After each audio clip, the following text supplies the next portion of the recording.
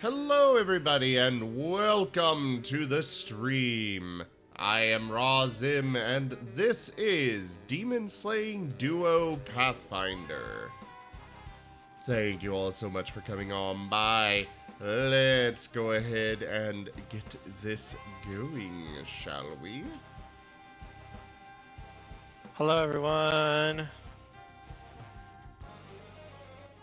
Hello, all the good beans out there.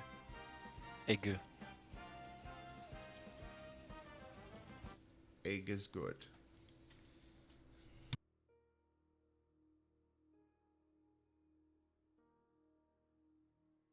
Your workaround found. Rather than giving you plus 2d6, I'll just give you plus 10.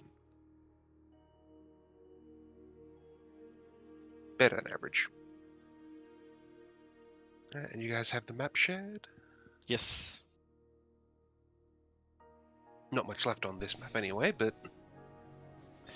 Alright. Also, I changed my mind.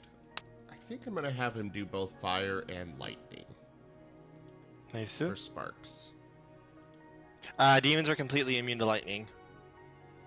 They are? Yes, they are immune to lightning and poison.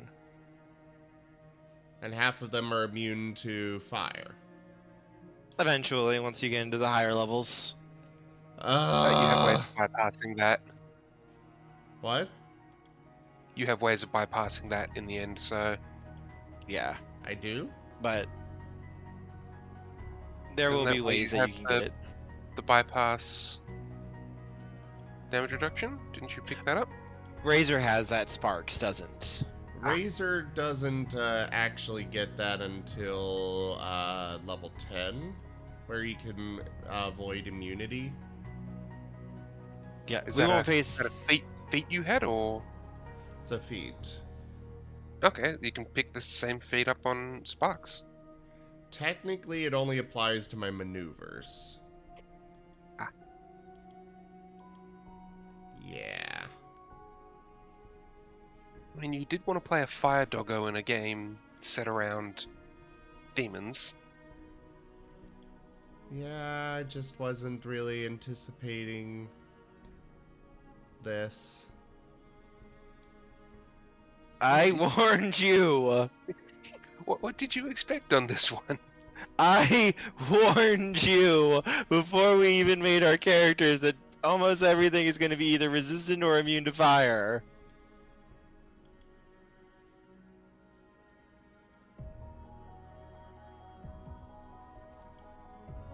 That's for another day.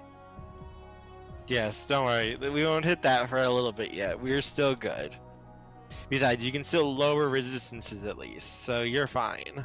You will also have access to mythic stuff by the end of this session, I hope. Yeah. Oh yeah. Oh yeah. It shouldn't take too long to get through this. Which I unlocks think. an entire new set of things to do. Yeah. All right. Shall we head up, Razor? Sure.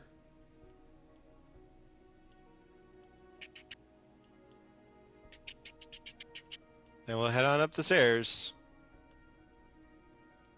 Oops.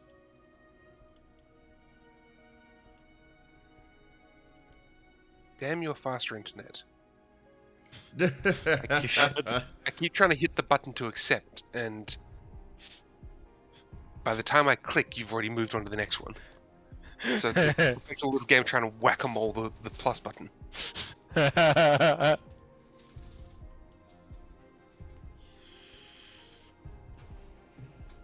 Time to go sneaky sneak.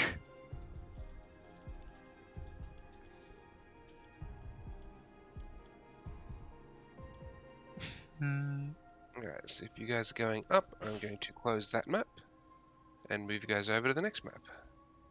Do-do-do-do-do. So, We Hazen, literally you- just started front Octo. So just give me the party order. I think Sparks in front. I'll take first. And that can work too. I can just teleport anyway, so it's not a big deal for me. So Sparks in front, I'll take Yeah. middle. Hazen in middle, and Razor at back.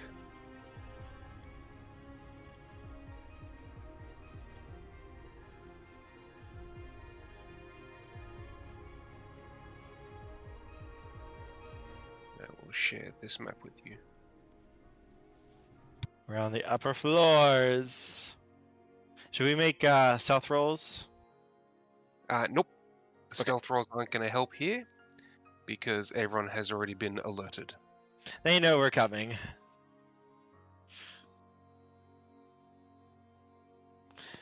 Are you ready?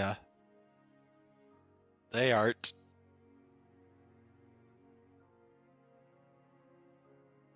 Quick, we need Oh god, Razor's going to evolve into an Arcanine at the end of this session. No. You need a Firestone for that. I was making a joke, that's what the Mythic Power is going to do. Oh. Because we have a Wardstone here!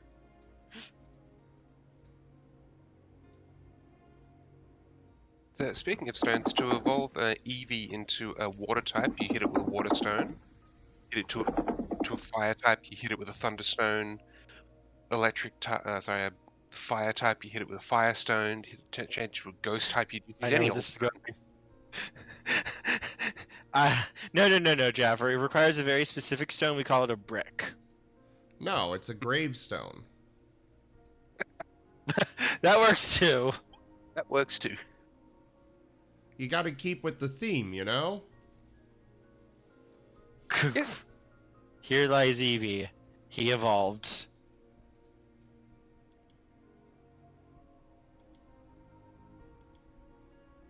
I really do hope that eventually they add a evolution for every type. That would be cool. Mm-hmm.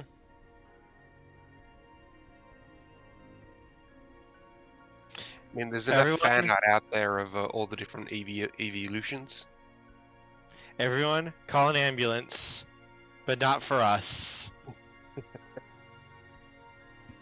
So I need you guys to roll initiative for me again, because new map, new initiative.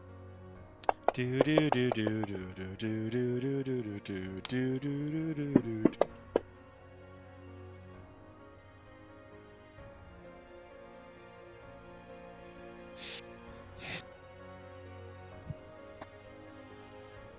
Alright, so as you come up the stairs, tieflings at the top of the stairs actually get to go first. Nani?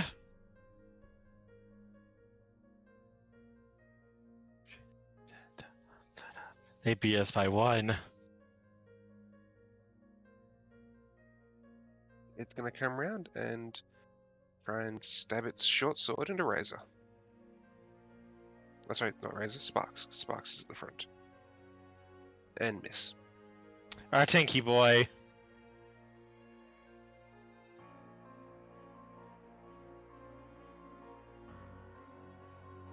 And the next one's going to attack Sparks around the corner.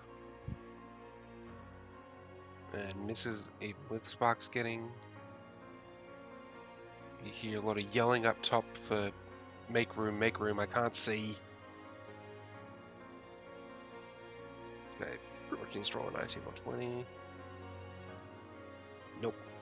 Crossbow bolt comes flying around the corner, but like you think he barely had a shot. The last one also has a crossbow shot.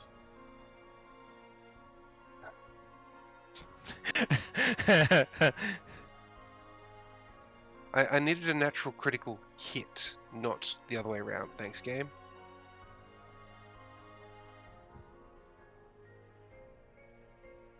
Yeah, they're trying to take on Sparks, and he's got an AC of 25. He is tanky boy. And he snapped the string on his crossbow. Literally, weapon destroyed. Great! Aizen, you're up. There's been a gaggle of noise at the top and a whole lot of fumbling around. I can't see anything except Tiefling 1. I can't see any of the map at all. Yep. Because you don't know what's happening up there. Can I see past him though? That's a wall behind him. Oh, okay, that's a wall behind him. Can I see to the right of him around the corner? Barely, you know there is a tiefling there. I mean, Okay. you can literally see, like, on the map here what your character can see Okay. based on positioning. 5-foot shift. Would you let me move into Sparks' space? I mean, if that's allowed, sure. Yeah. Let me. I'm gonna shift Sparks back half a square.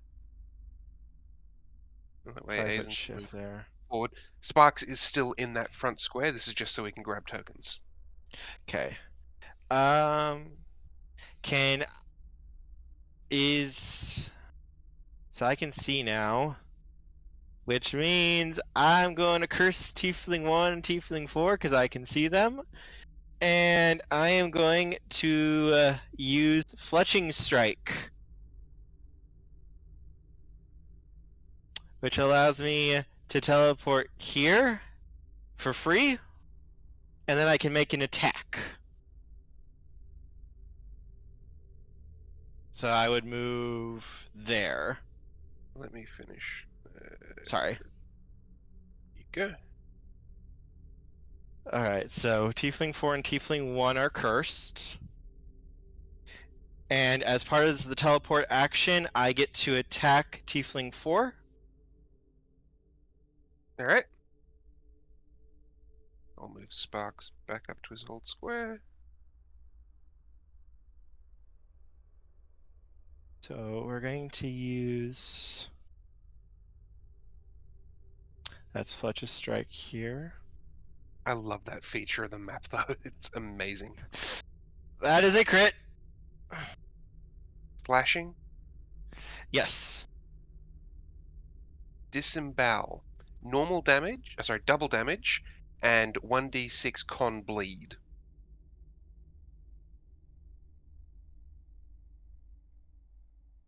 Oh look, they're dead. Okay, since he was cursed, I regain my maneuvers, and part of Fetch's Strike is after I finish the attack, I can teleport up to my move again. So I'm going to use the end of Fetch's Wrath or Fetch's Strike to teleport here. And hi, boys! We're about to have fun. Alright, so I only have... Do I really need to use anything else here? You can just make basic attacks and murder them all in a couple of turns. So this triggers my massacre, so I can keep going until I don't kill someone. So we're gonna do normal attack here. Hit.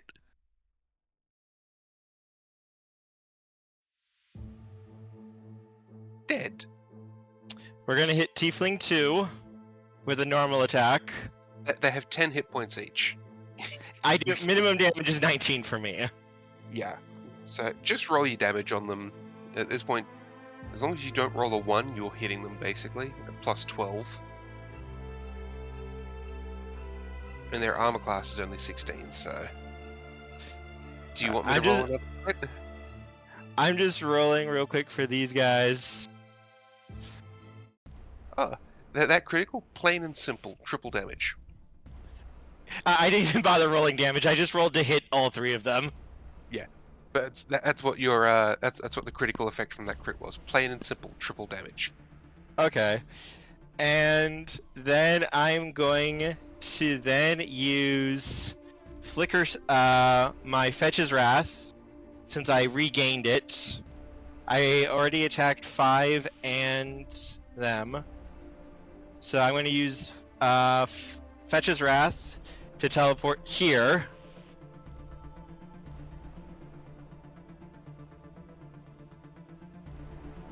Sorry. I'll move it better. Don't worry, Sparks. I'm sure we'll get it a turn eventually. And Fetch's Wrath is going to strike at this one. As he just anime murders everything. Yep, that is a hit. That is a very dead. Then warp here at the end of Fetch's Wrath. And And go to town. Kerr, I know it's a bit Yes. more work on you, but you should be adding that damage to, like, your weapon or such. Oh, I did. I added my weapons damage to this. I'm saying that because resistances and such. All of my damage is just slashing. It doesn't add on any special damage types. But you've got it labeled as untyped for Fetch's Wrath, which means Oh, that... I'm sorry. That's my fault. I just added that one in today. that's right. I'm just saying, I assuming didn't think it you would don't matter miss- with these you'll get ones. I instant was murder. just saying for in general, like, yeah, you'll want to make sure you do Thank that. you.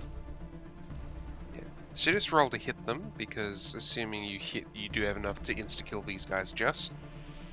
They're only at 15 hit points, and you're at 3 dice plus 12, so...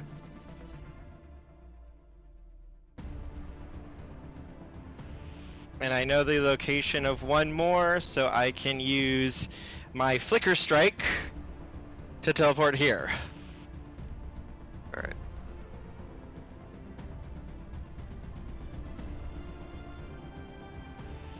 I will And also this will be point out, just because you get it back, it does not give you the new actions.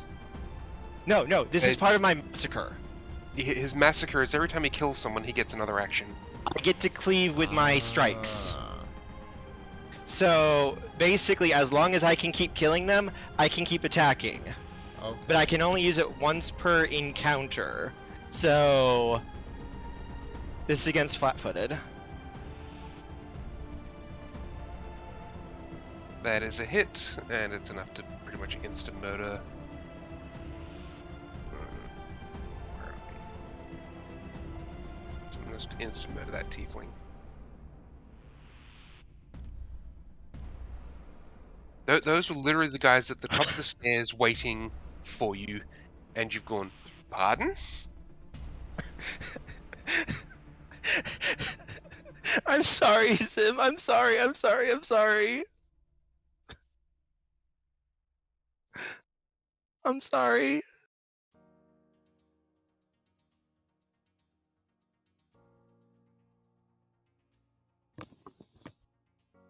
Please don't be upset with me.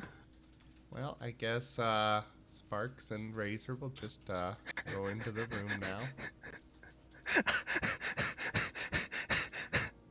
Sorry.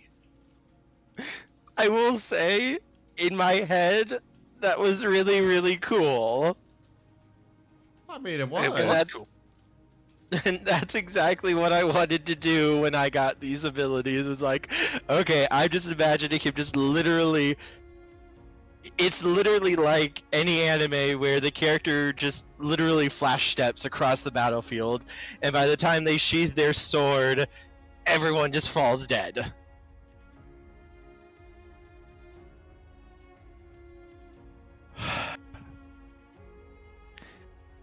I hope you don't mind I did that, Razor.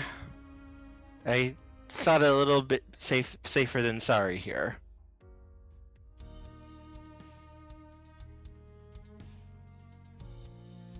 I mean, you didn't even give them the chance, but okay. I thought it was dangerous and they were going to try to hurt you.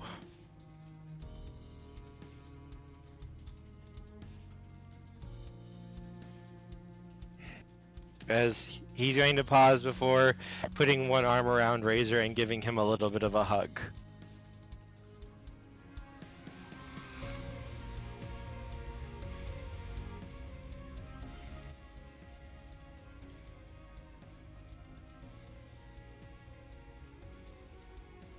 Well, I suppose we might as well just move on.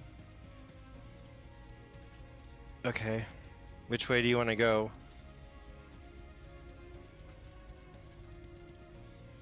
We'll check this door. Alright, that door. And that room. As you open the door,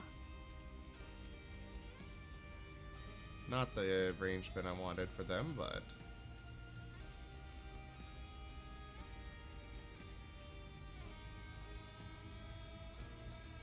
Oh, zombies.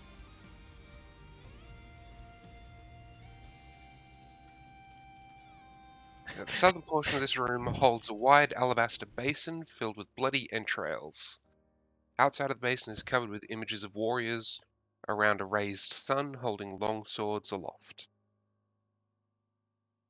This was once a shrine to Iomedae of some sort, but now, well, also the door had so that door technically would have been locked. So I don't know why the system let you do that. Ah, So that door would be locked. I mean, I don't think the system takes into consideration locked doors. Yeah, unfortunately not. Oh well. Really great system. That's just one Hmm. thing that they could add. Alright, Well, so you then I'll get to try that this door, door. shake it. Let me take a look at that one. I'll just let you know. That door is not locked. Okay. In that case, yeah, Razor will open it. Go ahead and re-hide the zombies.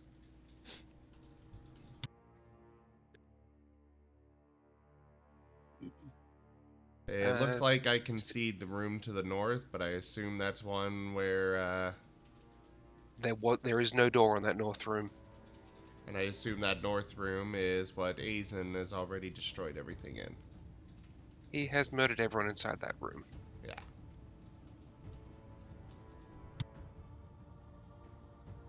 It's a bunkhouse. It's a barracks. There's 4 cots here. Actually, not a very interesting room. All the other rooms generally have several paragraphs. This one has 3 lines of description. Notes, even for the GM, is just 3 lines. This is a bunkhouse. If the players get here silently, this occurs. Otherwise, the room is empty.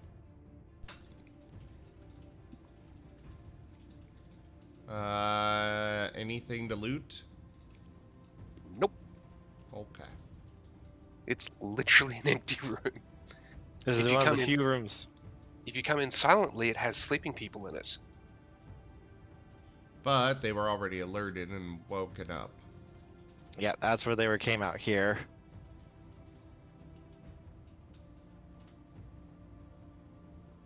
Do you want to check out? I just wanted to This reveal room. that room in whole.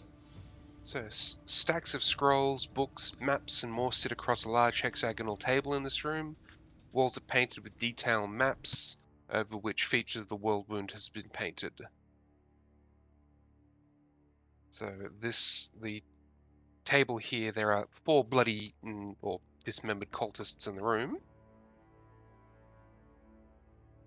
But there appears to be maps, notes, everything all over the table here. Since you, 1, have done this on the first escalation, and 2, murdered them all before they could even get a chance, you do not have to make a perception check to find the loot in here.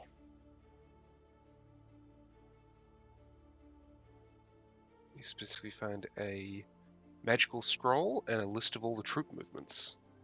Ooh, that would be useful. Yeah, troop movement papers.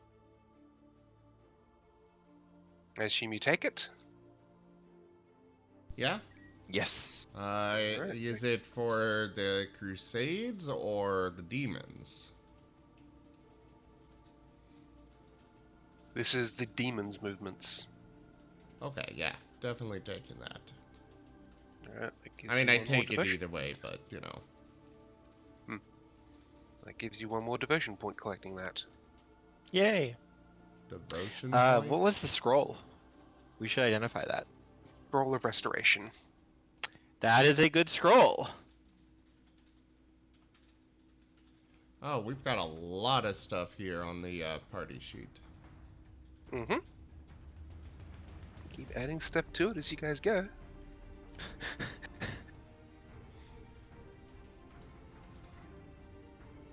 All right.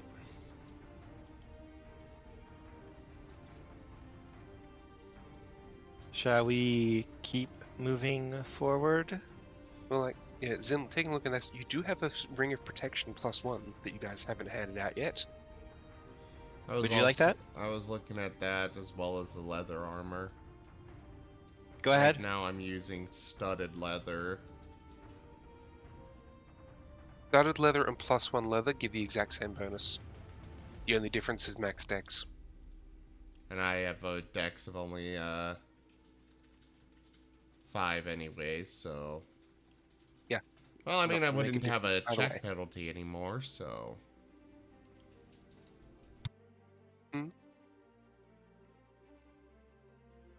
Because studded leather's got a -1 check penalty.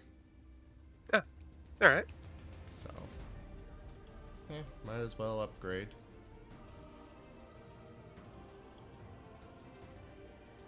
I definitely really want to look into...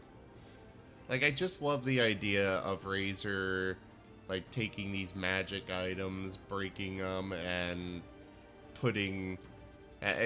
replacing parts of the blade on his claw blade with the various, magic items. Mm-hmm.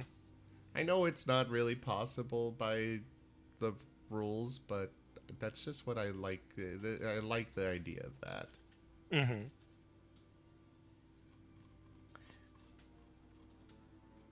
Well, once you get high, pretty much once you guys get to Dresden, that's when the campaign will sort of open up a fair bit, because that's when you start to add the city building aspect in.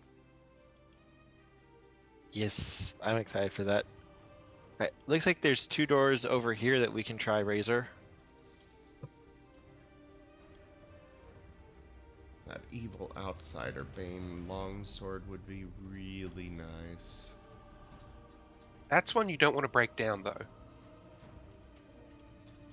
Well, that's actually the one of the main ones. I was like, ooh, that would be nice. Because you know that's Anivia's sword. Oh, it is? It's Erebeth's sword. Oh, yeah, sorry, Erebeth's. You found Yeah. Anivia's before. Right. That- Right. It's one of those that pairs swords. Mm-hmm. That's how it was clocked in my mind. Yes, that's Erebeth's sword. So we want to give that back to her. I mean, if you want to not give it to her, you can choose not to. Well, Kerr, what's your AC at? It's 20. It goes up to 22 though if I move 10 feet or teleport. Alright, in that case, I probably will take the Ring of Protection. Yeah. Do you still have that everyone in the party gets +1 AC ability, do you, or not anymore? Yeah. Right now, we can just set that up before we go into a fight. Okay. Razor can. Alright, I'll turn it. So it is active or not? Basically, I can reactivate it as often as I want. Okay. So... I'll It's plus. Isn't it +2 now? Since we're only level 7. We're not level 8 yet. Never mind. Never mind. Alright, so you may notice on each of your character sheets you've got an AC1 modifier Yes. there. That's to count that. So if you turn it off, let me know and I can turn that off there. But based on what you're saying, it'll never be off in combat. Basically, what we have to do is we just activate it before we open a door, and it's basically free for Razor to do that, and all of us get it. If we get surprised, it probably will not be active, but I can literally activate it with my first turn. Yep. Cool. So you guys are walking through, kicking down doors as you go. Yeah, it's like right before Razor makes the runes, and then we kick down the door. Alright, well. You guys... There looks like there's a hallway down here and 2 doors, Razor. Do we want to split up these potions of cure wounds? I figure we can do that later. We're both carrying so many potions at the moment, it doesn't matter too much. Fair.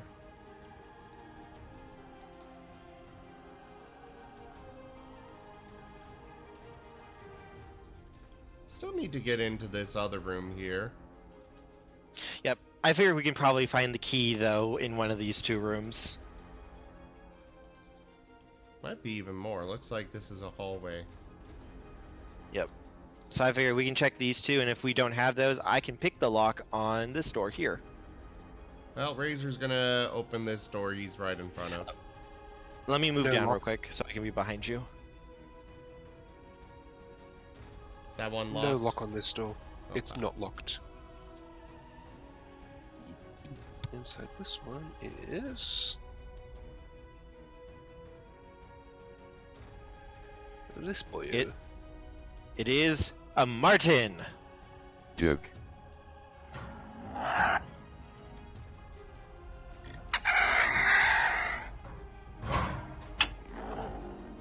Bookshelves line the walls of this small library. Many of the tomes have been torn to shreds, and smouldering piles of ashes fill the room with an acrid stench. One small stack of books in a circular table seem to have escaped destruction. As you open the door, this guy comes charging for the first person to open the door, which is Razor.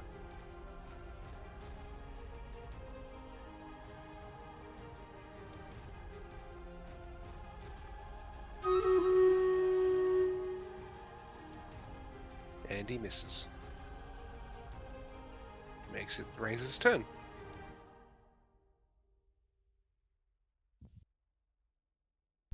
Alright. Murder him.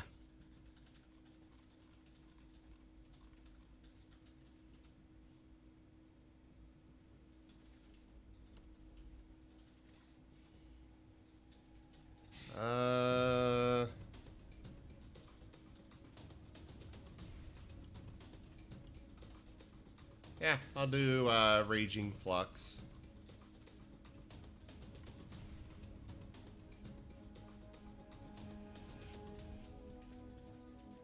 Oh, right. Gotta clear out those dice.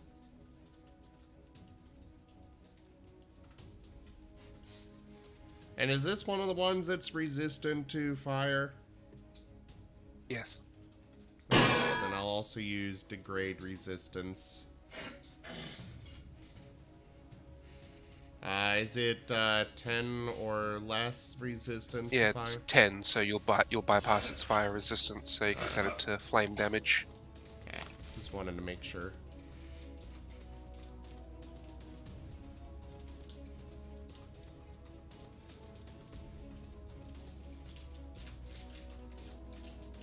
Alright, so I have... It was 1d6 fire base, right? Trying to remember. You're the one who set this up. Yeah. When my party does fancy stuff like this, your job to keep track of it. Okay, it is just, yeah, 1d6 normally, so... Alright. Even just between the two of you, I don't want to keep track of everything that's going on. Hold Joke. the line. This hamlet shall not fall. That's a miss. Thank you. Hey, Percivals! Thank you very much for that raid. Welcome! Enjoy your Wolfie stay. Cobalt, thank you very much for that follow. Let me take care of this real quick. You were doing Minecraft. Nice. I generally don't chat on voice during our tabletop games, but I do want to thank you for that raid real quick. I hope it went well. I'll be in the chat in just a moment. Let me finish my turn here.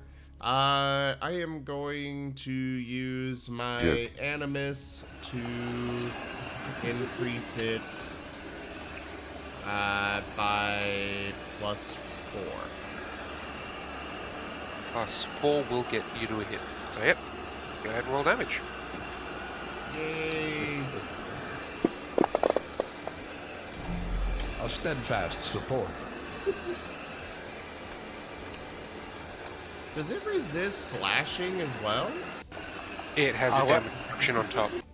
Yeah, it doesn't have Ah. we don't have cold iron weapons or good weapons, so it can resist. Okay. Yes, it had extra effects on top of it that were adding, but if you had attacked with fire, it would have got the damage reduction and the fire resistance. So that loops us around to Slaughter Machine Aizen. Actually, I still have Oh. more attacks. His claws. Oh yes, because it closed on you. My apologies. Got ahead of myself. You're good. Claws and bite.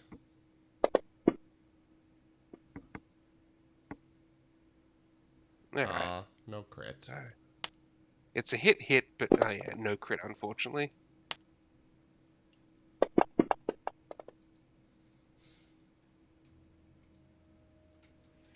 Alright. Now Razor is done.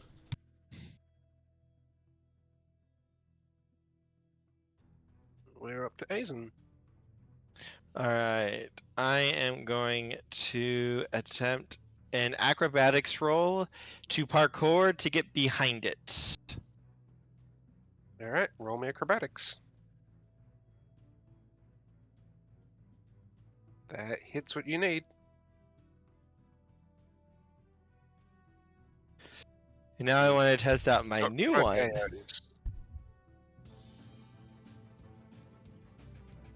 What's up? That just means the acrobatics means you do not provoke AOs making that move. Okay, and then I am going to use Brilliant Moon, my new ability against the Shear.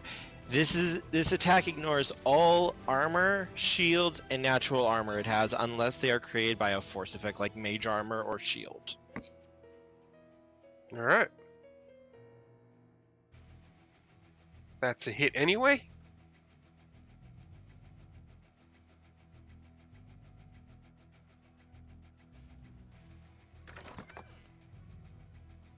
As the And- sword blazes with brilliant light and just cuts through it like a lightsaber.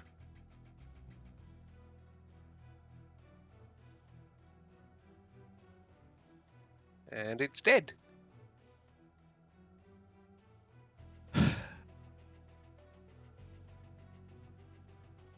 Well, that Alright. wasn't a very nice surprise now, was it? Inside the room, on the table of books that seems to have survived, there are 7 books total. Shall we gather up some books, Razor? Yeah, they might be useful. Alright, let's start gathering them up. Alright. Most of the 7 books, 6 of them are history texts, terms on geography, tactical manuals. They seem mostly mundane. The 7th book, however, you pick it up and you immediately go, "This is magic." Okay.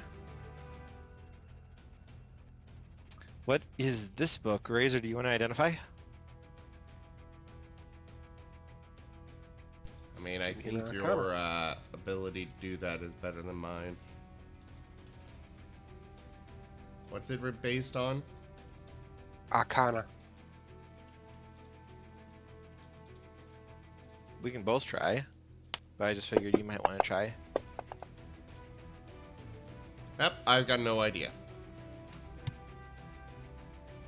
Alright, Knowledge Arcana. Actually, Razor, give me a reroll specifically because of your backstory.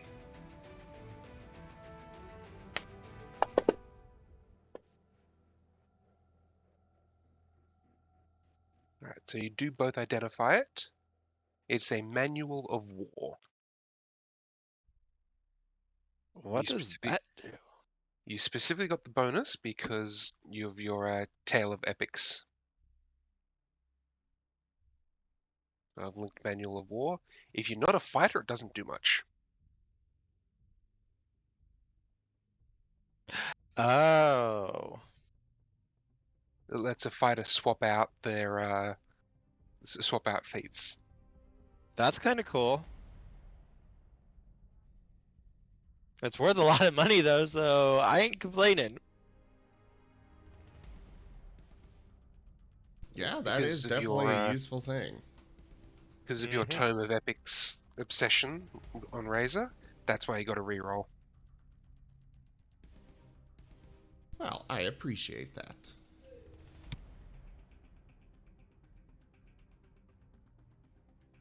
And I will hand the book to Razor.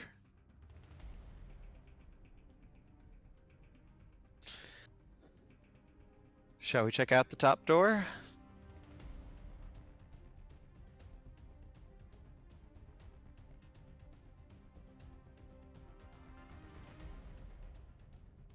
That door is not locked when you get there. In fact, I believe the only door on this level that's locked. Yeah, the one that we know is locked is the only door that is locked on this level. Okay.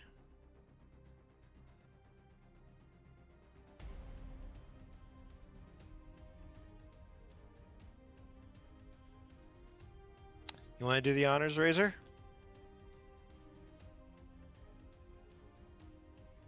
Sorry, one sec, doing some stream stuff. You're good.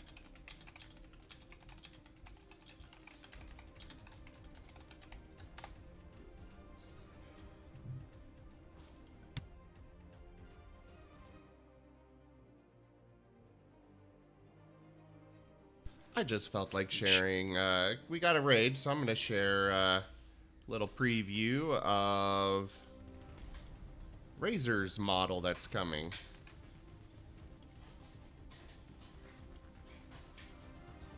Nice, nice.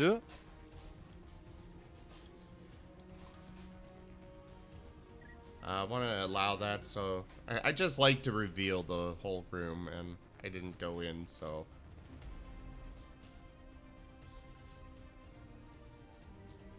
Jaffer. Yep. There we go.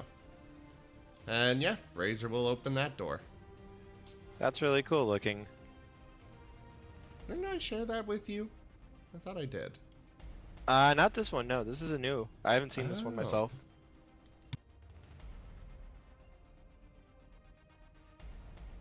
This room is this boil. Oh, fuck. Don't let this thing coup de grace you.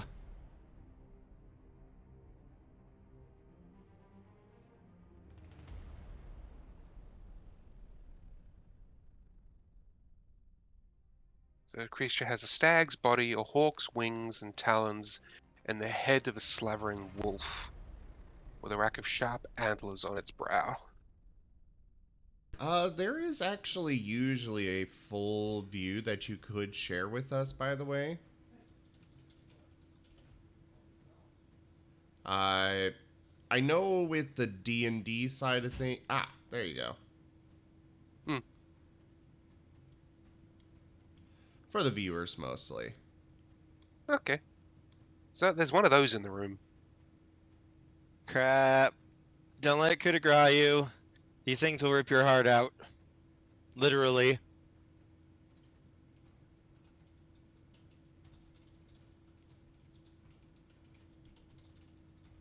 Well, first they gotta find my heart. Actually, don't let it critical hit you. If its gore attack threatens a critical hit, it kills a humanoid foe. It automatically kills a humanoid foe with a critical hit to tear its heart out. Dodge! Yes, if it lands a crit, it auto kills.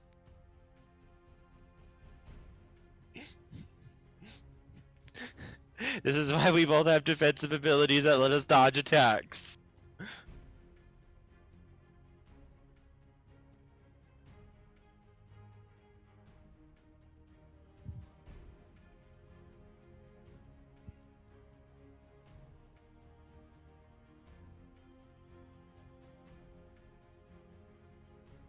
Alright. So you open the door, and it is sitting there at the back of the room, currently chewing on what looks to be a tiefling. It looks up at you and then goes back to eating.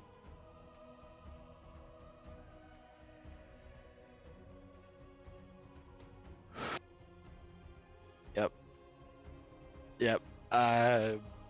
Killing this thing.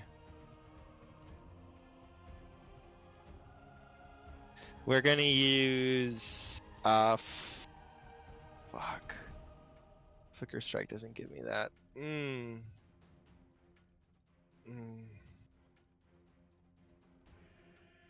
Yeah, we're gonna move up and I'm gonna use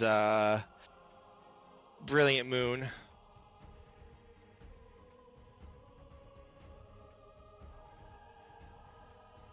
This is against it. Okay, never mind. Doesn't matter.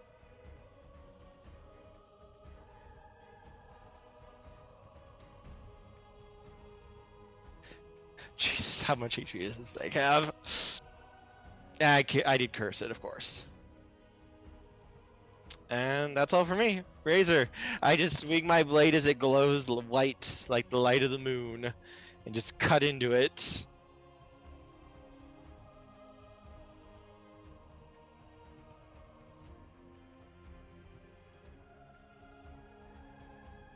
It's Sparks' turn. Alright. I actually gave you guys a free round because it could have just charged, but it chose to try and enjoy its meal. Maybe you guys weren't going to attack it. No, this thing is pure evil. Sparks will charge in. Because of the pounce, does he get his full attack now, or just... Yes, if he has Yes. pounce, he now gets his full attack. Okay. Yeah. Yeah. Charge is really good. Pounce is really good. Well then, rip and tear. Rip and tear until it is done. Hey, you might kill it with the first claw. Yeah, I guess we could roll that. Nope. So, what's the nat 1 do? Overthink it. The target's armor and natural armor bonuses are doubled for 3 rounds.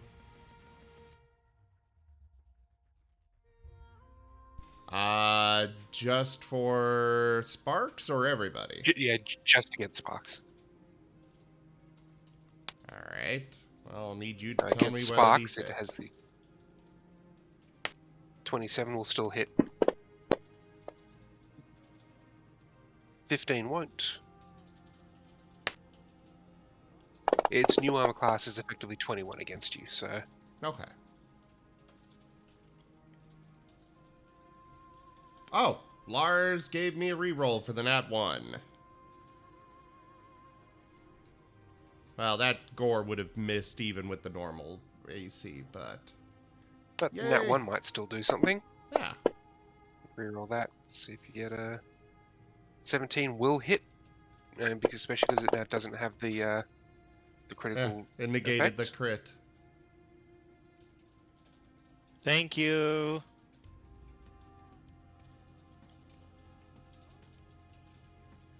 There's a hidden enemy.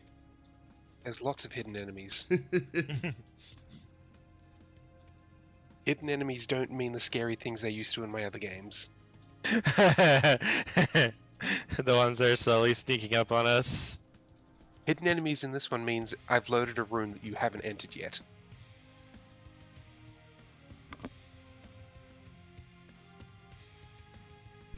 Alright, 5-foot step.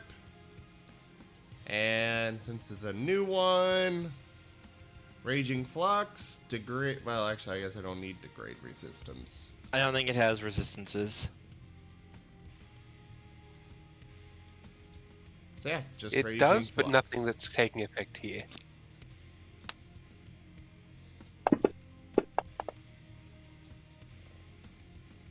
That's a hit. You're probably going to kill it with this strike.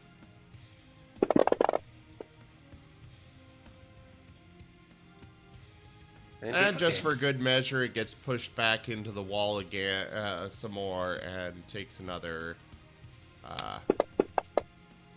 5 points. Smash. Alright, so the wall is now sort of covered in gore, even more than it was before.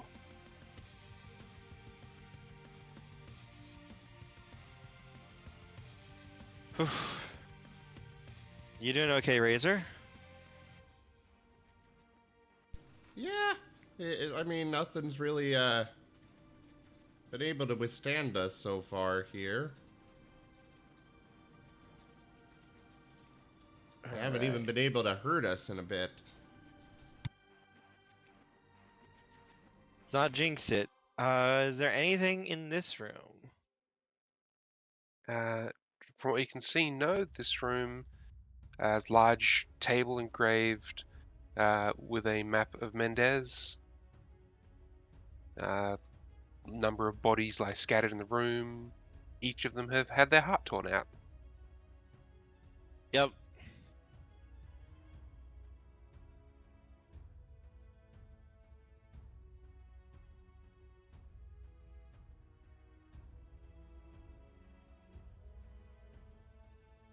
All right.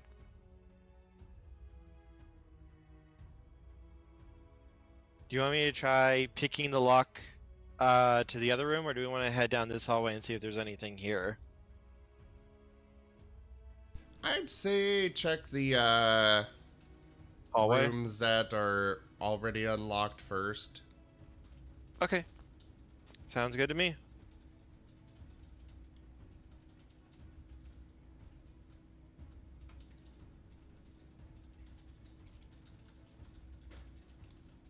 Then let's head on down.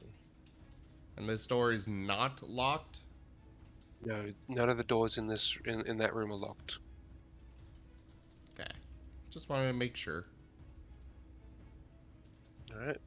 This looks like it used to be an eyrie for storing owls, pigeons, falcons, and other birds. At the moment, there are no living birds inside, and you definitely hear the buzz of flies in the room.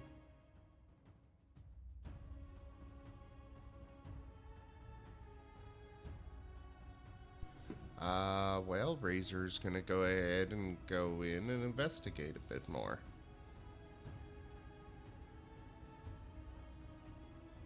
Alright, there are a number of dead birds in corners, piles of flies, basically picking at and eating them. Not a particularly pleasant room.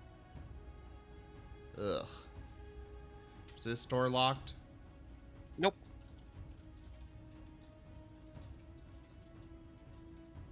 Opening it up. Alright. You see a small chamber that was basically used to help release the pigeons or birds outside. The door there is open. You can see it just to the south, maybe not quite from where you are. In short, this is a second entrance or exit to the building. Well, okay. So if you can get up on the upper floor from the outside, you can enter through here. And The space is large enough to squeeze through. even though it's gross in here, Razor is still gonna check for any, loot or such. Nope. This room is just a double entrance. Okay. Well, in that case, Razor's gonna make his way over here.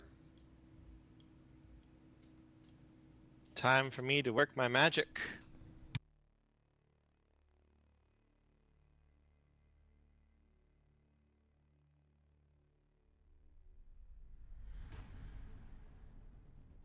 So on your screen, you guys move significantly faster. When I move you guys, you're slow.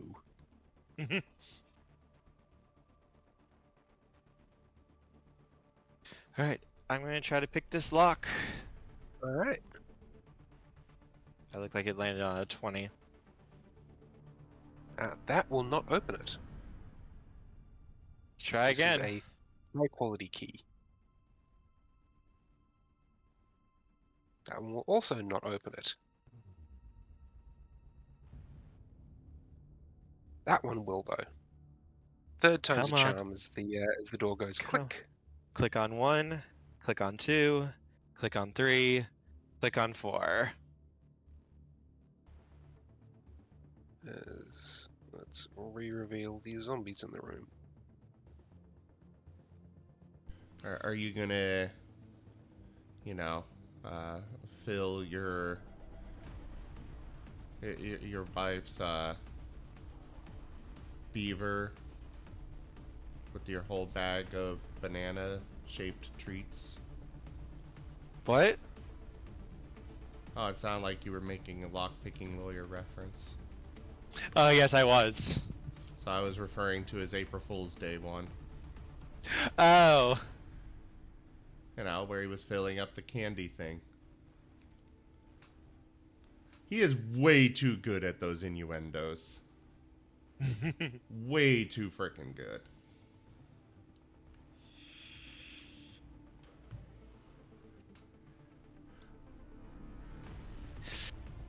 These poor babies. Razor, I kind of want you to rain hell down upon them, though. I want to see you use that move. You go first. 5-foot shift forward into the room and hold my action to attack when they come. Alright, give me a moment.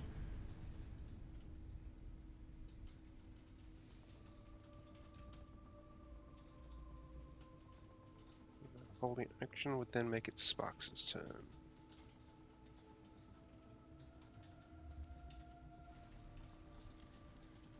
Sparks will move there and hold action for when they come.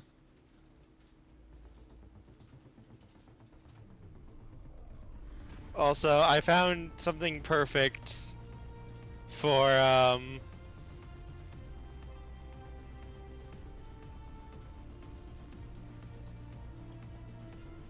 For what I did in defense of Razor when I murdered everybody.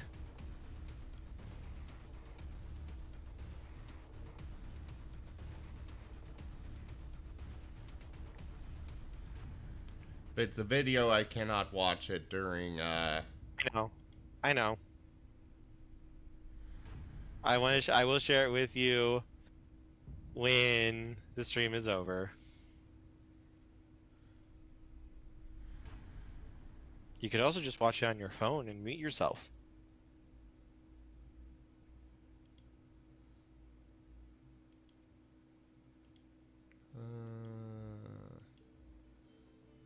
Okay, looks like I'm not going to be able to adjust this, so...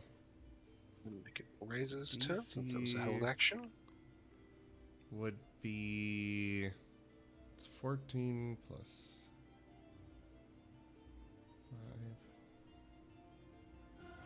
5. Oh, I guess that would be the right one. Okay.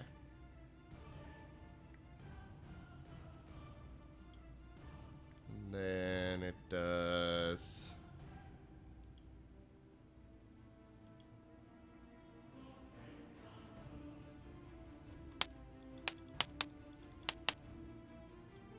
That...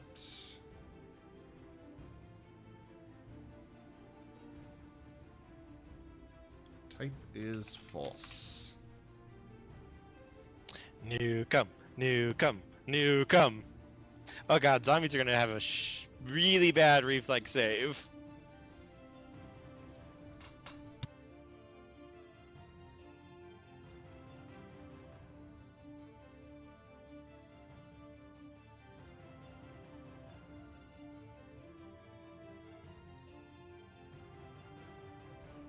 So, 5 foot shift to there. And Arcane Torrent. Using 2 points of Animus to make it an AoE instead of single target. So there's that.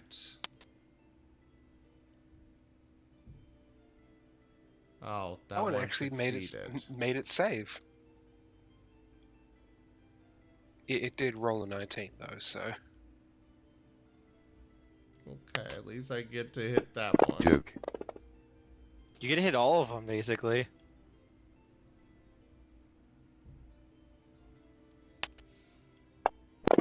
Well, it's save or suck, so... Yeah, they have a 10% chance, so...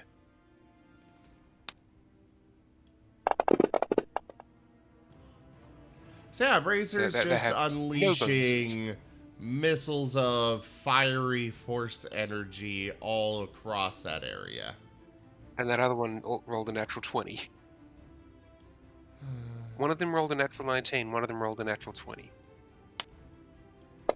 Against a DC 19 power, so...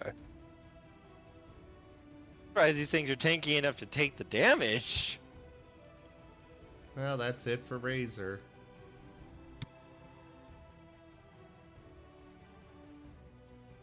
Alright.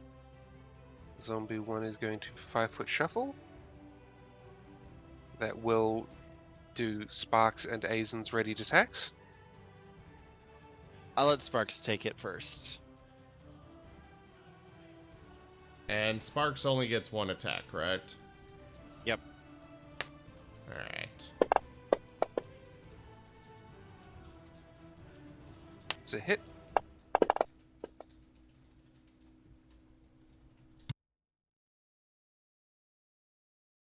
These are like super zombies.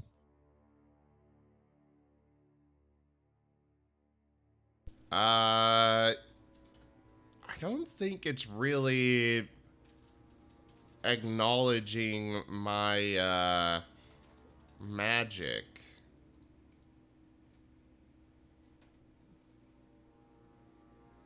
Because like all of Sparks' attacks are supposed to be considered magical for overcoming resistance. These ones have damage resistance against, and the only thing that bypasses it is slashing. Oh. Even magic doesn't bypass zombie damage resistance. Zombie damage resistance is one of those funny ones that, because slashing doesn't technically have a magic level to it, you could hit it with a +10. They'll still resist. Yeah, because slashing is the only thing. But slashing is easy enough to come across. Neither of those attacks will hit me because I move 10 feet. I have an ability that if I move or teleport 10 feet, I get a +2 to my AC until the start of my next turn. You only Close. moved 5 feet. No, I was on your right. I moved onto your square and then down. No, you were locked. You opened the door. You were directly in front. Shit, I misremembered. You did a 5-foot Fuck! shift. They do it! Mommy! Actually, no. I'm gonna blow my defense ability. It needs to make a, it's gonna need to make a perception roll against my stealth roll.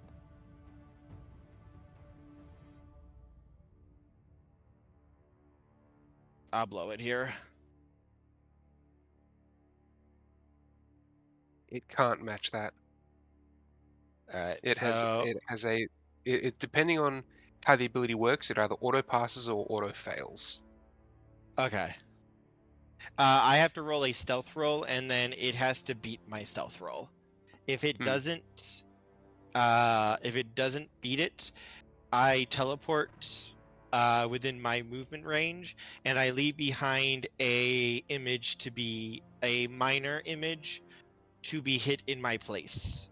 So this thing looks like it's actually tearing into me, but it's not actually hitting me.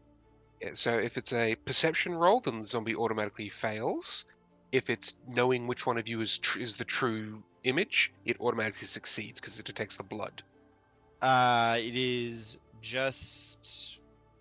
will just hit the image no matter what. It's just Okay, a dodge, basically. Yep, cool. It hits the image then. But there goes my defense. Because I didn't curse any of them because I held my action, damn it. Now, you did hit zombie 2 before, Razor, and yet it looks perfectly healthy now.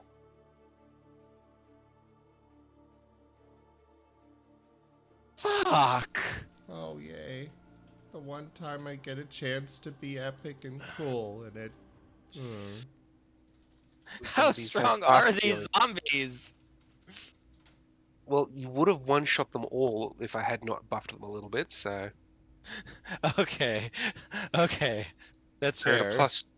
plus 2, an additional plus 2 to your AC, so your AC is plus 3 total, is it now, Aizen? Yes. Alright, cool. Taken into account. So my AC is 23 at the moment.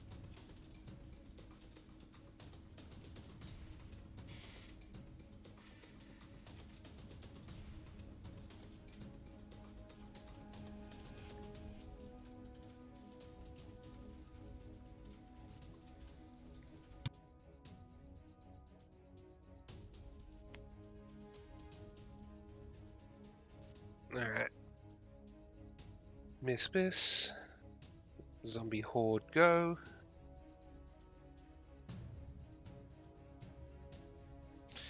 I never thought the zombies would be the ones that are scary. That's their maximum move. It's going to try and slam razor. It's a miss. Guess we're gonna move up and just try and slam Aizen.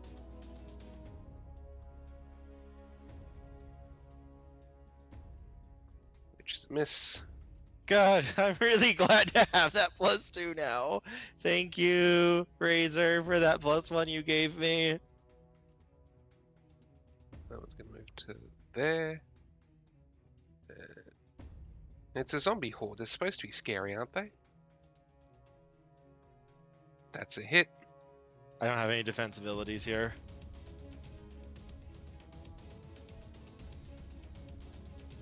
Ow! And give me a fortitude Ow! save. Alright, I will activate my obsidian sidestep for that. So I'll make my craft roll in the place of my saving throw.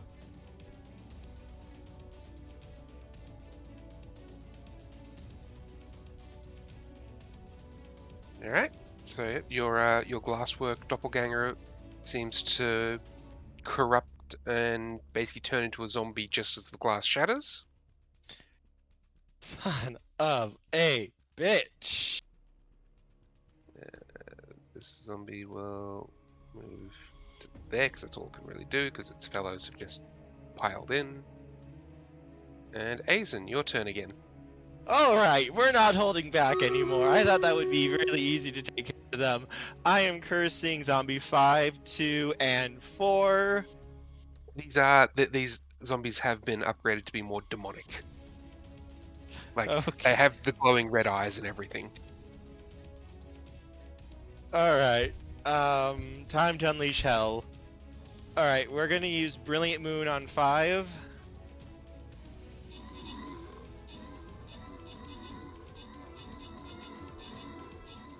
That's a hit.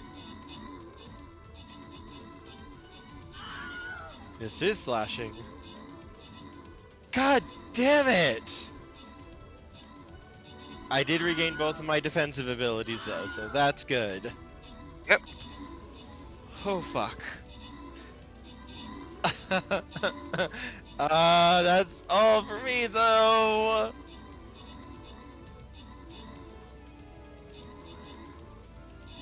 Box. We need to focus fire these things. Alright, one sec, I'm doing Stream Raider stuff.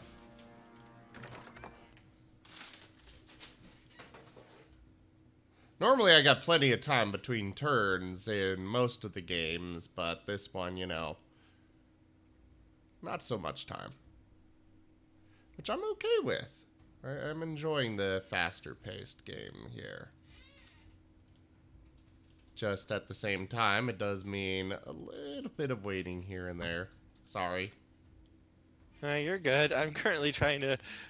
And these things have high speed regeneration, it seems, too. Do you want to see exactly what their level of fast healing is? I can unhide one. I'm kind of curious. No, after we're done. There you go. I'm 50? hit zombie one's fast healing. The Yes. what? 50 hit points a turn. But it's Fuck. healing, not regeneration. Which means if you kill it, it stays dead. Okay. Okay, 5-foot shift here, so I can still do full attack.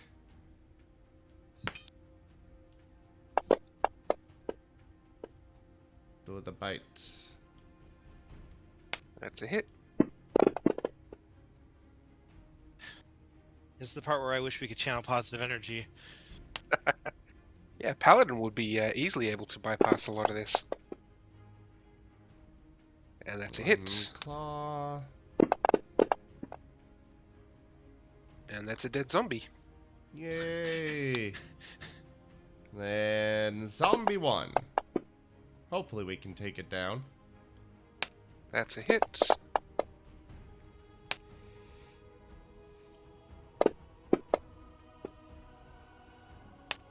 That's a hit.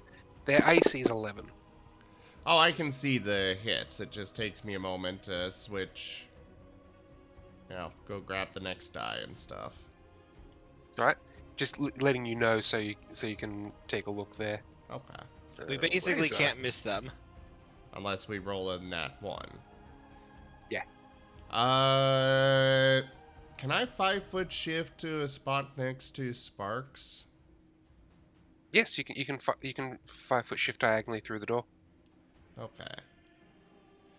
Because of the way Fantasy Grounds is set up, I have to do that, but I wasn't Yeah. sure if it would still...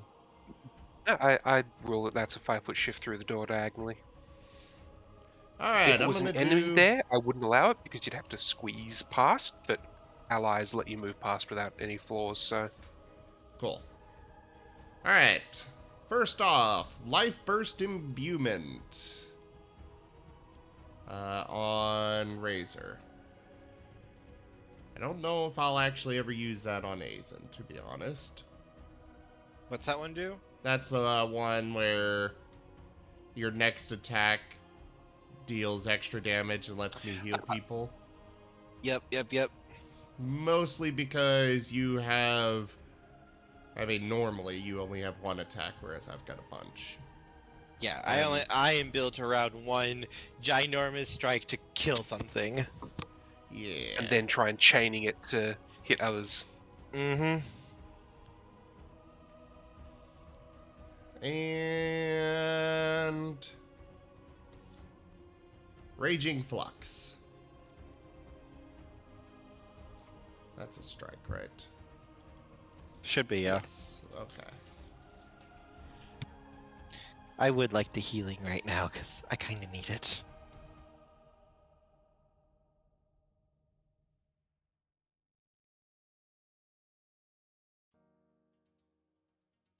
Sorry. So yeah. Clawblade! It's a hit.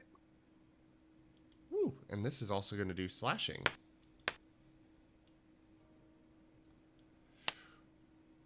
Boosh!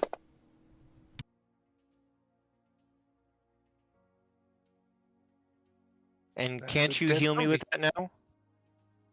Yes. That is 4 times my initiation modifier, so 20 20? hit points of healing. That is so good! I will give all of it to Azen. Thank you. It's kind of like the lay on hands ability of the paladin where I can pick and choose, but, you know. I just imagine it's like golden fire flowing up over Azen's wounds and just healing them shut. Yeah, we'll go with that. Razor is not close enough to anything else to use his other attacks, so... yeah, that'll be it for Razor. Alright. Zambi is going to... Actually, they're not smart enough to use tactics. It's just going to attack the closest thing.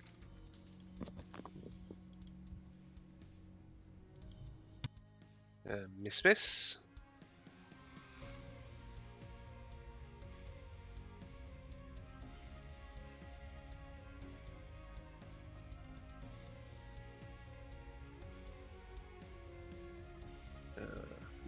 What's Sparks' AC? 25? 25. Yep. I got a 24 on one of those.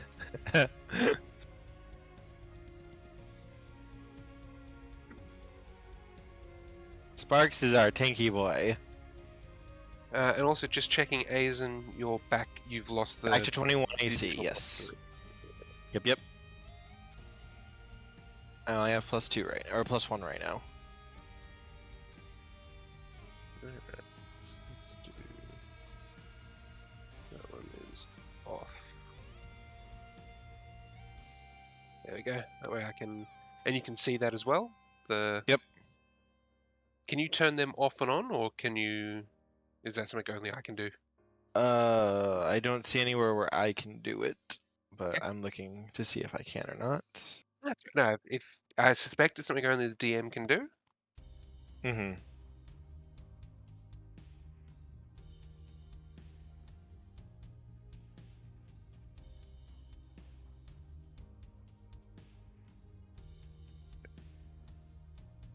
That zombie missed, and this zombie's gonna go 5-foot step, and he's gonna attack. Which, if you use the gonna attack, is gonna go against Razor.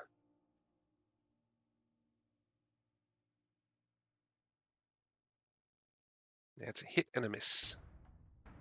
Razor, use your dodge. Do you have anything to avoid the damage coming in, like a? I do. Don't let these things bite you. Repositioning leap.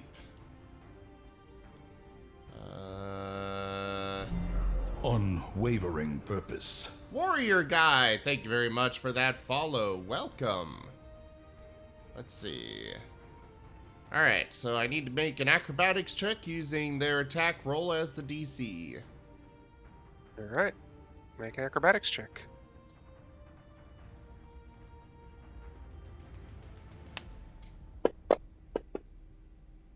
Ooh. No! Oh, that 14 would have done it. That did not. That was not high enough. God. Do we have a reroll saved? No. No. Alright, you take this much damage. And roll me a fortitude save, Razor.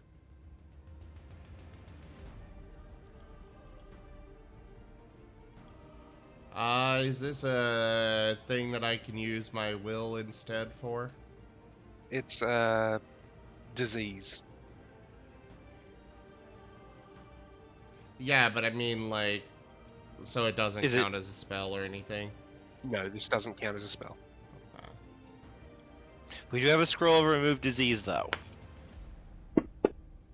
Razor becomes Zambi. Okay, Razor eats that is a Aizen's brain. Failed save. So Aizen's turn. I'm going to curse Zombie 6 and Zombie 3. Alright. 5-foot shift. And I am going to use Brilliant Moon on zombie number 6. That's a hit. You rolled a 2 and you still hit. They're A zombies. generous bestowal. Hey, 360! Thank you very much for the donation.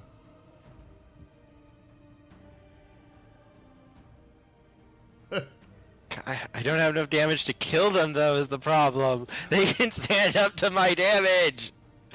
Ah! Alright, that's all for me. You're basically hitting reinforced, bone and cartilage that's been demonically reinforced.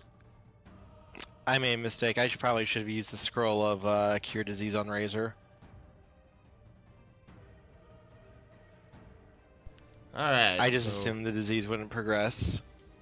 What is the disease doing? You don't know until your turn. Ah. Am I gonna eat Aizen's brains? Probably not. Yeah, true. He'll probably kill me long before I get close to that. I will cure you. I will cure you. You will be okay. That's a hit.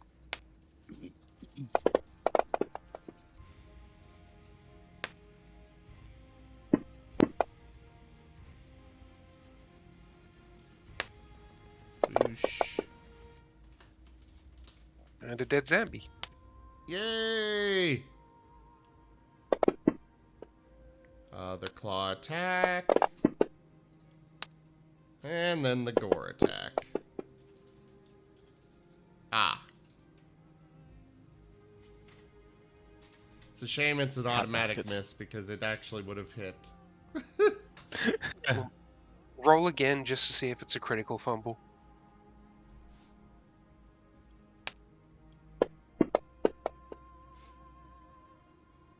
No, he doesn't smash the floor and blind himself for 1d4 rounds.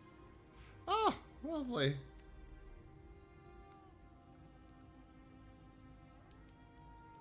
So, Razor. Alright. Razor is going to take a bite at Azen.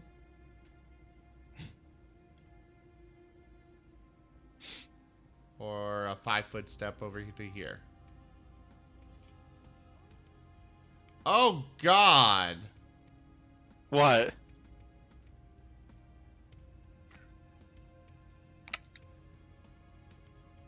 What? He's taken 2 ability score damage to every stat. Oof. Yeah? I'll get rid of it for you.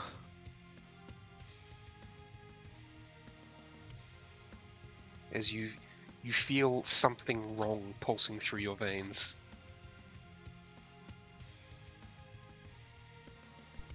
And depending on which stat goes 0 first, depends on what type of zombie you turn into. Oh, lovely. Hey, you might get to make a save though to throw it off. Yes, at the end of your turn you get another save. Lovely.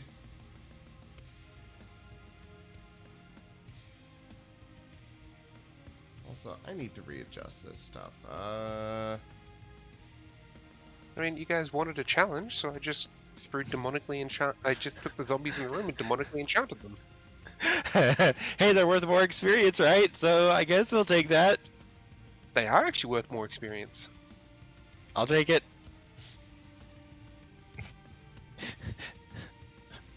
What would this new CR be while Razor's getting ready? You're getting triple the experience from this room. Jesus. Okay, so I'm okay with that. Give me all the experience. I did not use degrade resistance yet this combat. I did use Raging Flux. I used Arcane Torrent. I used that. No point in Piercing Strike right now. So, yeah, just normal attacks right now.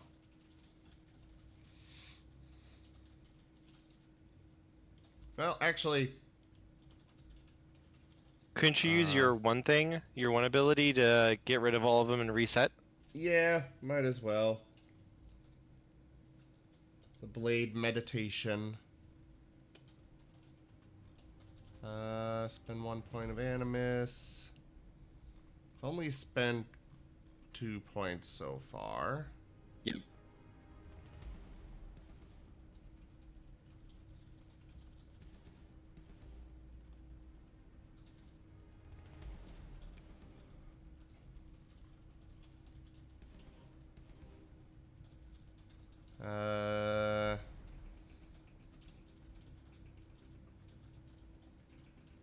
Oh, this doesn't actually remove my Animus. Nope. Okay, I thought that was consumed. Also, we've had 2 rounds that I've used the maneuvers, so I actually am back to full Animus. I can use 1 for Blade Meditation. Doesn't really do anything major because the only ones I have left are Piercing Strike and Degrade Resistance, so... Woo! Sticker!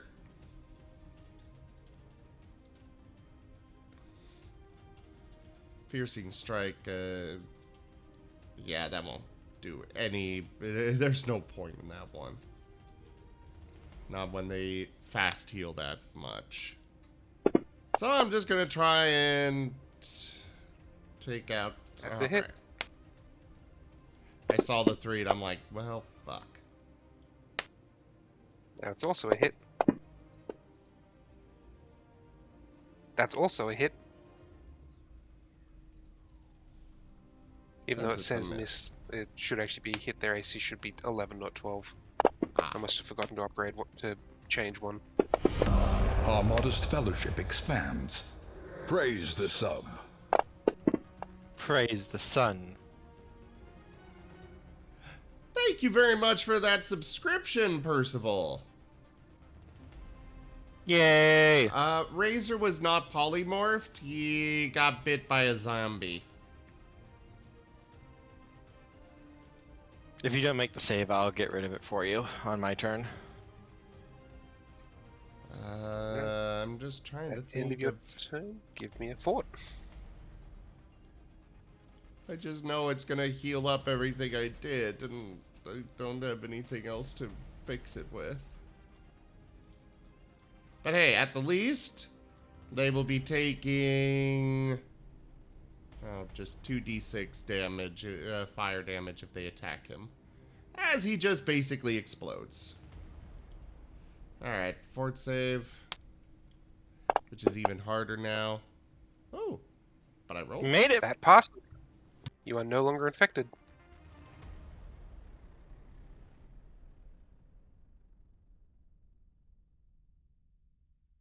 The damage is still there. You'll need Yeah. the lesser restoration potions or something to take care of that. But you're no longer infected. Yay! Yep. Hey, we can use the Scroll of Restoration to get rid of all of it, I think.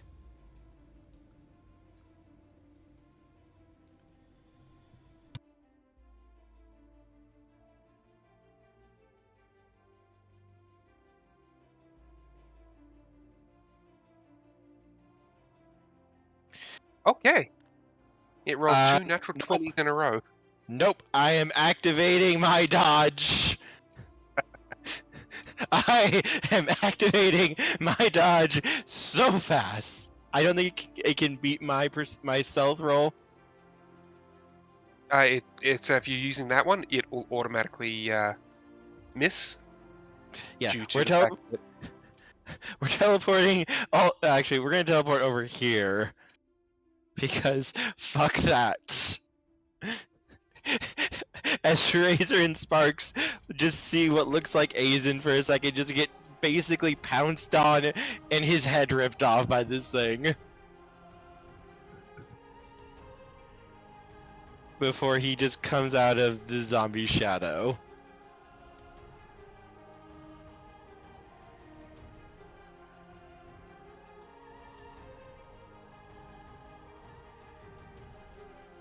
when it rolled 2 natural 20s in a row, that was pretty impressive. Yeah, nope. I'm getting the fuck out of Dodge.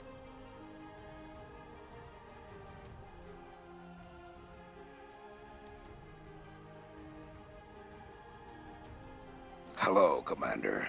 In response to your request, we have sent backup. Good luck, Commander.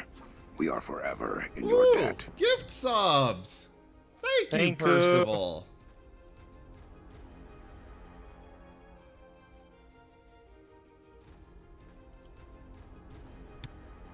Alright. There's a zombie in the middle there rolled to randomly see who he attacks, and he rolled Razor. With a miss and a miss. And he takes 6 fire damage. Is it for each attack though that he takes damage, or just Yes, one it attack? would. And actually, it would be per attack. It would actually be 3d6. So 10 for the first one, and then 12 for the second. Alright. And since that happened after the healing, Makes it a little bit easier to kill them. That one's going to 5-foot step and randomly roll to see who he attacks. Sparks.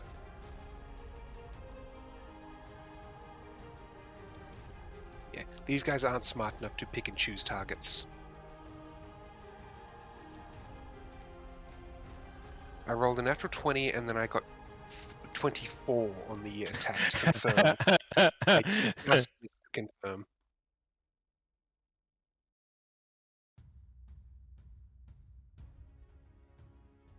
And can I get a fortitude save from Sparks, please? He at least has a good save. Actually, Sparks is an outsider, isn't he? Both he and Razor are, yeah. Okay, in that case, let's undo that damage against Razor. Oh?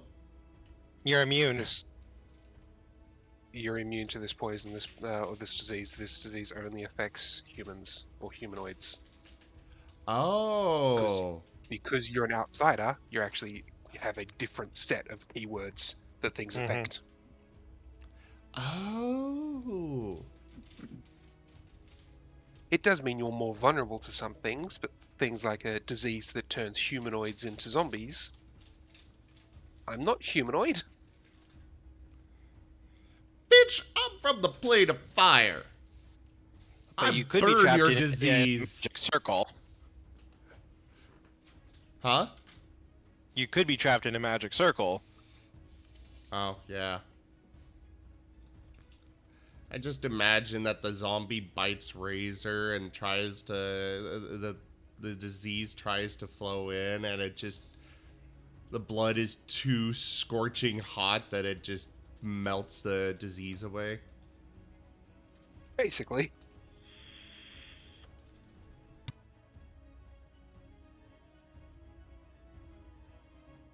So, Aizen, you up. Okay, we're gonna recurse them because my curse is gonna fall off. And I'm going to pile drive number 3 into the freaking ground.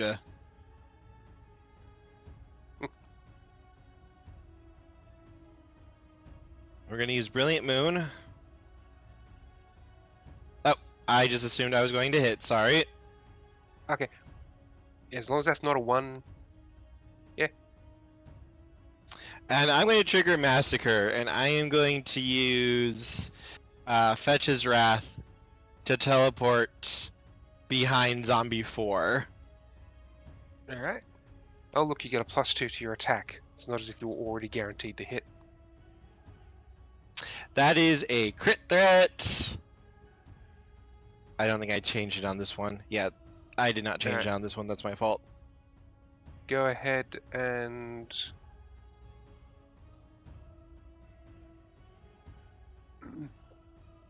go ahead and roll to confirm, just to make sure. Okay.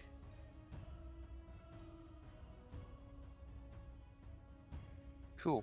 Flat blade thwack. Triple damage, but all damage is non-lethal. Actually, that's not fair, because undead are immune to non-lethal. Let's reroll. Oh. Plain and simple. Triple damage. –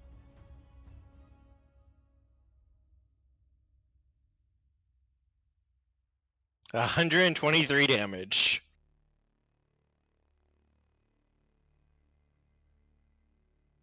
Zombie go kasplat. Continue the massacre. The only reason that works so well is you got the crit. Yep. I just wanted to be able to move. I figured it's like, I might as well get some damage in to help out. And this one's using Brilliant Moon. Alright.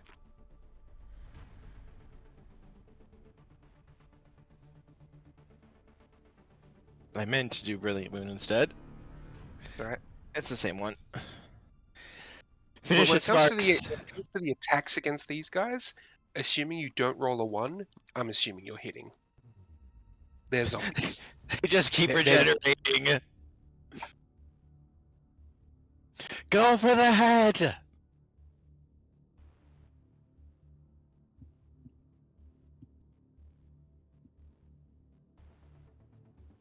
Zine?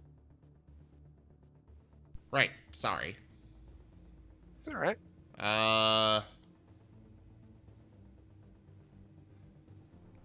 Somebody donated for me to grab food, so I was gonna go do that. And, yeah.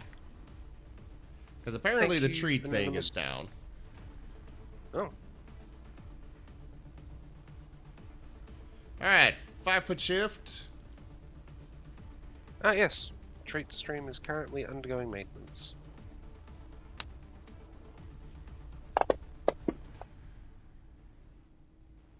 That's a hit.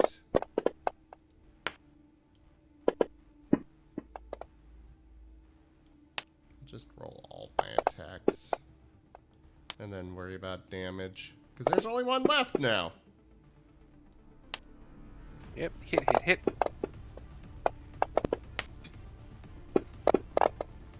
Boosh! The dead Zambi.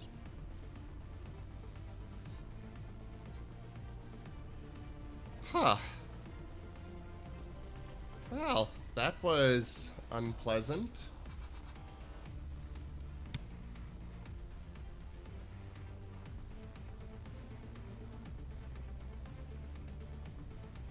That's what you get for fighting demonic zombies. Okay. Just moving you off the pin. That's all I was doing. Razor, are you okay? Yeah, I'm alright.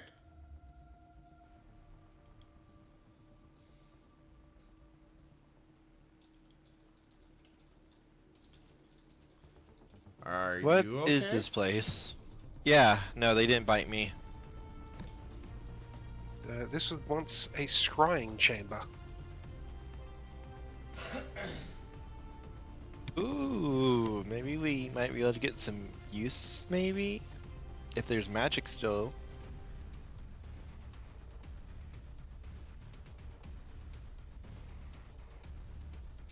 So the scrying chamber itself, the scrying front has been befouled.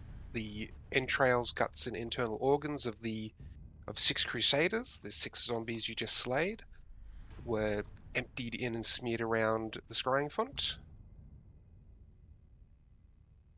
Hey, Razor, can you help me clean out this water with your fire? Could we actually take a small, quick break? Real quick? Okay. Sure. Yeah. We'll just do a quick intermission, guys. We'll be right back. I wanna... Get the Jim's food. gonna also grab some food with it, so... Yeah. We'll be back in a little bit. Thank you all so much for your support so far. We'll be back shortly.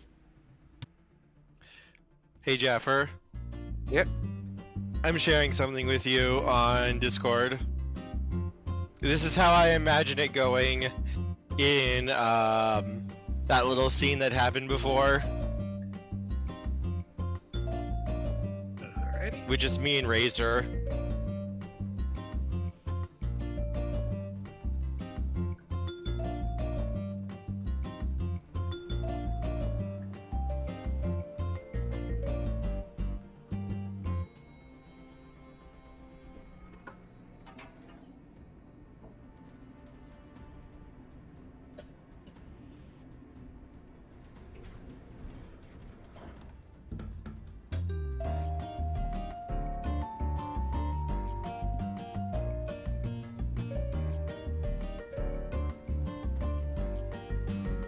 Yep. I thought it was appropriate.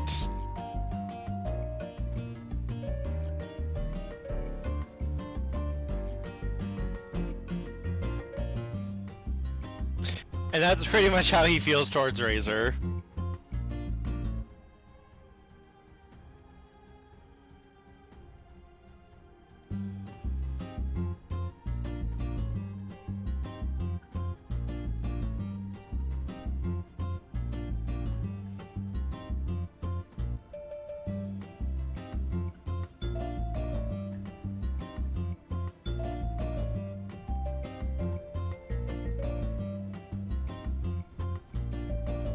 Yeah, those zombies were scary.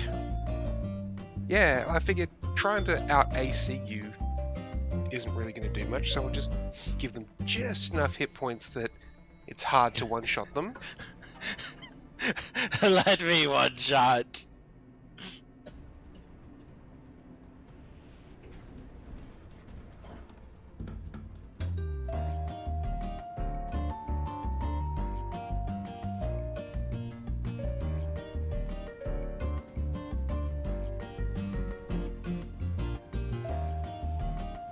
That was fun though. It's like, oh god, these are things we can't just one shot. Well, you're gonna eventually have to get up to that stage where you can't one-shot everything. You underestimate me, sir. You underestimate me. I know what feat I'm getting when I get to level 9. Well, look at it this way. On the plus side, the donation goal hasn't been completed yet. Thank God. Oh god. Oh god. Wait, think of the experience that we could get. Think of the experience. No, I plan to go into power or Vital Strike and Mythic Vital Strike, which will let me double everything that can get doubled on a critical hit with my weapon attacks. The trade-off though is I can only make one attack per round. That's you're making the big single strike. And you're just hoping critical hits. Yep, and my weapon crits on a 15 through 20 as long as I'm near Razor, because of what his stance gives me. It gives me keen on my weapon. So it's like, if So I... a 1920 weapon, is it? It's an 18 through 20.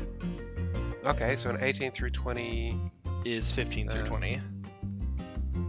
And you're putting keen on that as well, are you? No. The keen is what gets it down to a 15 through 20. Okay. Yeah, there's no way to actually stack those in Pathfinder. 15 through 20 is the max you can get without like really niche prestige classes. Okay. In 3.5, I had a character that could go down to 12 to 20. But yeah, so The worst it was when they scored a critical hit. They didn't increase damage or anything. It was roll a d6. 1 is head, 2 and 3 are left and right arm, 4 and 5 are left and right leg, and so 4 and 5 are left and right leg, and 6 is chest. You sever that limb. if I get with this, once I get it, I will be rolling 8d8 plus 66 plus 38 damage if I hit with my Brilliant Moon. And if I crit, it's double that, because it will double it. Okay. But I only get one attack. Until I massacre. So you're still looking at, on average, only a quarter of your hits are going to insta-kill. Yeah. Trying to build up into as much damage as I possibly can get, and then we'll get the improved Vital Strike and Epic Vital Strike, or the third version of Vital Strike once I get high enough. If I get high enough, I believe my class does get high enough to get into it. Oh, and I did some research. If you guys hit level 20, in order to advance further, I will let you guys start multi-classing. Okay.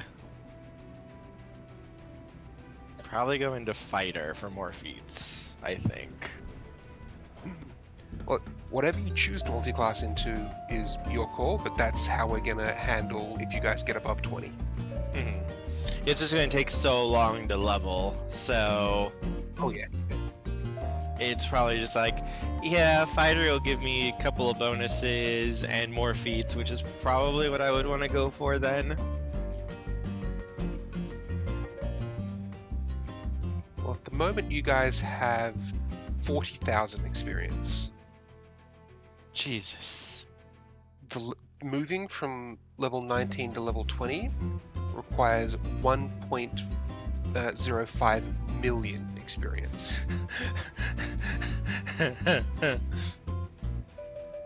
We have a while to go before we get that far. Yeah. To be fair, the things that we're going to be facing, like in Book 4 and Book 5, are going to give us a lot of experience. But I don't know if they're going to give us that much that we're going to go past, like, 20.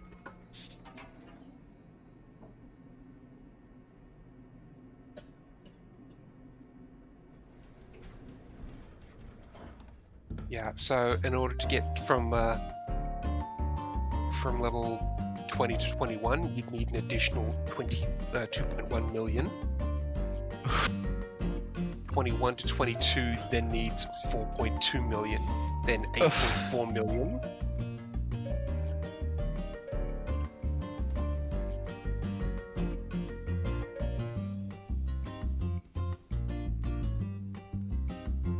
Inspector, to move from level 21 to 22, you need the same amount of experience as you need to get to from level 1 to 19.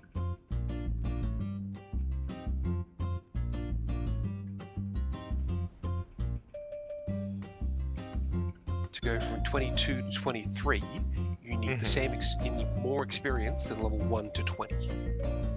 Jeez.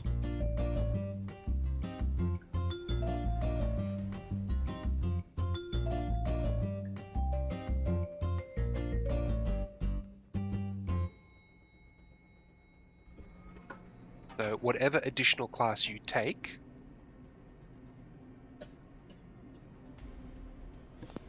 will be up to you. But if you're willing to look at prestige classes, I'm more than happy to take a look at and possibly waive prestige class requirements. There is a prestige class I'm thinking of going into right now, but I'm not sure if I want to.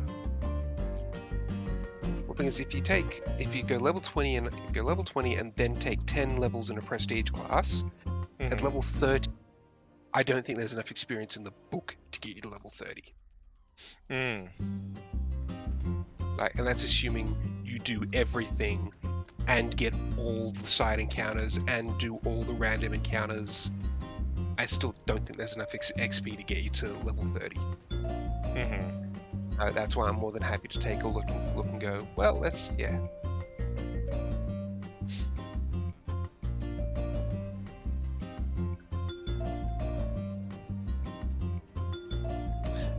I can't wait for us to actually like have a chance to like buy gear and stuff and see what we can do when we actually like have items. Cause like right now we feel really good, we feel really strong. What are we gonna feel at when we can actually equip ourselves as heroes should be? Dun dun dun. Well, I said, once you guys have taken Dresden, at that point I'll be unlocking sort of city building mode, and the people you've been saving here will be able to contribute to that. So because you saved the seamsmen, dressmakers, basically cloth armor or anything like that, you can automatically get made. That's cool. By them. You got the blacksmith, so he can work with arms and armor. So the more people you save as you go, as the conflicts in the wild will also affect this, will increase the effectiveness of your city building, and they will be your item creations. That's really cool. That way you don't have to spend crafting points or feats on item creations. You have this support base to provide you with that. Assuming you protect them. Yes, we are.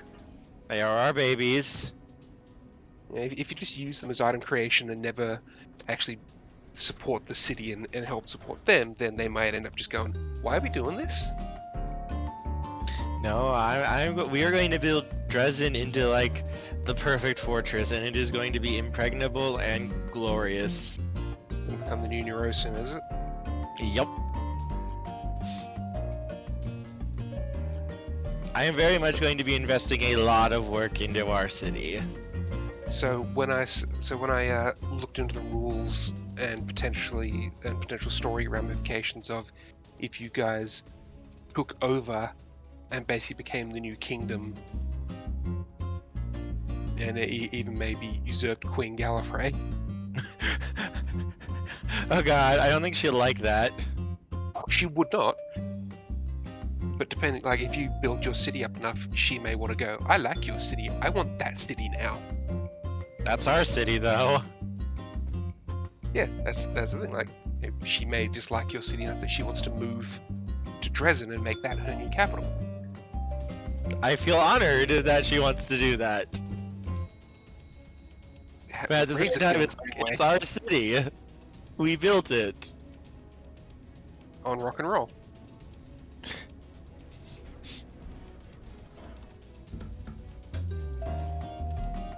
Yeah, I think I'm going to be going to level 10, and then I think I might be moving into asking if I can move into a prestige class. Just so I can check, what prestige class are we looking at? Let me find it real quick. I can meet it now if I wanted, I think. It's been a while since I looked at it. Let me go grab it real quick. It's here in my tabs. There it is. Boop. Classes. I want Path of War, Prestige classes, Umbro Blade. It's specifically built for my... I am sending it to you now on Discord. Boop. It's specifically made for the Veiled Moon style, which is my main style that I use.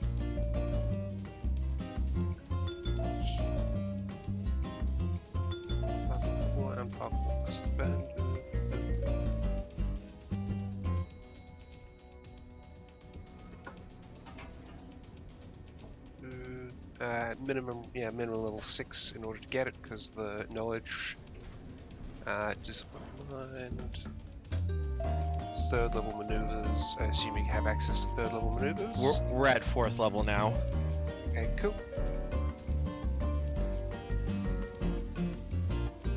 And I do have discipline focus because of my my class gives it.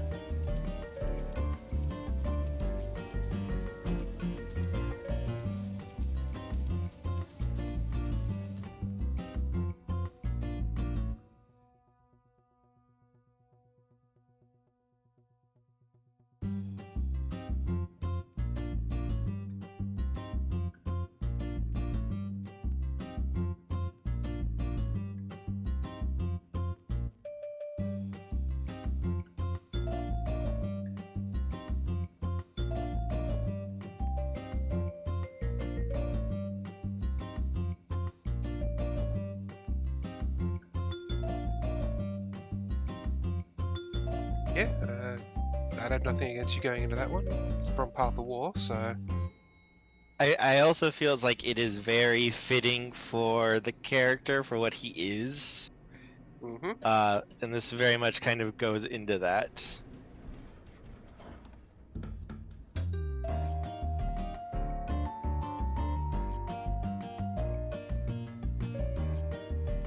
The reason I'm waiting till probably level 10 is at level 9 I get the ability to fly at will, and at level 10 I get to increase some of my damage and abilities because I hit level 10. So it's like, do I want to go into this? If I go into it right now, I could get Embrace the Shadows, which is really good by the time I hit 10, but Flight at Will is like so good. So good.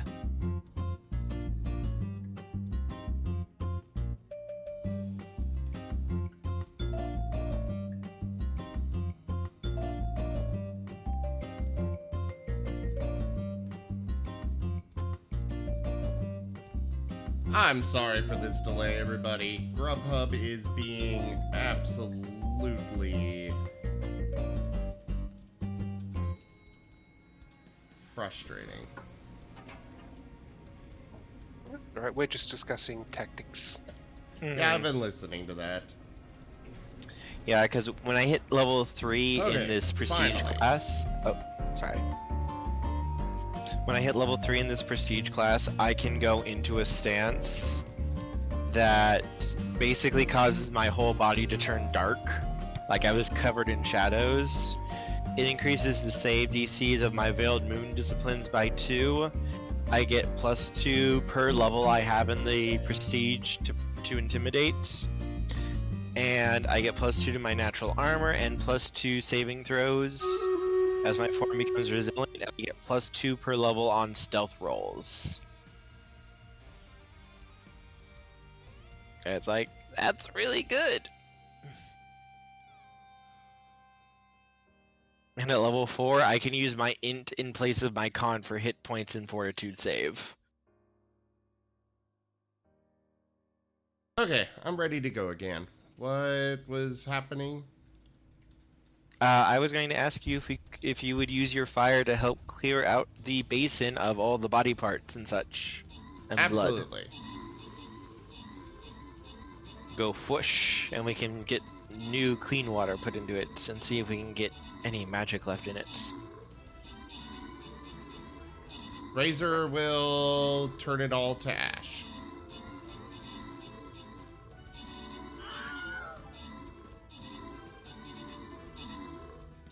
My fire be cleansed!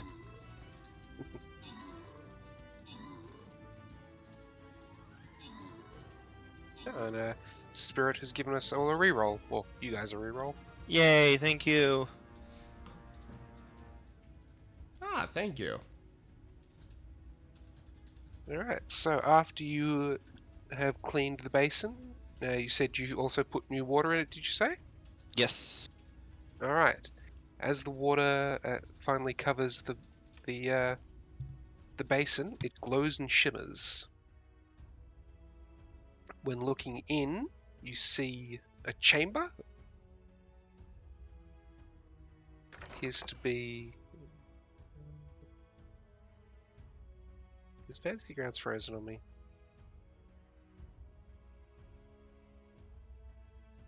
No? Okay. You see a large chamber with what appears to be the Wardstone fragment that you were led to believe was here, housed in a cage. There is an individual standing over it, appearing to investigate. The vision then moves through the door in the room, and you see a large minotaur-like creature. And then it moves down the stairs. Or the vision moves down the stairs, and you see yourselves looking into the pool. Okay. So up the stairs there's going to be a minotaur, and then through that door is her.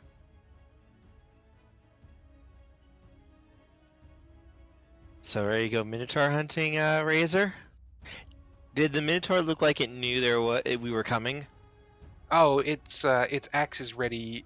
It knows you're coming. Okay. The entire area has been alerted to your presence. Alright. Ready, Razor? Yeah, let's go do it. All right, I'll need party order going up the stairs so I can position you. Sparks first, me, then you. Yeah, we'll do that. All right. Oops. I accidentally dropped Sparks between the maps. No, Sparks! He has vanished.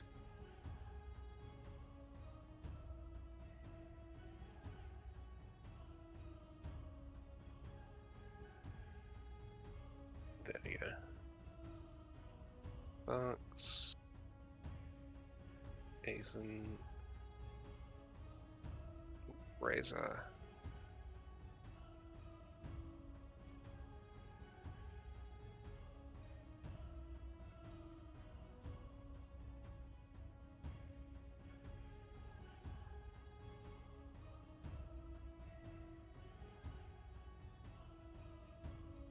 We're at the top of these spiral stairs. There's a wide hall structured about 30 feet before entering in a door. 2 alcoves on both sides hold torches that burn with white light. Each torch illuminates a pedestal, on each of which rests a battered and destroyed steel helmet.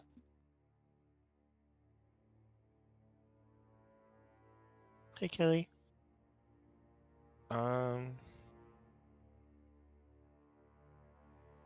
Are those helmets important at all?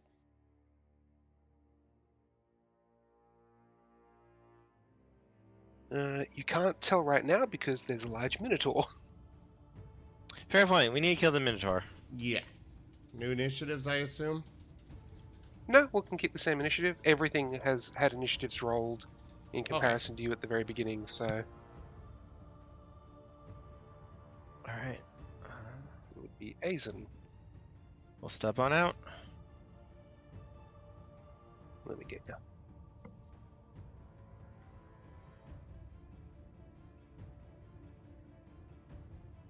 Hi, friend. Hi.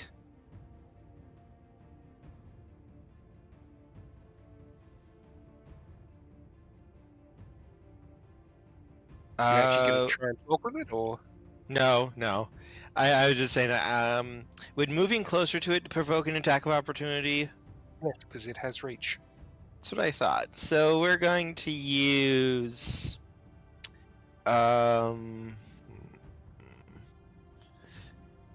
going to try and make an acrobatics roll to move Alright. through without provoking. Give me an acrobatics. That will do it. Just bound over its weapon. Oh. And brilliant moon. So this will ignore all armor and natural armor and shields.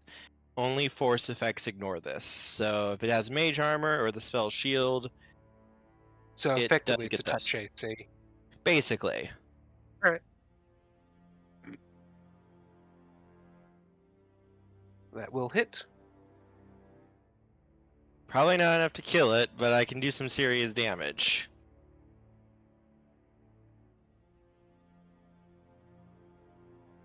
And it is cursed. And that is all from me. Sparks. Alright, Sparks.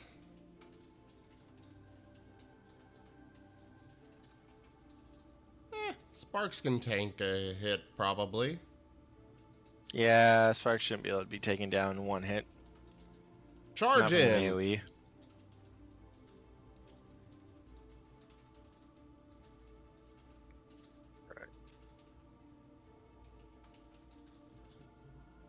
That, and it will get a Great Axe attack against Sparks. And that will remove Miss. his reaction, presumably. Hopefully, as long as it doesn't have combat reflexes. It doesn't. You never know. Ooh, yay. That's It's big.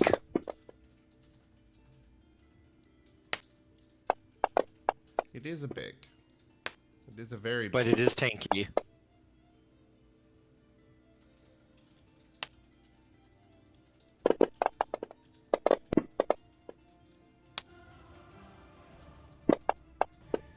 Oh god, I am doing so little damage. It's tanky. It also has damage resistance, and yeah, that last roll wasn't particularly great for you. Yeah.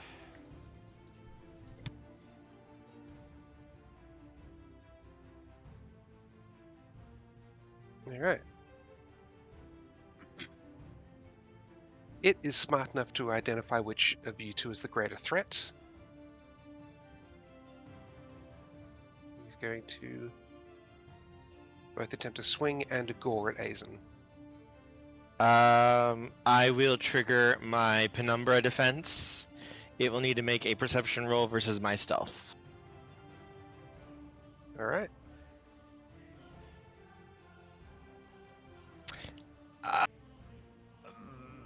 I think I may want to use that reroll. Zim, can I use that Yeah, go reroll, ahead. please?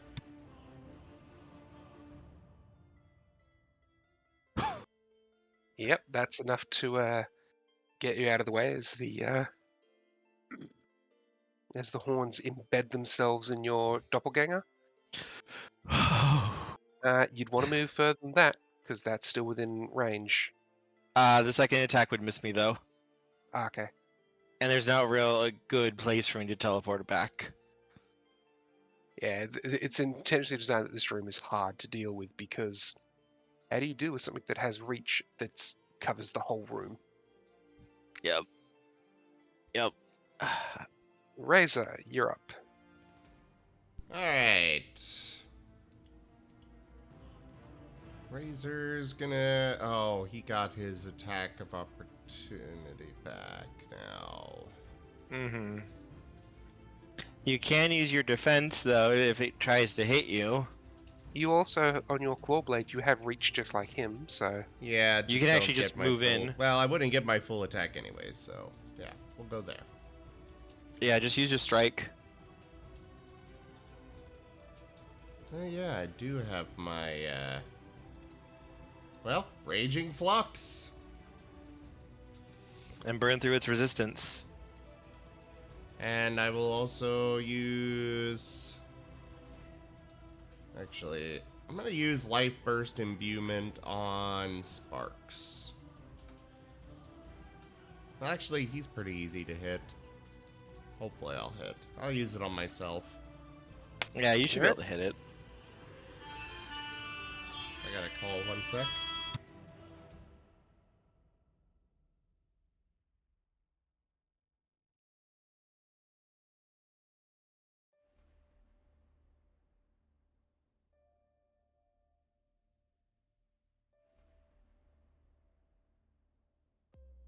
Yeah, I know.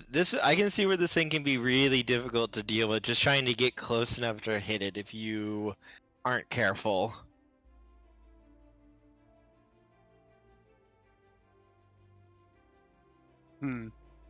It's supposed to be sort of the guardian of the room. We can get through this. We can do this, right?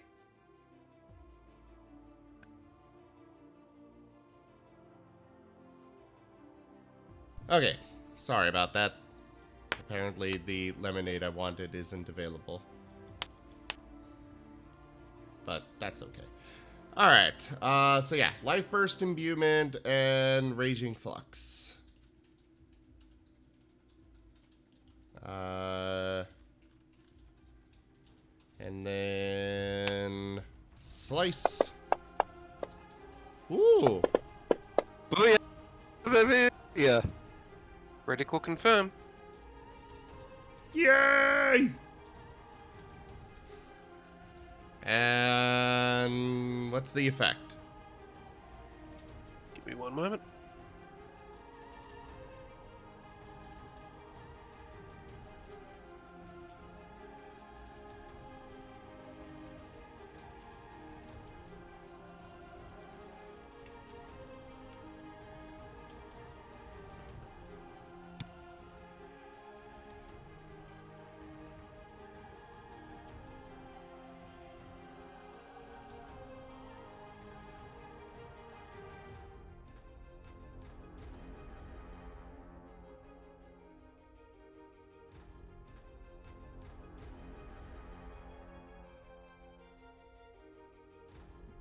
Sorry, Raven came in to ask some questions.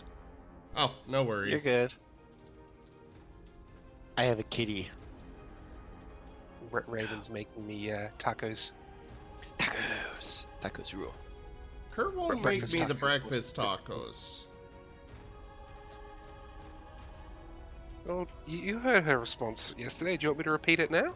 Yeah. What was it? So, yesterday I said that Raven was making me breakfast tacos, and Zim went, "But I want breakfast tacos." And Raven's response was, "Well, get Kerr to make them. That's what a boyfriend is for."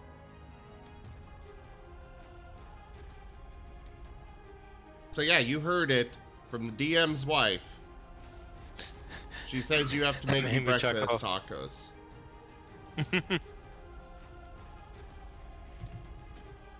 It sounds really good, yes, Spirit.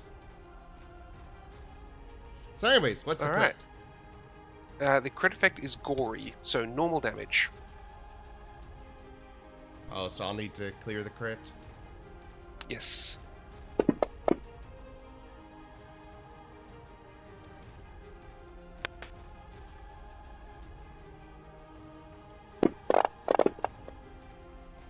Oh, come on! Not a single one of those was above half.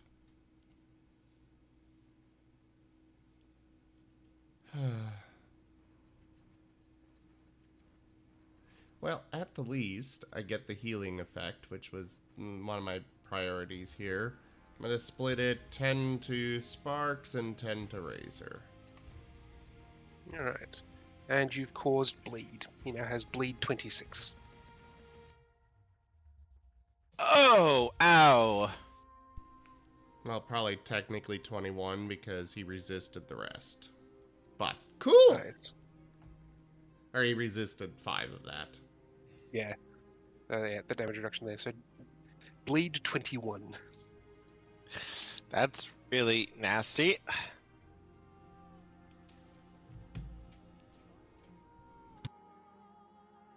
Not that I suspect he's going to survive Aizen's turn. Yeah, we're gonna 5-foot shift. I can't use. I can use Brilliant Moon because I cursed it afterwards. So we're going to go for it.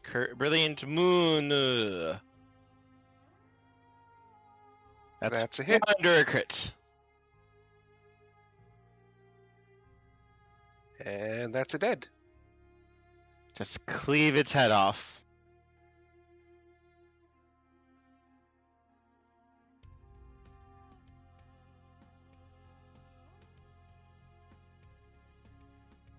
Whew.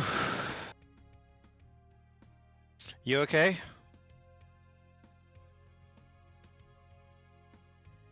I mean, I didn't even get swung at during that, so yeah.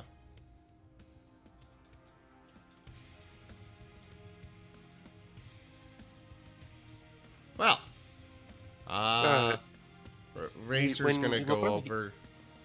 Sorry, go ahead. You find out on his body there's an item, a magical horn of some sort, as well as 6 figurines. Ooh.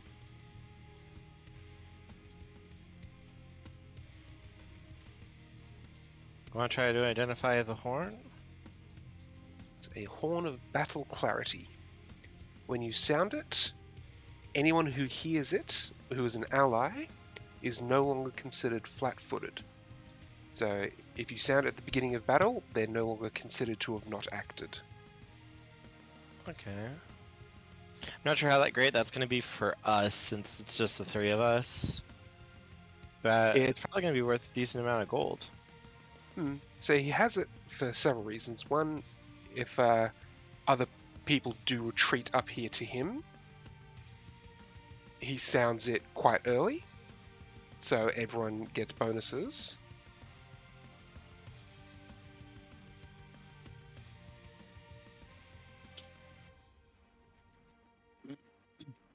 Yes, Razor looking is here- taking one of the figurines and adding it to his Okay. treasure sack.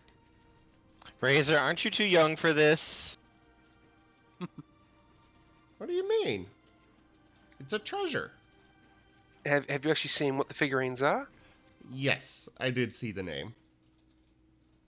Have you seen the description? No. Should I open that up? Is it Twitch safe for work? Oh, it's Twitch safe. It's Okay. just text. Oh, disturbing animalistic features. So it's a furry figurine. Mm-hmm. Huh. Neat. Yeah, Razor's just gonna take one. He'll leave the rest in Alright. there. Alright. So He's also gonna try you said and you would...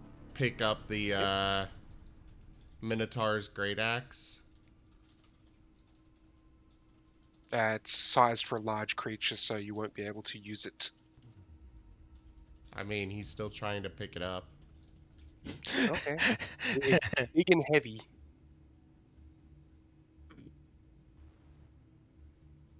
You think I can do something with this? Probably not. I think it's a little bit too big for you, kid.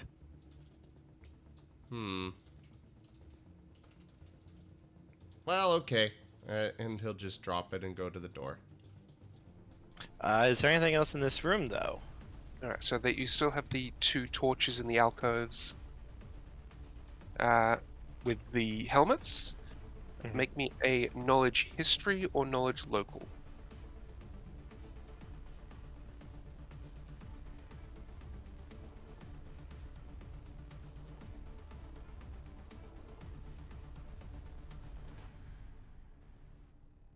Is Razor getting involved as well, or no?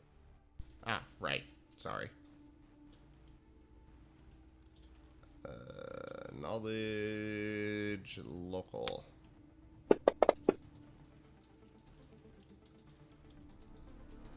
Alright, both of you rolled high enough to identify that this here is the Hall of the First Fatalities. The helmets here used to be pristine, and they were the helmets of the first 2 Crusaders to be confirmed to have died in the First Crusade. You suspect the Minotaur has destroyed them.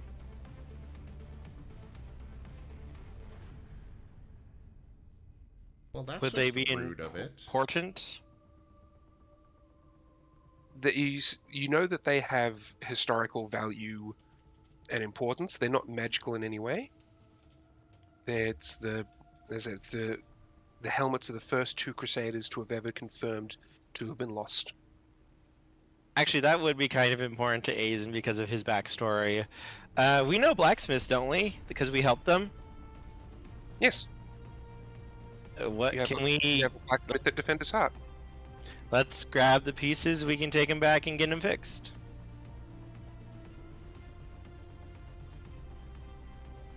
Sounds good to me. Yeah, Aizen would want to get them fixed because that would actually be important to his backstory for him. All right. The Because of what torches he in this is. room are also ever-burning torches. Okay. You can choose to leave them here or take them. Your call. Probably just leave them here because we can eventually probably fix this place. And neither of us Alright. really need it. We both have dark vision. All right. That door is locked, by the way, Zim. Aizen! It's locked. I will come over and this is the lockpicking lawyer. We're gonna see how this lock works. Roll me perception first.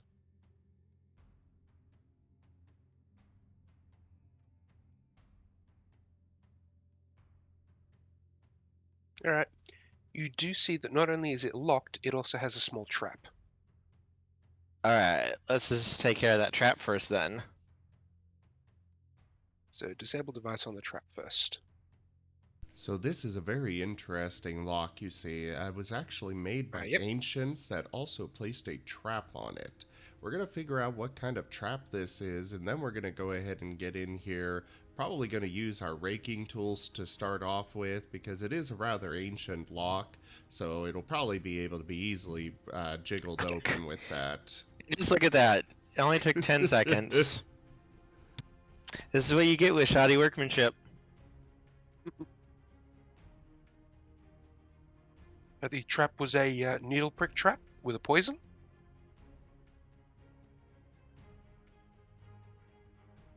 Which you managed to successfully disable, and then you did manage to pick the lock with DC 30, but you managed to get it first try.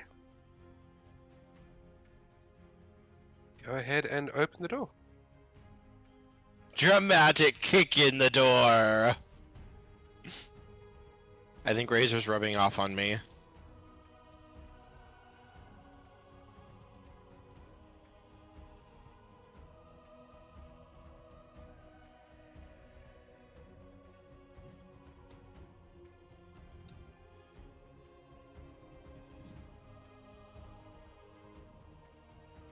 Did you open the door? I forgot to click it.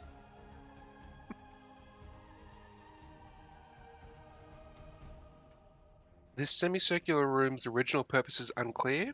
It seems to have been converted into a trophy hall of sorts. A low stone pedestal sits on the floor in the middle of the chamber, under a domed ceiling. Atop the pedestal is an iron barbed cage. Within the cage sits a chunk of softly glowing white stone. You would both recognize this glowing white stone as Wardstone.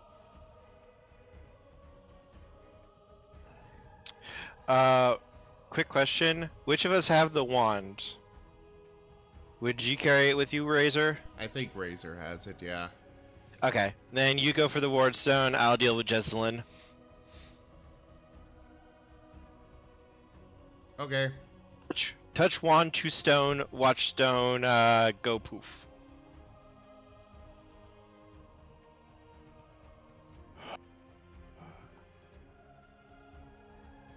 I'm going in.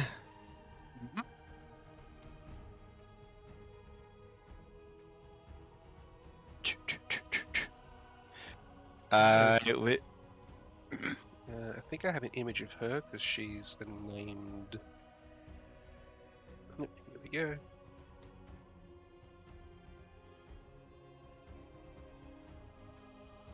She looks nice. She is most definitely a cultist of Discari, including Mantis Arm. She's an oracle.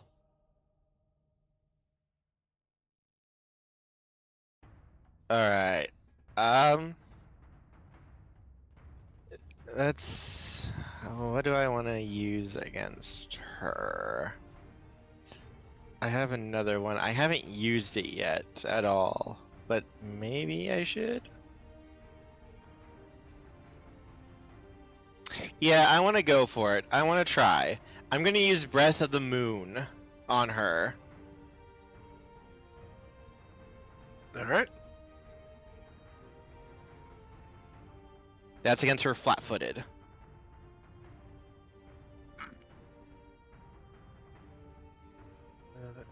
Flat-footed. That will still miss. Oh, jeez. Oh, maybe I should have just used Brilliant Moon instead. Alright, I will curse her. You missed by one though, so Oh. flat-footed That's... 21. That's all for me. Sparku-kun. Mr. Sparkalo. Alright.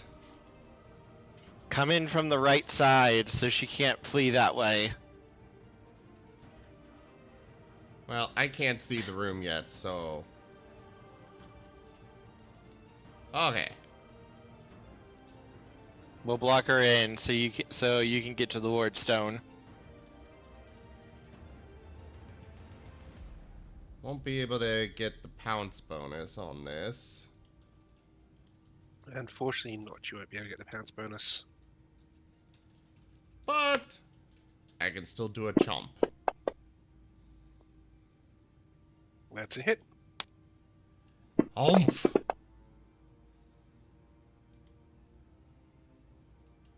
And that's it for Sparks.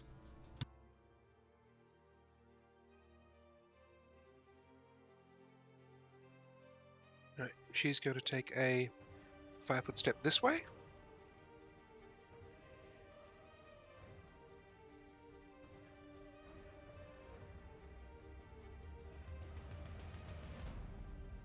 Can you still see her on the map?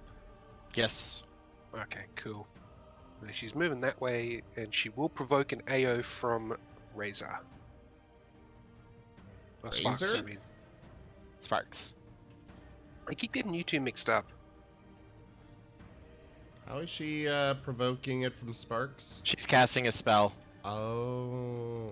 That would be the only thing. Considering she's holding a giant scythe, I don't think it's a ranged attack. Aww. Unfortunately, that critical was not confirmed. But at least I hit. You Could disrupt the spell. Oh, she needs to make a concentration check now, doesn't she?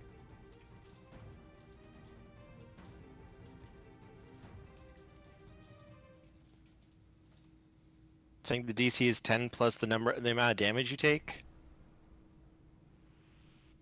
But I'm not an expert on that.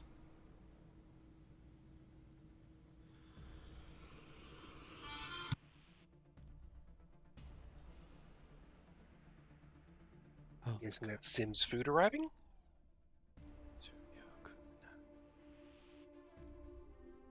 That's still enough for her to keep the spell.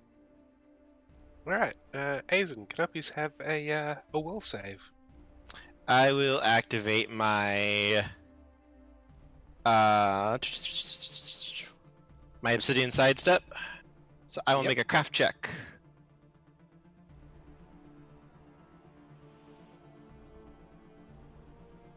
That will not do it. Shit. Quick! Go Gadget Martin. Can I have a Keep reroll one. someone? You might want this reroll. Please, people, can I have a reroll? Do Dude. we still have a reroll saved up, I think, actually? I think they We do used not. it. Oh, okay. Please, could we have a reroll? Actually, the only reroll I've used is one from. I used it. When I rolled the one. specifically from me. Да, давайте вот с этим вот мы все за... Что это за хер... Да, давайте вот с этим вот мы все за... Что это за хер... Да, давайте вот с этим вот мы все за... Что...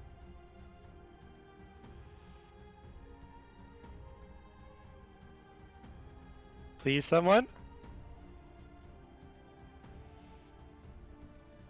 Chim said he's coming. Oh, Chim just went and grabbed food. Yeah, he said he was gonna come though. He just wasn't at his computer. Yeah. Stream Raiders! Chim's gonna need to watch the streams more to get more channel points at this rate. You're using up what he's got left.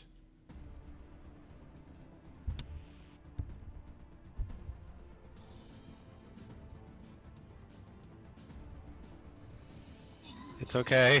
He's coming. He's getting on now. You guys are lucky I let you get away with this. Thank you, Jaffer. We love you. Don't worry, we have Stream Raiders here. Stream Raiders is important. It's also giving me time to numb down my tacos. There is the Oh! Biddies! Thank you so much for all those biddies, Percivals.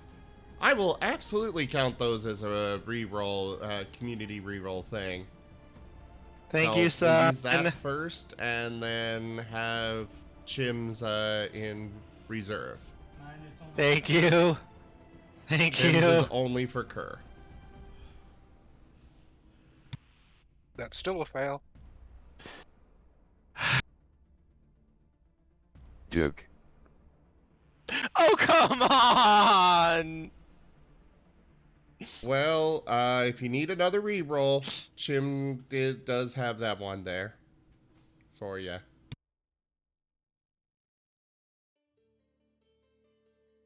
Can I use that one?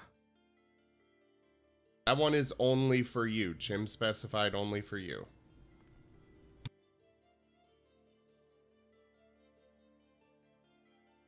Still not enough. DC is 25. She's throwing her biggest spell at you. Hang on, she was gonna give me another. Do you really need another one? Yes!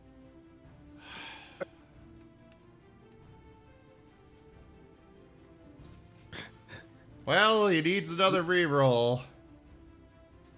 I I'll don't really show know you what's why. going on right now, Cookie. I just know that Kerr is rolling terribly and needs rerolls. Oh shit! No, I need to make the save or we all die.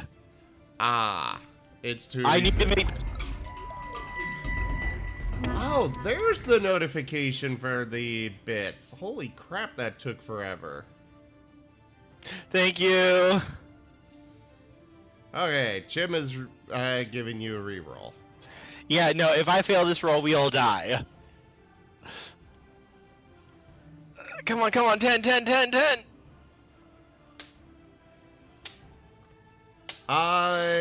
Cookie, you can only use channel points for this. It's a reroll.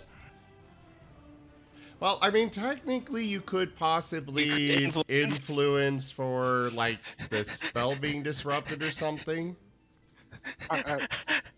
If you only have crowns, I will allow moderates to be counted as rerolls.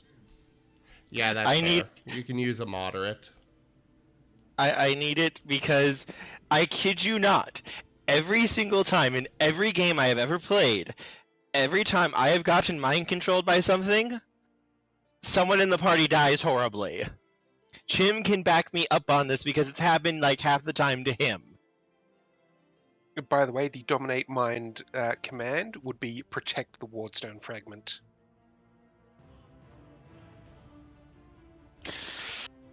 And because it's dominate mind, not compulsion, you know the full extent of what she means. Okay.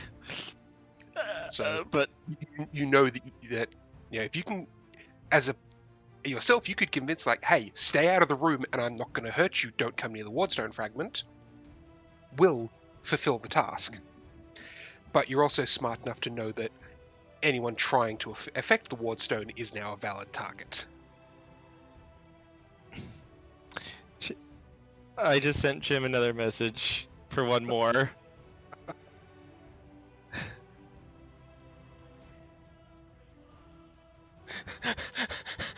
Come on. I just need one. I just need one. All right, come on. And last one. And as DM, I'm calling this last one for this. Okay, that's fair. This is actually his last one. Come on, come on, come on, come on, come on. 10. Yes. All right. I could never make that AC without this ability. My will save's only a +6. Yeah, it's 25 because she's throwing her biggest spell at you.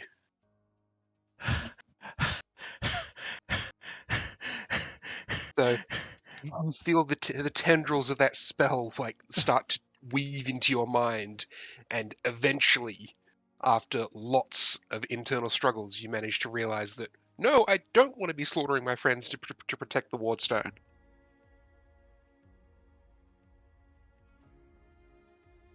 So, Razor, you're up.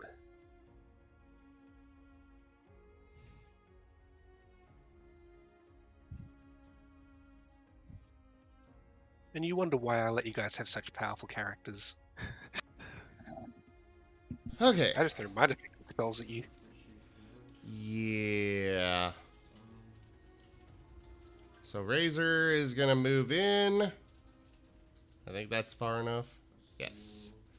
And he's gonna try and reach in and boop the crystal or the stone.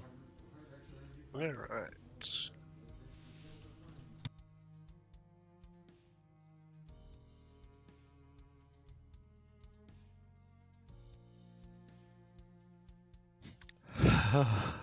Wardstone fragment.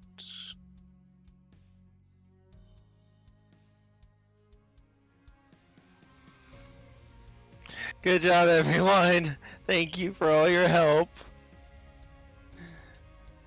I'm just terrified because it's like, oh god, it's happened to me before, and I don't want to kill party.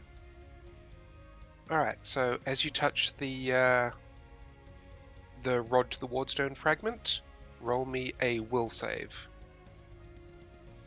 from Razor.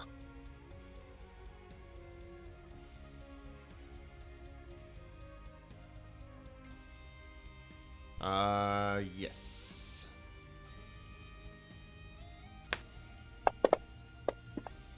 Oof. All right. You can't bring yourself to drain the Wardstone fragment. For this turn or period? This turn. Okay. You just... This is a historic artifact. You just cannot bring yourself to do it this turn. Can I at least still shoot at her, or... Do you have... Oh, yeah, you have it. Oh, no, because you're holding the... If you had a melee weapon or a one-handed weapon, yes, but your ranged weapon is two hands. Fair enough. Okay.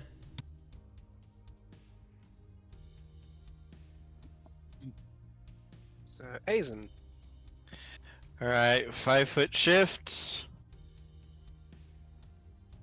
If it helps, she only had one dominate person spell in her inventory. Brilliant Moon, we're not taking any chances. That's one off from a freaking critical. Game Y.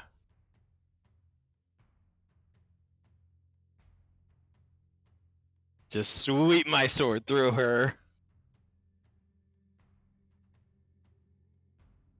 He's alive, but not looking too good. And sparks nom noms.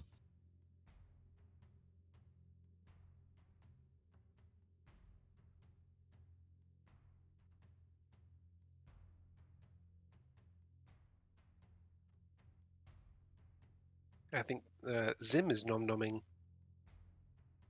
Nom noms. Alright. Sorry, I was actually replying to chat there.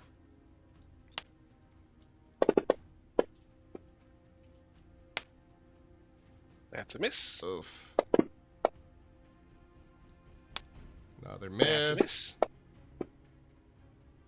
Hey! That's a hit. At least one thing hit. And that's a dead. Oh, it is a dead. Oh, good. She had 3 hit points left from Aizen's attack. And then I have a 1, but he wouldn't have kept going. Okay, Razor is gonna try and touch the thing again. Alright, make me another will save. Yep, that's enough. Woo! Alright. As the second the rod touches the Wardstone fragment shatters in a huge blast of golden light. Hundreds of tiny razor-sharp shards of stone spray outwards, eviscerating the cage and destroying everything in the room. Miraculously, it misses you. All 3 of you. It deals 20 d6 points of piercing damage to every enemy in the room. Oh. But it specifically miraculously avoids harming the PCs or their allies. Alright. We did it. However, as this golden light envelops you, the 3 of you are stunned. You cannot make any actions.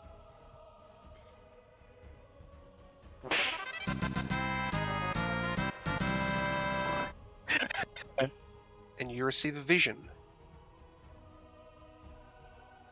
The holy energy stored in all the Wardstones act like a dam. A wall and a dam. And what you've done here, instead of having this Wardstone shatter destroying the entire network, it acts like a breach in the dam.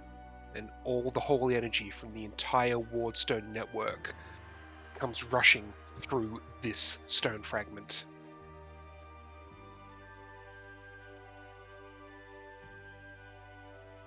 The energy of all these simultaneously draining artifacts courses straight through you. All healing, so you automatically heal to maximum hit points. Any negative conditions are immediately lost. And I can now show you the extra effect that... This is what I was working on before. So that extra effect now is now on you guys.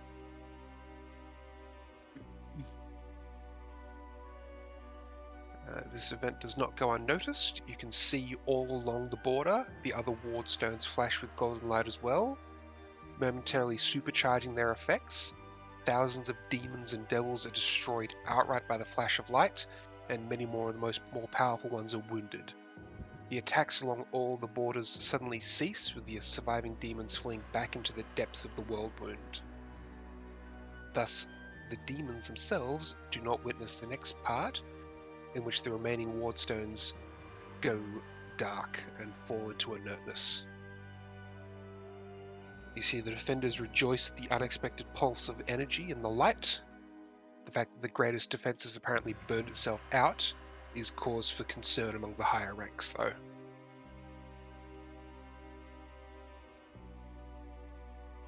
As time passes, you are still stunned. You see a vision of... you can't quite identify her, but you'd say she's probably half human, half succubus.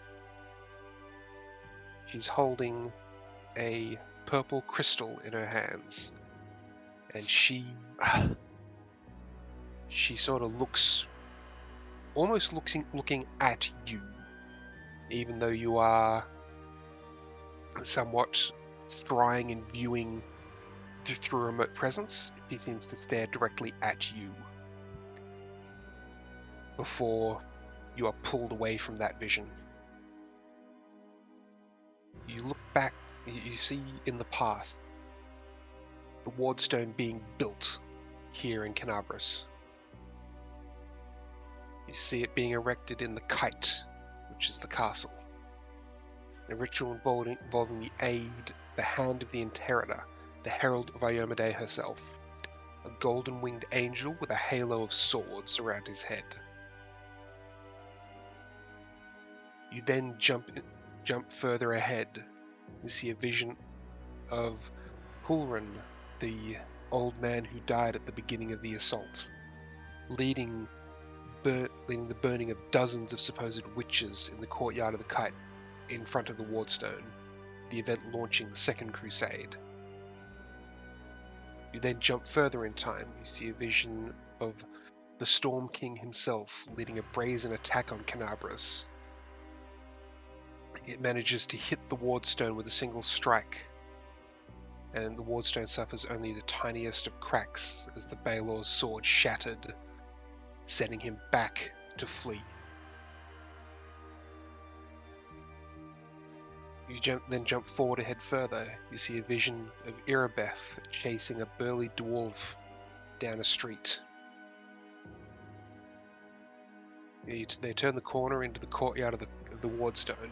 Both paladins are heavily wounded, and as the dwarf backs against the Wardstone, smoke rises as he screams in pain. He ducks to avoid a strike from Irabeth, then manages to smash her knee with his hammer, dropping her to the ground. The dwarf seems ready to deliver a death blow, but the sound of approaching forces forces him to flee instead. You see a vision of Minago, a beautiful demonic woman with a long, thin tail, clawed hands and curling horns protruding from where her eyes should be. Placing a Wardstone fragment in this room, and with the aid of Jesslyn, granting a wish to create a cage around it. You now see a vision of events that you know will never happen. Arilu, using the deep purple crystal she held in your first vision, approaches the Wardstone fragment in this cage. Driving the crystal into the fragment, you see all along the Wardstone network, every Wardstone flare with green flames that engulf and change and turn the defenders into demons. You now know why the attack was planned such. They wanted as many people in as many of those defensive castles as possible in order to spread the maximum amount of carnage. You know that you have stopped this. And at that point, you guys sort of half wake up from your daze.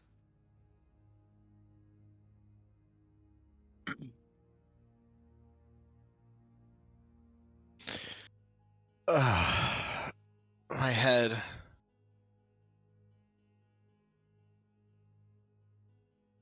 Razor, are you okay?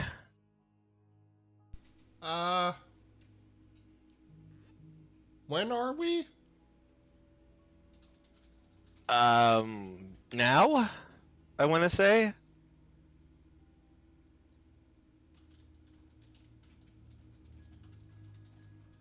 What was So the all party is that? back to now. What was that, Jaffer?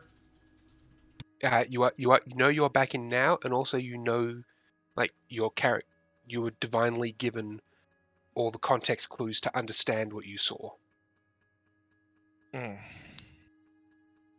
So you also know full well what you saw and what it is.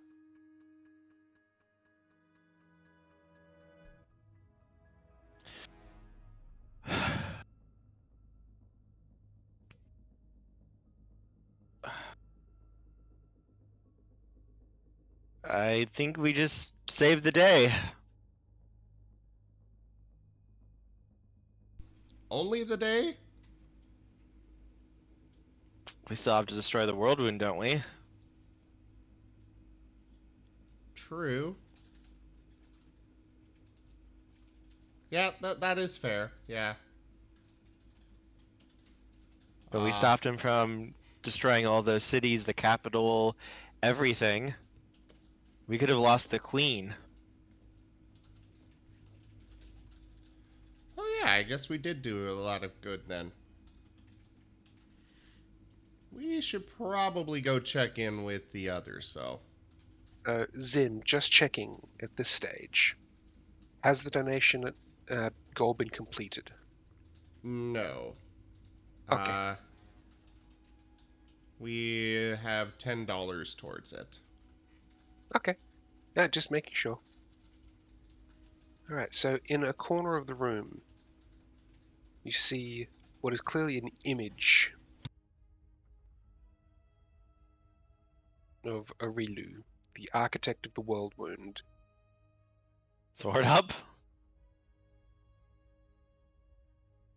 You can clearly see it as an image of some sort, not a direct... it's not actually her there. Real quick. First of all, we have donation goals for our games that affect and give stuff. And right now we are about $65 off the current donation goal for this game. That's one of the special little things we do in this for actual donations. It affects the games and either gives the players a bonus or it does really bad things, depending on what the DM decides they want to have it be. And I will So- also say that by donating, you also get crowns, which you can then use to influence the game however you wish. Yep. 8 coins. Actually, those are sable crowns. They call them 8 coins. No, the 8 coins are different from the sable crowns. We've got 2 currency things. Okay. The 8 coins are gotten by just watching the streams and such.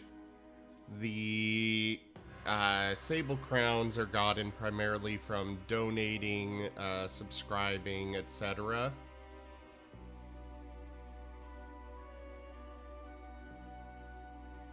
Gotcha, I didn't know that. Sorry, Jaffer, for interrupting. Go ahead and continue. I just wanted to explain that to him.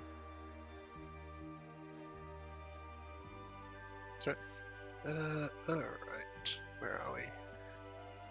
So really Volesh's projection appears in the corner of the room. This, and she speaks directly to you. This only delays your kind's extinction, but at least I can take steps to hasten your own.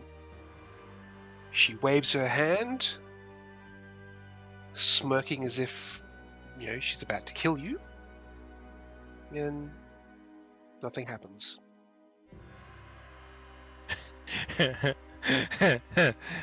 She waves again, this time a little bit more frantic, and again, you guys feel absolutely nothing. She'll then spit out at you. The death throes of your Wardstone seem to be protecting you from my magic. No matter. It cannot protect you from my slaves. She spreads her arms wide as a rift tears open at the door that you entered. Oh boy. Get ready, Razor.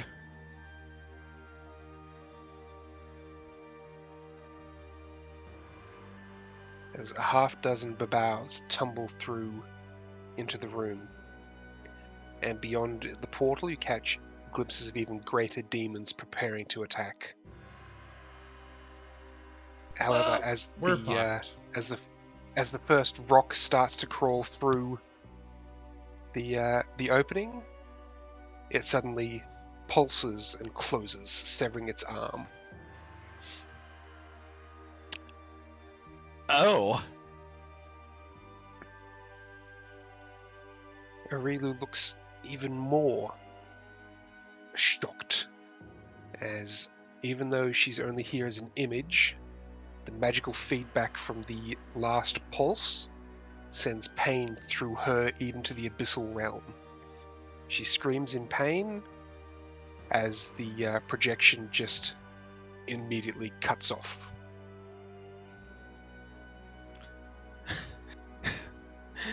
Oh, well. We just got lucky.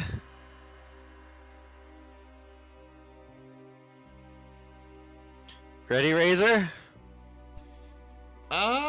Yeah, sure. Or maybe Let's kick these struggle things' ass. with one of them and they can all summon more and it'll be a cascading horrible monstrosity of a encounter, but sure. Alright. The bows go first.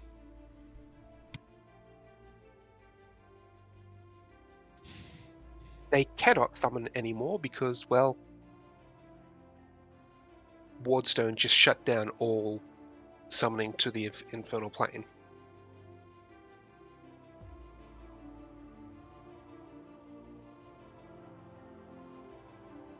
It'll take a 5-foot step.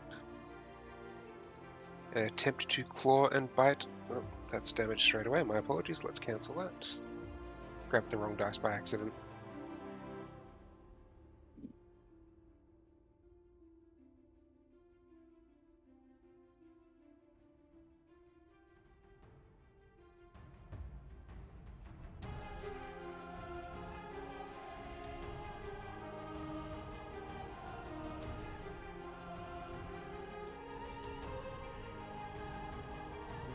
That not work that way. Your damage reduction should have worked.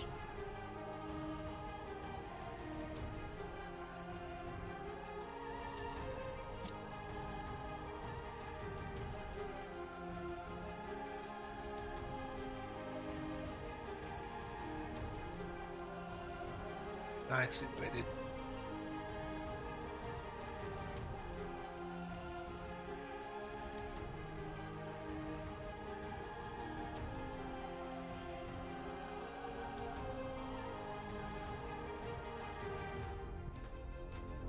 My apologies for fixing this up. You're good. I used commas instead of semicolons. Classic programming mistake.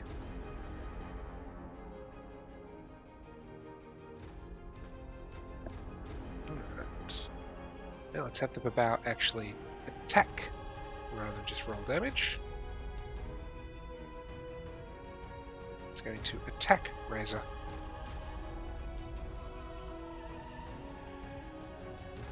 With 2 hits and a miss. So it attempts to claw at Razor. I'm going to do the...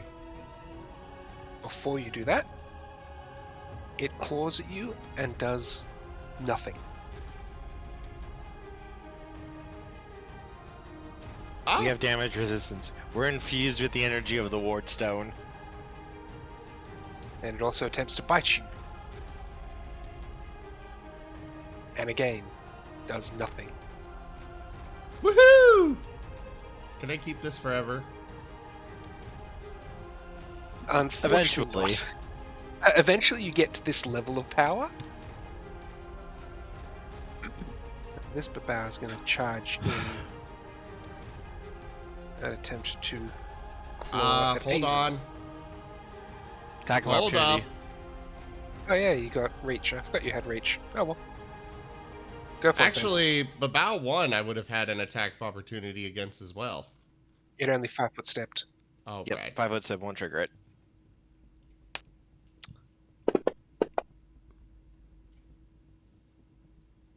Oh, I missed.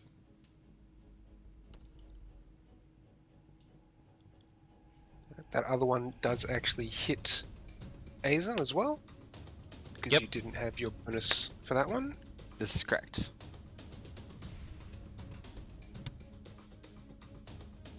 And oh look, it does a whole 0. These guys have 1d6 plus 5 as their damage. So to get past your DR10, They have to roll max damage. yes. They're about to have a bad time.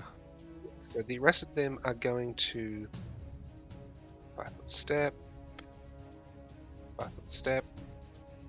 Yeah, this one will provoke an AO as it moves around there. And Which that will one? Probably also Number provoke an 6? AO. So number 6 and number 4 both provoked AOs from you. Okay.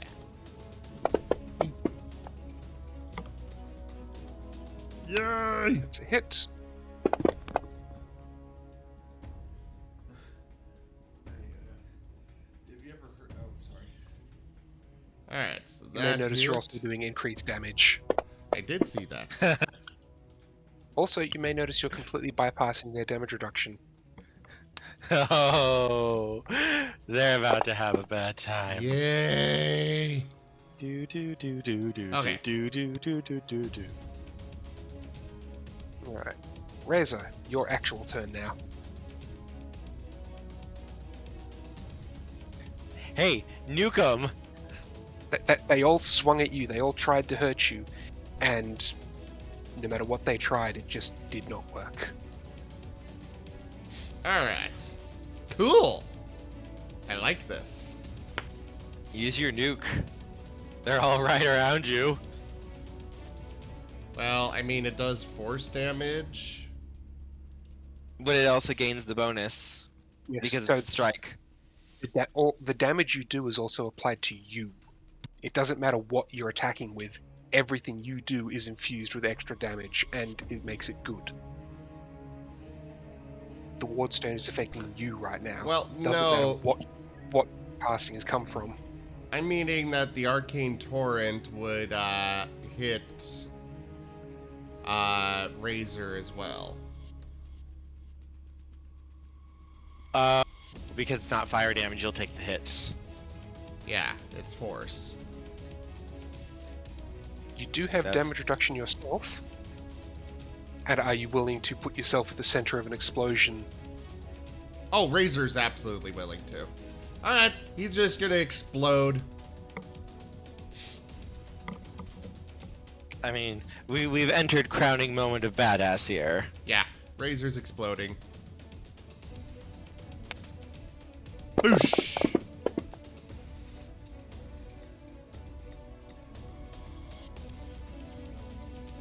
As bolts of energy are just flying in every direction from Razor. Or rather, they fly up and then just cascade down into this area. The bombardment has been activated. Nuclear launch detected. That one succeeded. Oh no, that's about to come up in just about 10 seconds.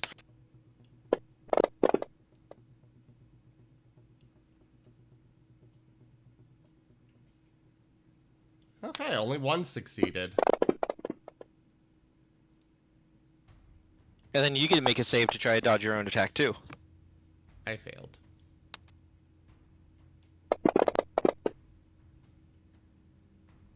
Oof! That That was a lot. You're fine. You'll be okay, Razor. These things can't hurt you, and you have regen. Yeah, but that was still a lot of...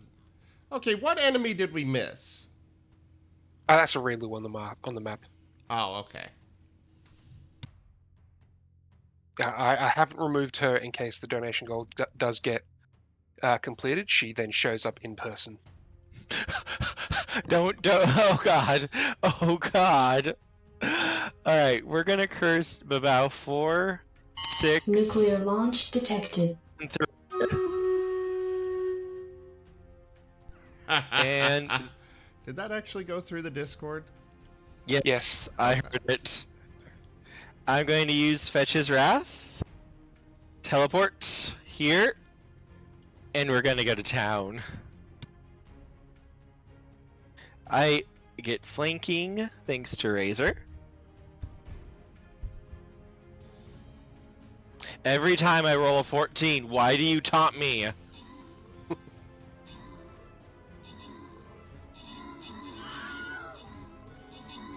And then I will use the end of Fetch's Wrath to teleport over here, regaining it. We're going to use... for this one we're going to use Brilliant Moon.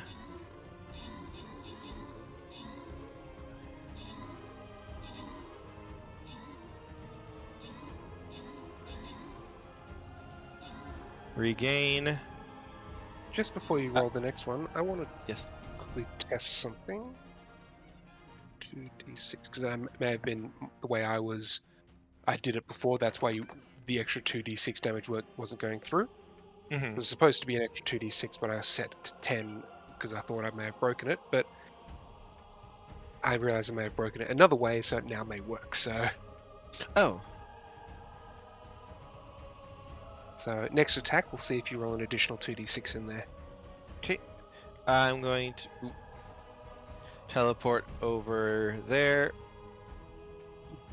There. I They hit tried to accept. redirect me. Alright, so He's moving so fast, even he doesn't know where he's going. this is a critical threat. Alright. So I will roll to confirm. You should be able to set those with the critical threat range for Yeah. actions. I don't always have a crit range of 15, it's only when I'm near Razor that I get it. Ah, okay. Alright, crit gen. Slashing. Gut slashed. Double damage and 1d4 bleed, and the target cannot swallow. Ow? That also means the target couldn't drink a healing potion. Mm-hmm.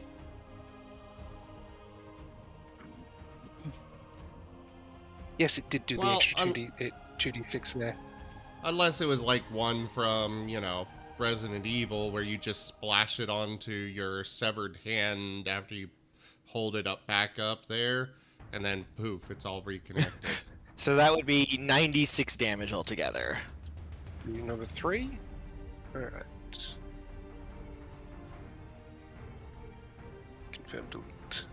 You should be able to pick an option to double... Yeah, there's an option there to, under modifiers, to tick for critical to just do it as critical damage.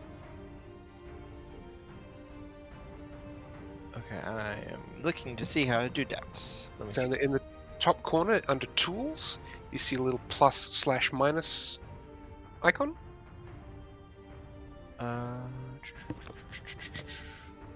Looking for that. Where's it at? Top right. Where the combat tracker and stuff is. Yes. Okay. There's which one? Modifiers? Modifiers.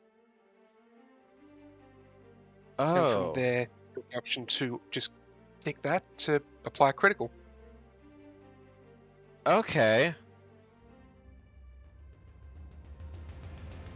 I did not know that. I will do that. Oh, I'm just trying to think of things to make it easier for you. And besides, I'm Yeah. sure you want to see the big numbers. Yes, big numbers are nice. Alright, so we're gonna use... We regained Brilliant Moon, so we'll use Brilliant Moon on about 1. I mean, I know this may seem a little bit cliche, but big numbers make dopamine go yay. Right? Like, not even going to pretend it's anything else. I regained Fetch's Wrath because I killed the curse one. So we'll use Fetch's Wrath one more time on Babao 5. The fact that if you don't do enough damage to one-shot them, except the fact that Razor hit them all to weaken them all beforehand. I missed. I actually missed. And that is all for me. I cleared out most of them for us. Sparks, you're up. Yay! Chomp. Hit. Claw. Miss. Claw. Miss. Gore! God damn it. Okay. They're going to try to nibble on us. No. They're going to use their one spell to interdimensional dimension door. Bye. You even hear one of them sing a little song on the way out. Fuck this shit, I'm out. Fuck this shit, I'm out. Fuck this shit, oh, fuck this shit, oh, fuck this shit, I'm out. Yep.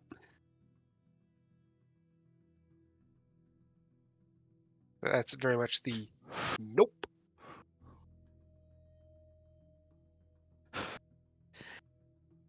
You okay, Razor? That was quite the trick you pulled off there.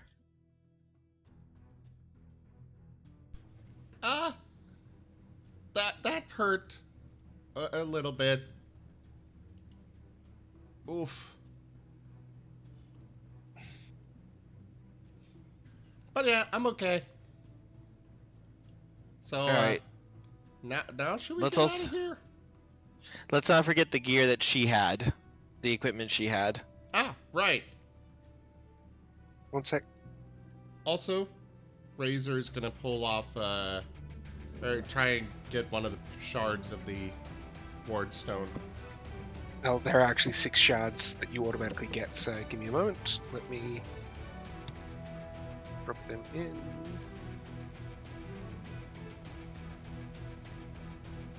Wardstone shards. Those things are Alright. good if I remember right. They have been identified. Well, they're considered minor artifacts, so A weapon enhanced. You can use each Wardstone shard once. It can be rubbed along a weapon or a suit of armor to give the shard's magic to that piece of equipment for 1 day. A weapon enhanced by a Wardstone shard gains the Evil Outsider Bane quality and is treated as being made of cold iron and is a good weapon for the purposes of overcoming a demon's damage reduction. The shard cannot be used to enhance ammunition, but can be used to enhance a weapon that fires the ammunition, imbuing the ammunition with these qualities. A suit of armor enhanced by this gives the armor spell resistance 13, but only against evil outsiders. Against demons, the resistance increases to plus 17. A non-magical suit of armor also gains a +1 enhancement bonus. That's pretty good. That's like for like the big boss fights, like what we did just like right now when we have to go into a big dungeon.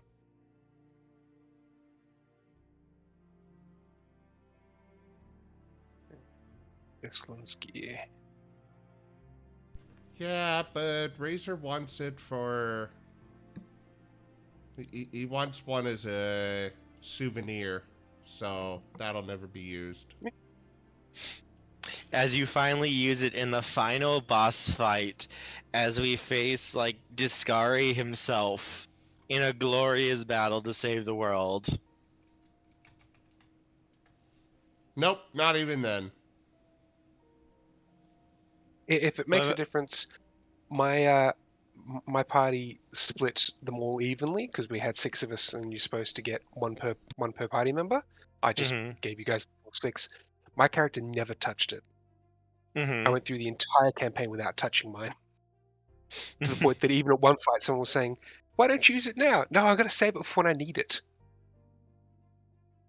And it became such a meme that even when we were fighting the final boss, and the DMs even said, "This is the last fight of the campaign," my character's like, "No, I'm going to save it for when I need it." You have to flex here.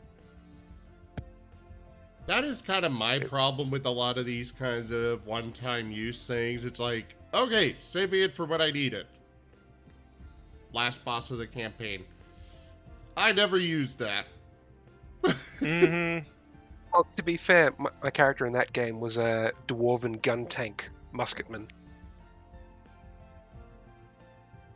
He carried a tower shield, would implant the tower shield in front of him, and then use it and shoot his musket over the top of that. He was the definition of can't touch this. I think by the end of the campaign, he had an AC close to 40.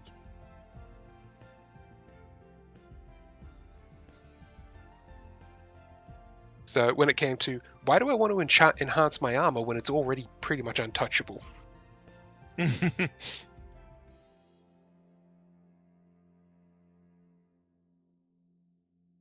Alright. 9 million of natural armor plus 1, cloak of resistance plus 2. She had some good stuff.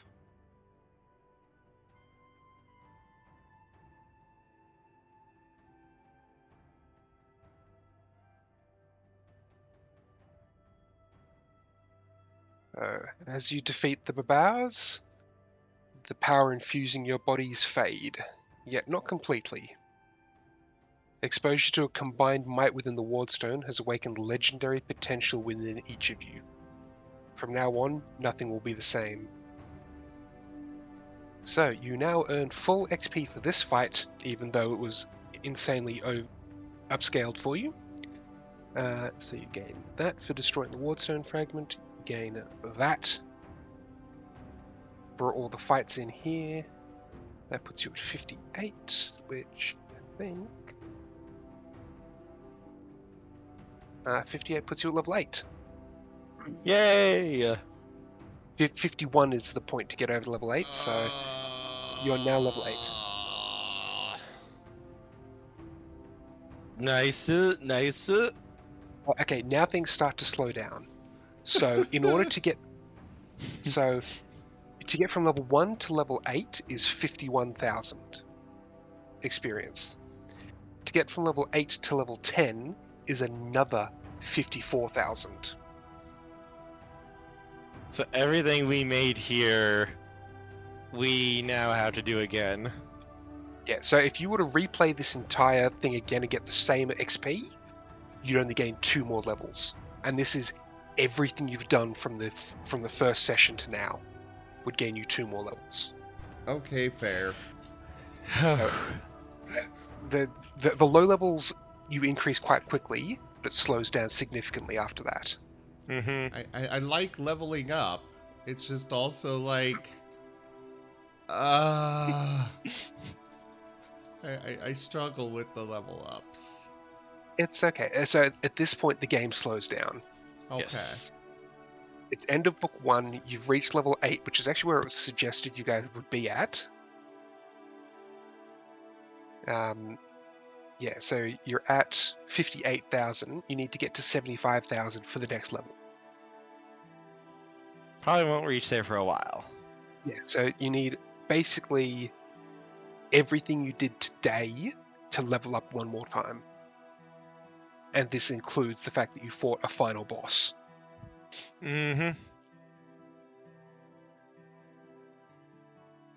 Like that final fight, the Aurilu's Vengeance fight, is half of that 30,000 XP you got.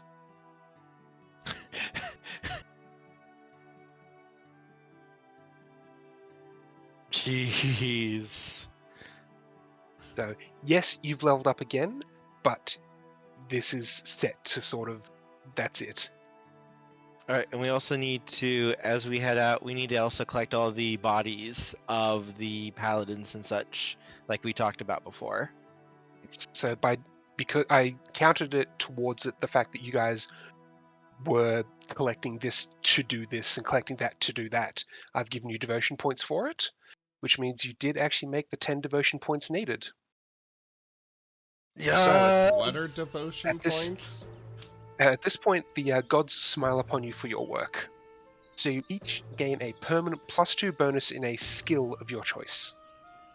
Ooh. That's going in my stealth. You also gain a permanent +5 hit points. I'm gonna put that, I think, in my diplomacy. You also gain a +2 increase to any one ability score of your choice. Dexterity. Does this apply to sparks too?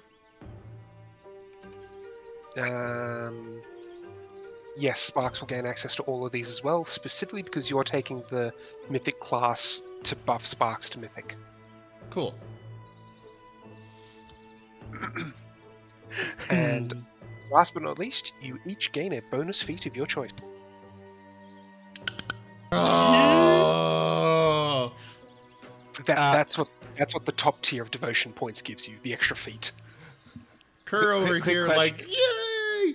And me, I'm like, oh god, why? I have no idea what to choose.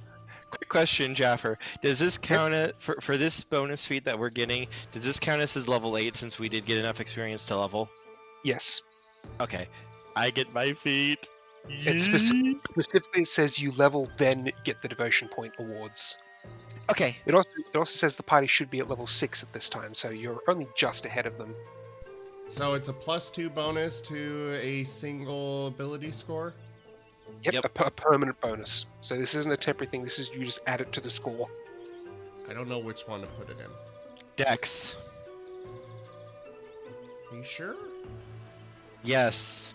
It increases your reflex save, it increases your damage, it increases your attack. It gives you basically everything. I could also put it into my wisdom and buff up all of my maneuvers that rely on that. As well as the saving throw for that, for like the arcane torrent. So here is the argument here. That's not necessarily a bad thing to do. Like for me, since I put my point at level 4 into dexterity, with the point, because we remember, since we're level 8, we get another point as well, so we get to put +3 into something basically. So I got to buff Wait, my what? dexterity. Oh, okay, including this +2. Yeah, including this +2. So I was able to take my dexterity from a 23 to a 26. I don't know how you're that high, because my highest scores are 20s, and that's in Dex and Wisdom. I was able to get a stat up to 22 when I was building my race.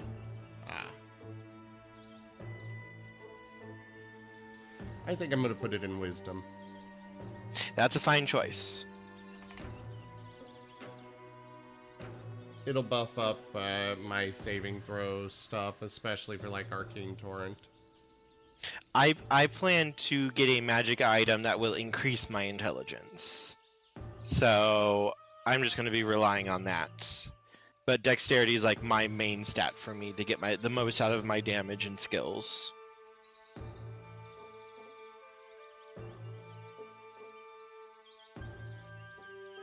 Zim, your character also had the exposed to awfulness trait? I think so. Yes. Alright. You now gain an additional +3 hit points per level. You are tanky boy. Ooh. That takes you to 99 hit points total.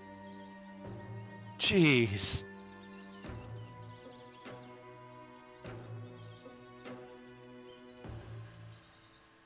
Well, okay then. Whenever you are taken down by an attack from a demon, as an immediate action, you can expend one use of mythic power to heal damage equal to 2d6 plus your mythic tier.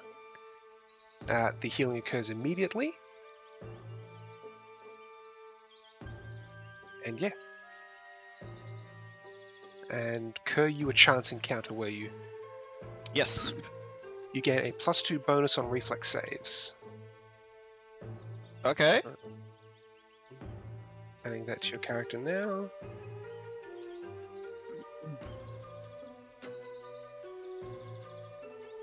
Add that in. Okay. A permanent +2 to reflex saves.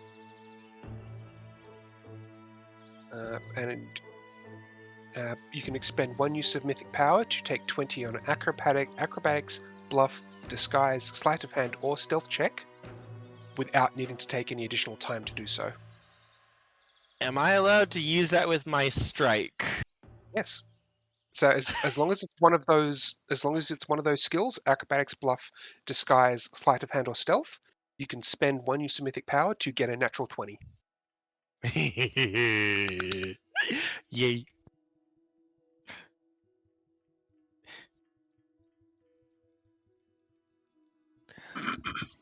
Oh.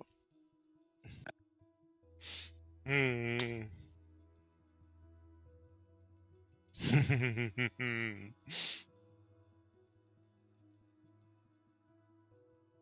I'm going to have to go through and rechange all of my damages because I just got a lot more damage. You are also now all mythic tier 1. Yay. Did you already adjust Sparks for his stuff? So Sparks doesn't get anything specific regarding the mythic trait. Okay. He just gets the devotion awards that we did. Yeah. Okay. Sparks will also. I haven't made any changes to Sparks for the devotion rewards yet. Okay. That's what I was asking about. Yeah. So it's a +2 to a skill choice, an additional +5 hit points, +2 to any one ability score, and an extra feat. I'll give him the +2 to perception. Oh god, he gets a feat too. And you guys are now mythic 1. There are so many choices for feats.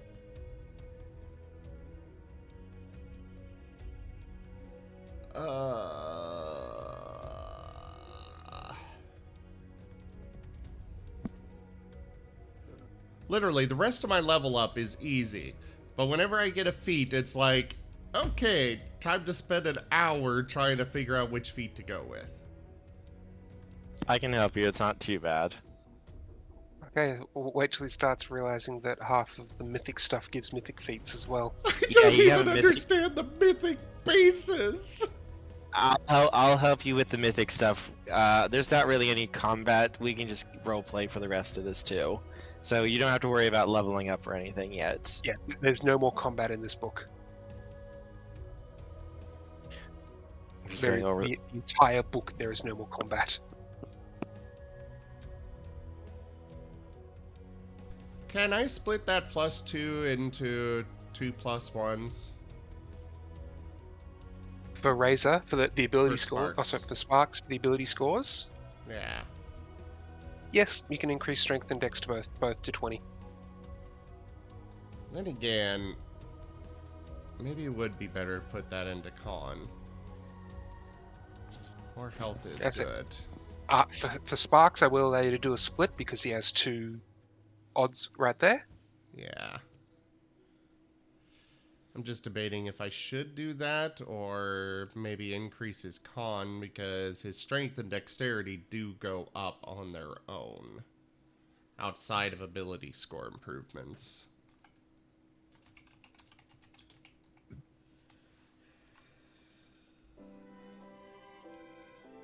When is the next time they're going to go up?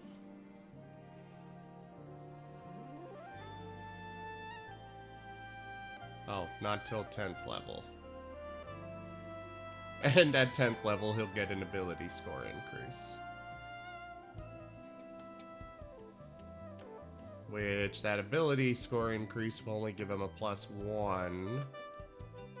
Which won't really get him very far.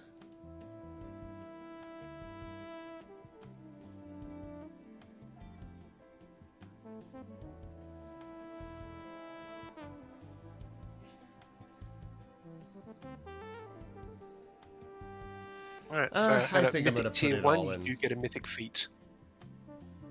I'm gonna put it all Yep, in. I already got con. mine. Or if you don't want, if there's no mythic feats you like, you can substitute it for a non-mythic feat. I know a couple of mythic feats that you might want to take, Razor, so I can help you once we finish everything in the session. I can walk you through them.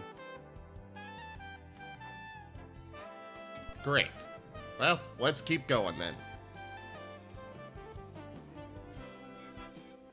Because, yeah, I have no idea what to grab. So, Alright. we'll worry about it later. There's the mythic feat list from the SRD. There's the mythic heroes details from SRD as well, because it gives you a lot of stuff. Mm-hmm.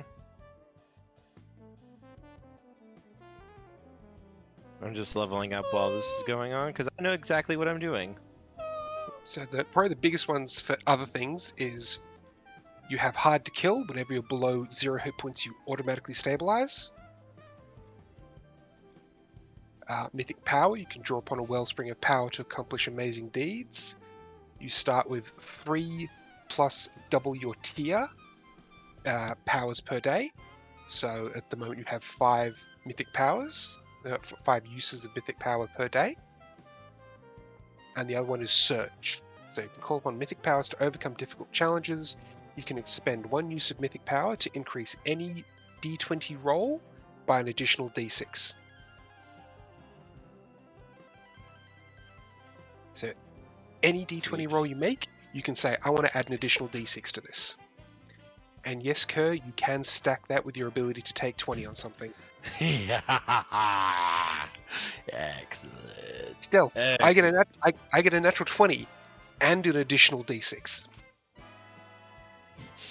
I mean, I only have right now, after leveling up, without any of the magic items on me, I only have a plus 24 on my stealth at the moment. Without even rolling a dice. You don't see me. I see you.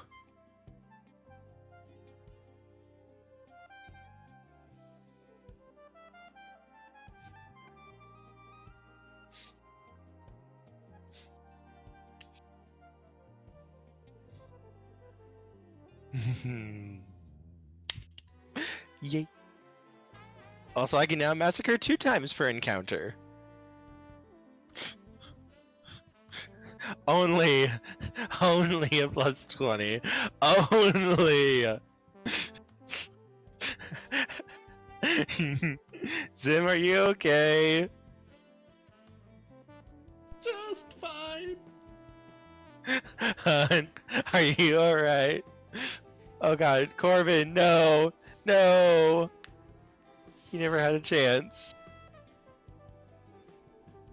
Alright, so Razor is party now has, background character. No, he's not. Oh, You are and, my- you've taken 0 damage, Razor, Huh? because you're at 0 damage. You're You back at full regenerated. health, Oh, yeah. because your regeneration would have kicked that off. And your bonus to AC is now +2, isn't it? Joke. The berserk of the animal world. Uh, The tiger is killing its prey. I The have berserk no of the idea. animal world. Thunderstorm of the tiger is killing its prey. The berserk of the animal world. Thunderstorm of the tiger is killing its prey. The berserk of the animal world. Thunderstorm of the tiger is killing its Alright, prey. so you have The berserk of the animal world. you've managed an incredible Thunderstorm victory. of the tiger is killing its prey. Yes, it is a +2 now to AC with the metal glyph. Alright. Also, we now have a bonus on fortitude saves of +2. Nice. That's really good. Alright, I'll let you go. That's mostly going to be a temporary thing, is it, or? It's the same That thing is as the Same runes. thing as the armor class. Both Okay. of those effects I'm get gonna go- applied. I'm going to go ahead and remove it from the character sheets as an effect. Just add it as a permanent buff Okay. for your, on your character sheets. Because it's going to be pretty much a permanent thing. Just add it there. Well, for the record, it is counted as, I believe, natural armor. Natural armor. So just Yes. put There it is in a- as There extra is a natural armor. section. Yeah, there's a section under for natural armor, so we can just put it there. Which does not apply to touch AC, so... Natural armor does, if I recall. No. Nope. Huh. It's just dexterity. Oh, it's deflection that works on both. Yep. Deflection does. And, you know, this is only active unless I do another glyph, but I think we're probably going to stick with that glyph for pretty much the entire Yeah. game because, you know... It's a good glyph. It's a really good one, and there's only 2 of us, so... Also might as well Ye- add a +2 to your miscellaneous bonus to your fortitude. Yes. Boop. Alright, so with the pulse that was Why do sent I have out. a +2 to all of my... Or a +1 to all of my... Is that from Oh, your I've quote? got a Cloak of Resistance, that's right. By the way, you now also have a Cloak of Resistance +2 available in the party sheet, I see that. and Amulet of Natural Armor +1. I'm gonna trade out my Cloak of Resistance +1 for that +2. I'll take the +1. How many good saves do you have, Kerr? My fort save is 9, my reflex is 12, my will is 6, but I can just, as long as I can use it, I have my obsidian sidestep technique, which allows me to use my craft glasswork, so I have a +16 technically for 1 save per round. I'm meaning the, like, you know, the class bonus. I know some He's classes got have 1 2... good, 1 intermediate, 1 bad. I have 5. I'm 525 5 right now. 5? Bef- Okay. Yeah, so Yeah. 2 good, 1 bad. Yeah, my Well, reflex Razor save is my got- worst save. Whereas Razor has 1 good, 2 bad. Yeah. I wanted to make sure it was even, but yeah, Razor's probably gonna get all of the resistance stuff because he's got 2 bad, 1 good. Yeah, I mean, these are also pretty affordable. These are like definitely something you want to buy. Also, don't forget that the parties, once you get back, will be converting most of the rest of what you've got here into more gold and favors. And the party will have time then to enhance and the like a bit, armors and weapons. So... There we go. Kerr... Okay, you did grab it out of there. Yep. There's Uh, also who should get Amulet of that? Natural Armor. Yeah, who should get that? If you want it, you can have it. I can probably avoid most attacks, and I already get a bonus +2 whenever I move. So True. if you'd like it, go ahead. My character is very based around getting out of the way of getting hit. Razor doesn't have much in the way of that. And yeah, it's basically a given. They aren't going to be able to beat my stealth probably. Alright, I'll take the amulet then. And again, we can always buy it. I can always buy one. They're not that expensive.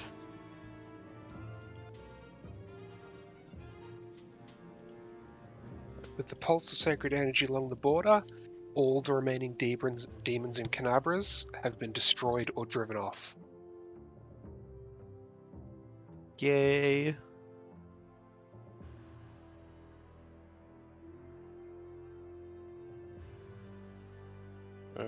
At this point, it's technically downtime, as the next book doesn't start at a specific time or event. It's you're aware that the Queen is marching on Canabras with an army to support.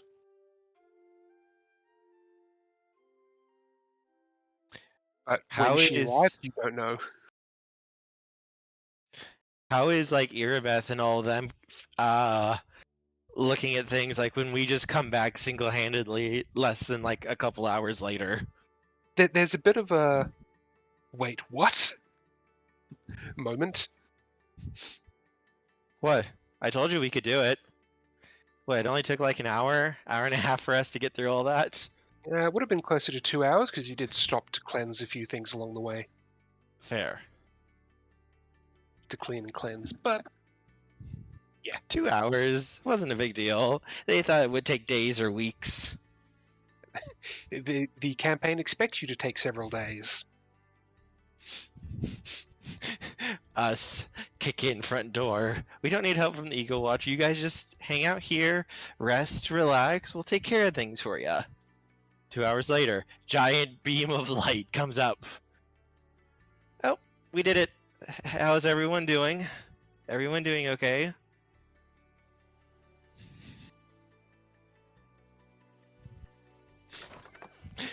I'm gonna give Irabeth back her sword. All right, she was very thankful for that.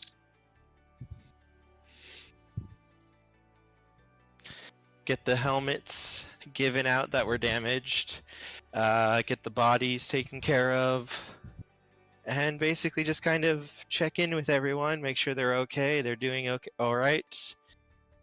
And basically say, yeah, we kind of stopped a big demon plot. And then give Razor a noogie. So with Canabras being devoid of demons, the Eagle Watch is now moving out in force to restore order. Stopping looters, rescuing people where need be, provide medical supplies, trying to get the city back under control. Razor, it's time for you to go talk to the looters and convince them to turn up to stop their evil ways.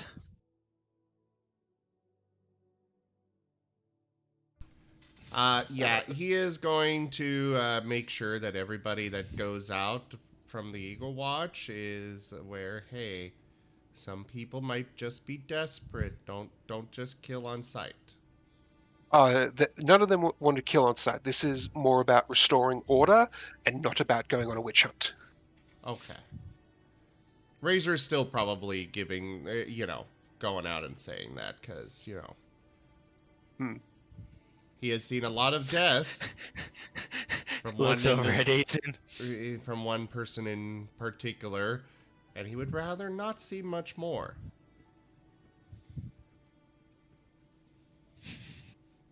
All right. So, last call for any of the parcel items before I convert it to gold. What are the magic scrolls? The 3 magic scrolls in there.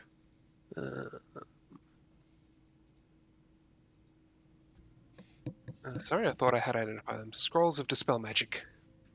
Yoink! I'll grab those. Dispel Magic is a very useful tool. Not so much useful in combat, but very useful for, oh, there's a trap here. Dispel Magic, fuck you. Yep, I will happily grab those. And I'm good with everything else going away. Yeah, I'm good with that too.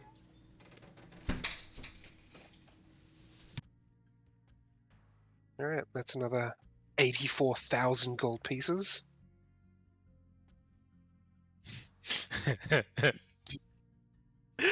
Oh.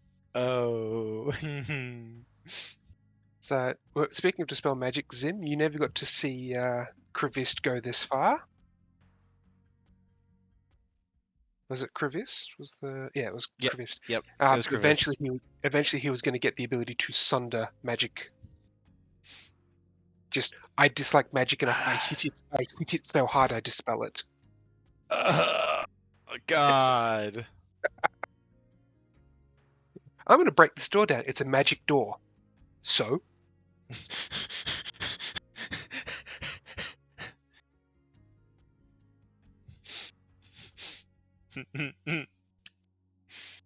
Oh, God.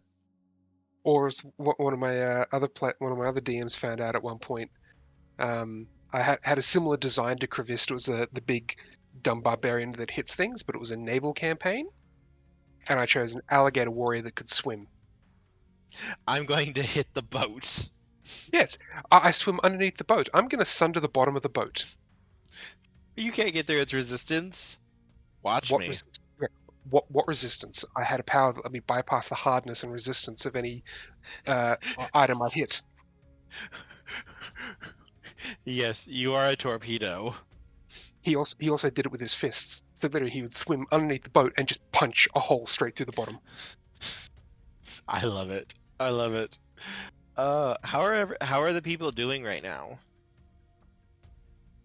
At the moment, spirits are very high. This is one of those sort of we survived, we did it moments. I'm just kind of looking over at Razor. We did it. We saved the city. That we did. Sorry, I was distracted by Orm getting home. He got Chim a Mother's Day gift.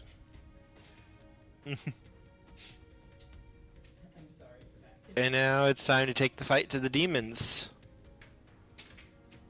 Well, now that sounds like a great idea. Alright, you were talking about enchanting magic items, weren't you?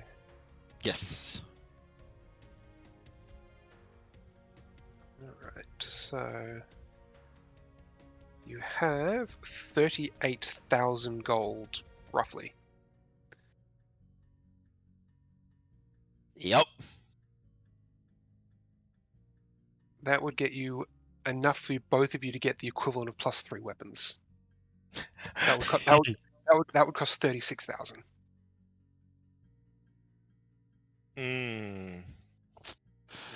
Oof.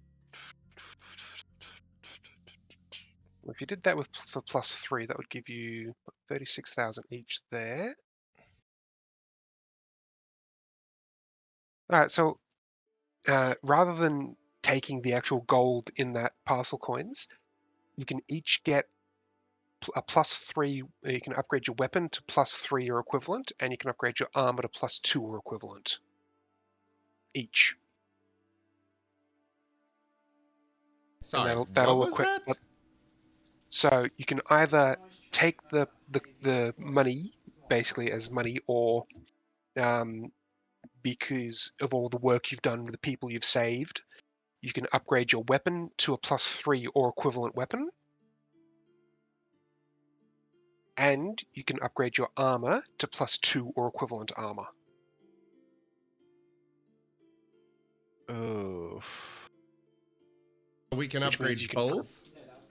Yes, both of you can upgrade both. Okay. Uh. I have no idea what enchantments are good. I can help you.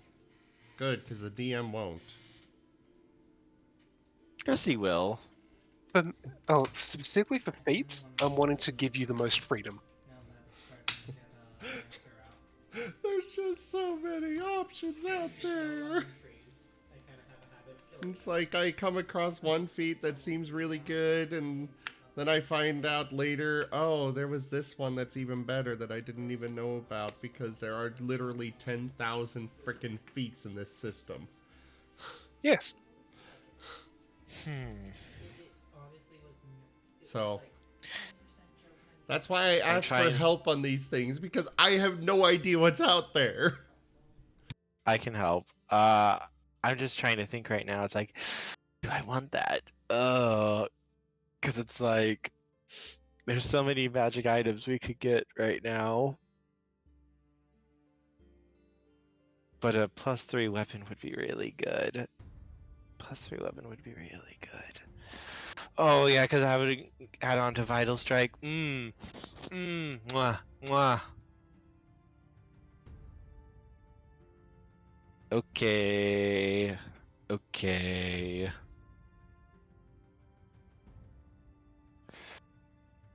Are you not wearing armor, are you, Aizen? Oh, I am. I have leather. Okay. But I figured enhancing the weapon and the armor this early is probably the easiest step to give you guys the power boost. Mm-hmm. Do And we then the number is really almost need even. a power boost at this point? You're entering book 2. Yeah, so here's the thing, real quick. When you get into creatures that are around CR9, which is the creatures we're going to be facing probably around the end of Book 2, start of Book 3, those are creatures that are going to have like a +20 to hit. They're going to have between like a +10, +20 on their attacks. Especially for bosses. The bonus to attack scales very, very, very high. So any point of AC that you can get is very, very, very important. Like right now for me, my biggest thing for considering if I want to get that stuff is it's like, would we rather get like wands of Wand of Shield, Wand of Magic Vestments, Wand of Greater Magic Weapon, things like that. Since we can't actually cast the spells, like those are like your go-to buff spells that most parties usually have access to, but we don't, since neither of us are actual casters. Zim, to give you an idea, the standard succubus, just from the succubus from the book, it's a CR7, so in theory slightly underneath what you guys are. Each of them has nearly 90 hit points. They have damage resistances, they can fly, their attacks are looking at +11s. They're sitting at 20 armor class base. And they have access to a bunch of spells. Mm-hmm. And these are the sort of things that the game is suggesting I throw them at you in the same level that you guys have been fighting cultists at this point. Yeah, So we're 3 or 4 succubuses a fight. This is the part where you know how you never really use your resistance to magic at all? Yeah. This is the part of the game where that's going to be used a lot. Because now we're at the part of the game where everything is probably going to be throwing magic at us. Does Zim have magic resistance, does he? I have He has several abilities that, like, negate or let me avoid magic damage. Okay. So it's like if you cast like dominate monster on him, he can try to resist it, and it's works a lot easier for him. Yeah. Or he can just use he has like a strike that allows him just to flat out get rid of it or ignore it. Book 1 is designed to be the introduction to the world, get the characters a few levels, and then Book 2 is where it starts to get harder. Because it also gives us our first mythic level as well, which gives us quite a little bit of power as well. For you guys, a mythic power increase isn't as big because you're already quite powerful. Mm-hmm. So percentage-wise, it's not that big a jump. But also the upgrades I gave you was very front-loaded, very heavily front-loaded. We were able to breeze through Book 1 because we had these buffs. But now Now we're at the point where the gloves are coming off, and we're going to have to get ready for, like, I remember the Chimera fight that's coming in book 2. I when I said I upgraded those zombies, I actually didn't put a big upgrade on them. Those were standard zombies that were just given a demonic template. Yeah, because I think, like, normally those zombies are only like a CR1 or like a CR1 half normally. Yeah, it's normally the whole thing is a CR4 encounter. So Those are just like normal zombies. So I Those decided things, to put a demonic template on them, which you saw there. Just adding a demonic template changed the fight significantly. that was a hard fight. Like, we weren't like in a ton of danger because it wasn't easy for them to hit us. But the fact is, like, we had to really focus to burst them down. The threat there is supposed to be the basically the zombie bite. Mm-hmm. It's like, I'm not letting that thing hit me if I can avoid it.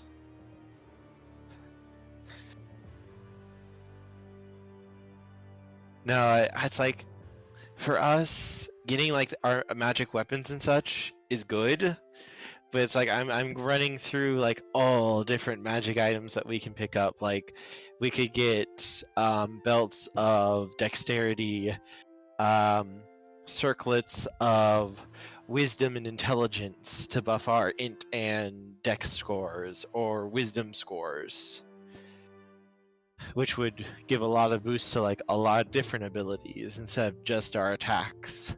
But at the same time, it's like more weapon, more damage. That's also really good. Would we be able to get our weapons upgraded into like cold iron? I think once you hit once you hit +3, they're equivalent. But let's take a Okay. look at. I wasn't sure. Let's take a look at what the options are regarding materials. Special What are you looking material. at? Magic armor, special ability things. Oh, yep. So instead of giving like a +1 or a +2, you can just get that ability instead. Yes. But the armor has to have a +1 to it. Yeah, so your armor will get a +1 base, Oh, and then you get to put 1 +1 ability on it. Oh, Mhm. okay. But So for you your can't- weapon, Yeah, what you your could weapon do has is... up to a +4 total. So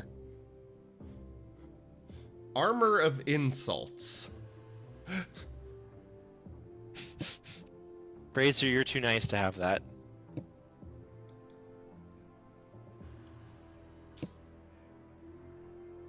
But yeah, you can stack multiple weapon abilities or armor abilities as long as you can pay the cost.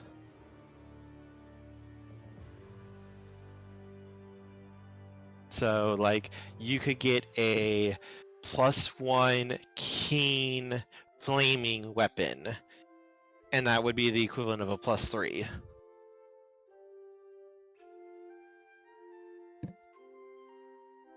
What was that? So Jaffrey, you said our weapons are going to be +3, right? magic weapons +4 equivalent. Oh, our weapons are going to be +4? Oh, no, it's +3 equivalent. Okay. Yeah, I was So, like, yeah, you did say +3s. +3. That's what I +3s, thought. and yes, you can have your weapons upgraded to cold iron. Sweet. What about So adamantine? cold iron will... if we have the money for it, yes. Because from what I understand, adamantine is, somebody in the chat earlier said that adamantine apparently overcomes basically all damage resistance. So Yeah, non-magic items, each one is unique to that. So cold iron and adamantine are separate from each other. Mm-hmm. Yeah, the materials are different. Most weapons...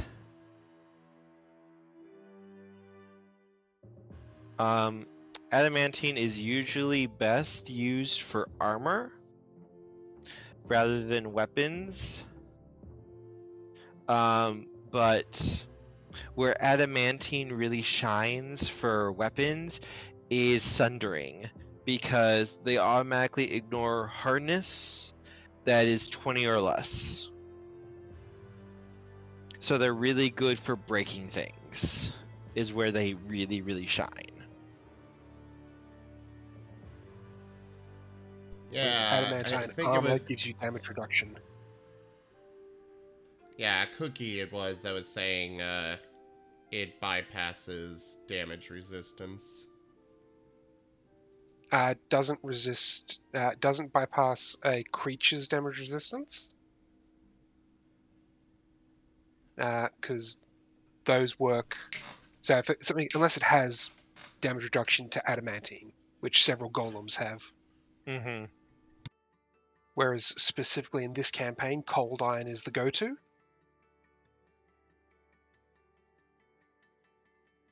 Yep. Cold iron is specifically for Fae and demons. Yes. Adamantine is just really good for hitting like Objects. It's a great sunder. Mhm. Like Kurvist was going to go for a adamantine great club or great axe at one point, just to break more things. However, since our weapons will be +3, they do automatically overcome cold iron resistance now. Yes. However, if you make them out of cold iron themselves, it doesn't have any negative effect. And if you do happen to find yourself in an anti-magic zone or anything, it'll still bypass. Yep, so might as well just get a cold iron +3 weapon. Or, like, for you could get something like +1 keen fling burst on your weapon. Or sorry, no, it would be like +1 flame burst. So then that would add 2d6 of fire damage, and you'd have +1 to attack and damage. And then you could add another ability with your stance, because you already have the flaming on your weapon. You could also potentially look at doing holy. Holy is good. 2d6, good damage. I already did away with the... I've already stopped using the stance thing. Okay. So I'll have to get keen on my weapon. Oh, that's...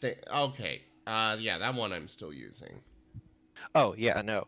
Since we'll be able to get upgraded weapons, you can shift that stance's abilities to something else then. Also, doesn't that get an upgrade at level 8, I think, for you? Armaments of the Empire, it's at 10th. Oh, okay.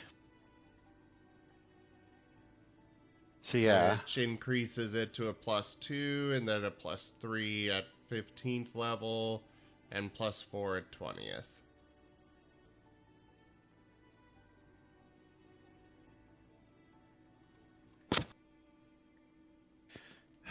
So, yeah, I'd probably take a +1 holy weapon for me.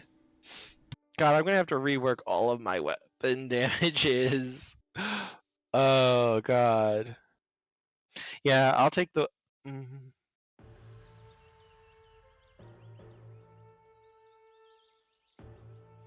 Yeah, I'll take the weapon. We can always find magic items later. +3 is gonna be hard to find, though.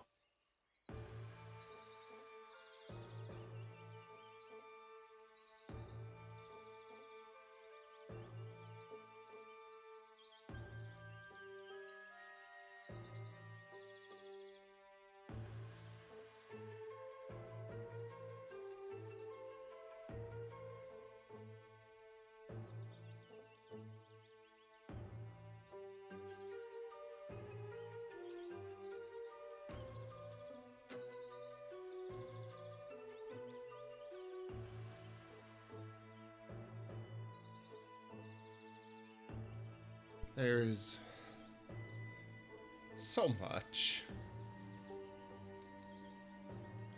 What is fortification?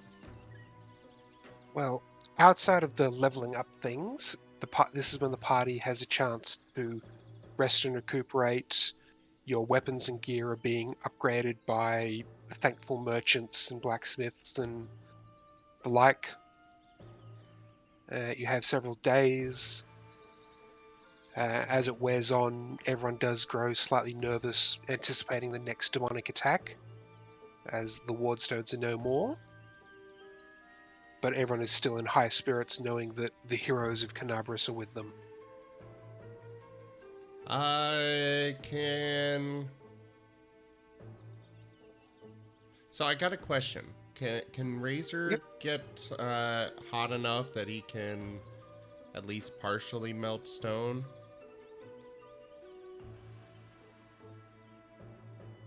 Why?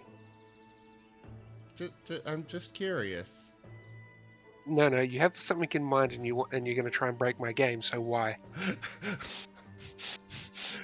I was thinking Razor could go help with repairs and stuff by, you know, instead of needing to worry about brain doesn't want to work with me, the stuff you normally use to keep mortar or something. Yeah, mortar.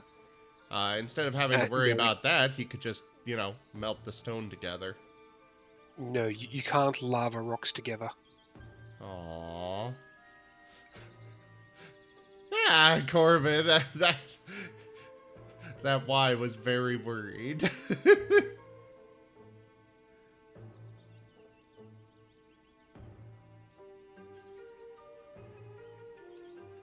Look, having been a player who loves to break games, I know exactly where to ask these questions.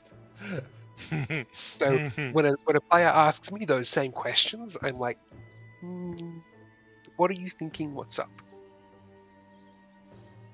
Because something as simple as, yes, you can melt rock, may later turn out to, yeah, I'm going to completely bypass this entire encounter because I can melt rock, as you said. I mean, perhaps a game-breaking influence could allow that. Razor is fire, doggo.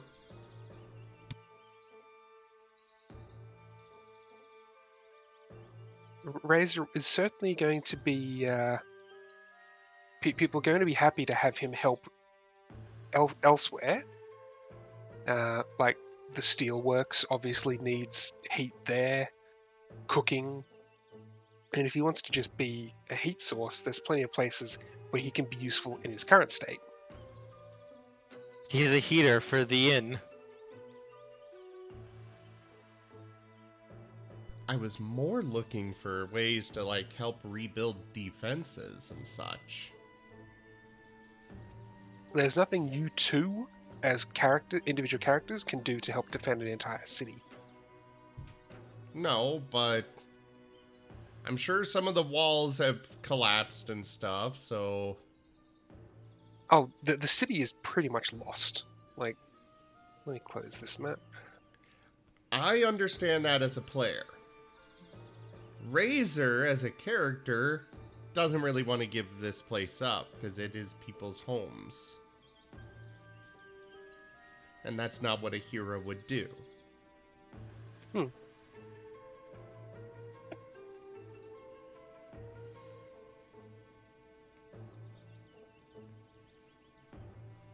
Let me reshare the map to you guys. So you can see that there are huge chunks missing in the walls that are, you know, some of these holes are 250 feet wide. Fair. So Razor would probably be trying to push the construction crews about trying to get this fixed up, and he will very begrudgingly accept them saying, no, that's just not possible. Yeah, I'll remember these, like, that's not possible at this stage. This city is going to take decades to recover.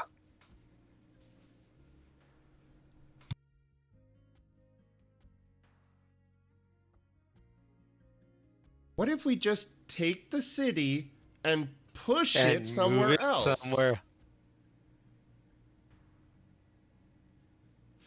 You mean like Dresden? No, I was making a SpongeBob joke. Ah.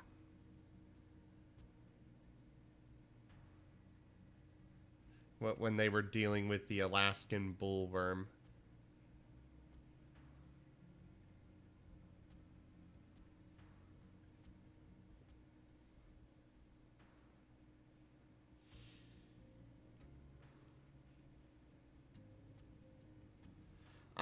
Cookie, for that, it all depends on the DM. Some DMs allow, and also what you're specifically wanting to do.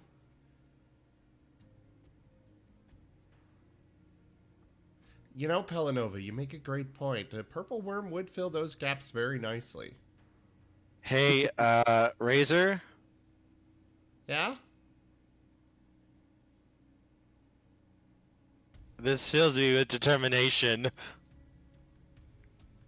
Ah. There's some untyped in there.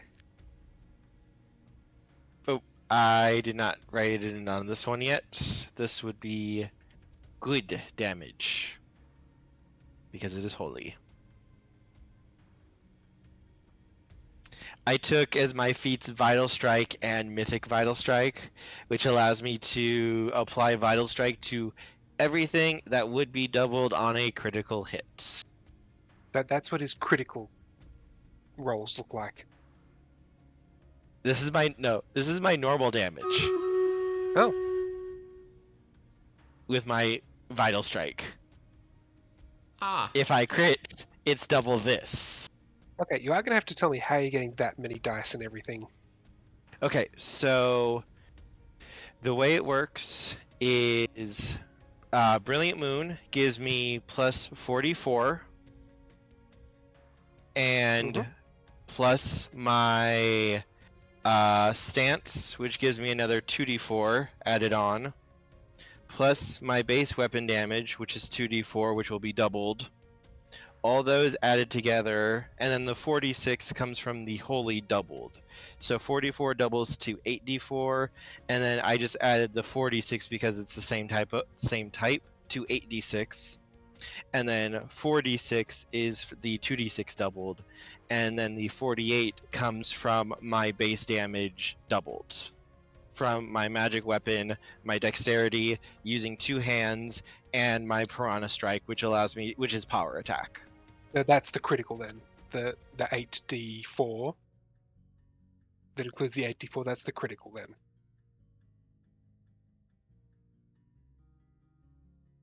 The 8d4 is from Vital Strike.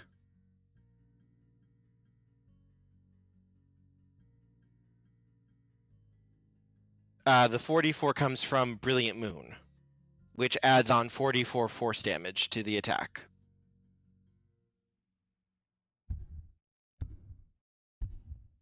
Hang on. Let me type it out real quick.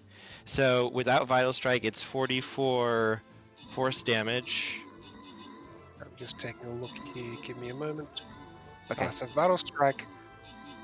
When you use this, you can make one attack at your highest base attack bonus that deals additional damage. Roll the weapon's damage twice, and add the results together before adding strength, abilities, flaming, precision damage, or other bonuses.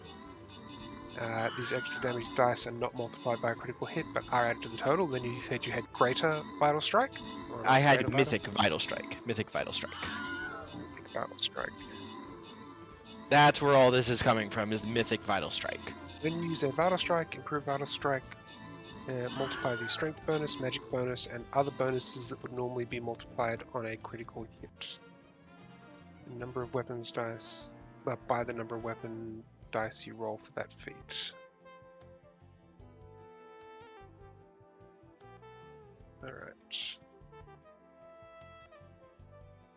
I believe I did it right. I've never actually been able to get this feat. The way it did it in the game was it doubled everything that you would get on a critical hit.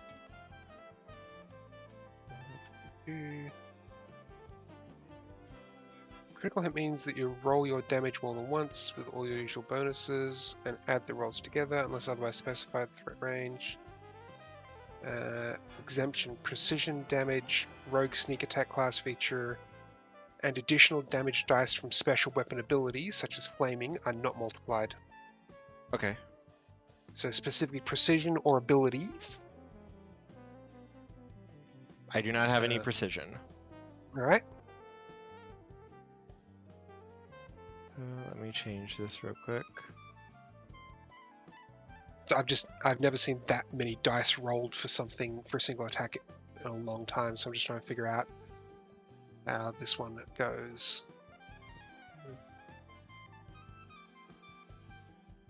Third party classes.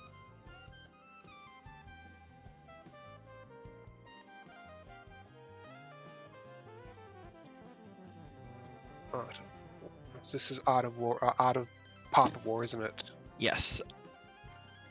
Alright, so Path of War. I do have the ability. I can send it to you if you wish. It's called Brilliant Moon. It's the level 3. Brilliant Moon.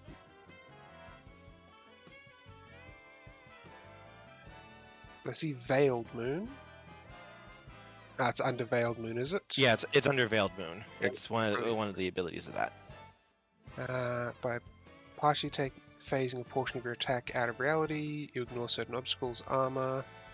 You make an attack roll, ignoring the target's armor bonus to AC. Successful hit inflicts additional 4d4 points of force damage from the spiritual power of the discipline infused in the attack.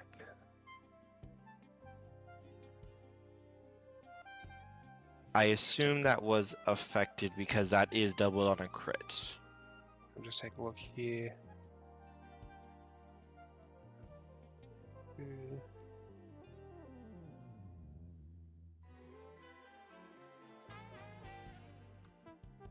Right, so yes, Veiled Moon, so 8d4 is there.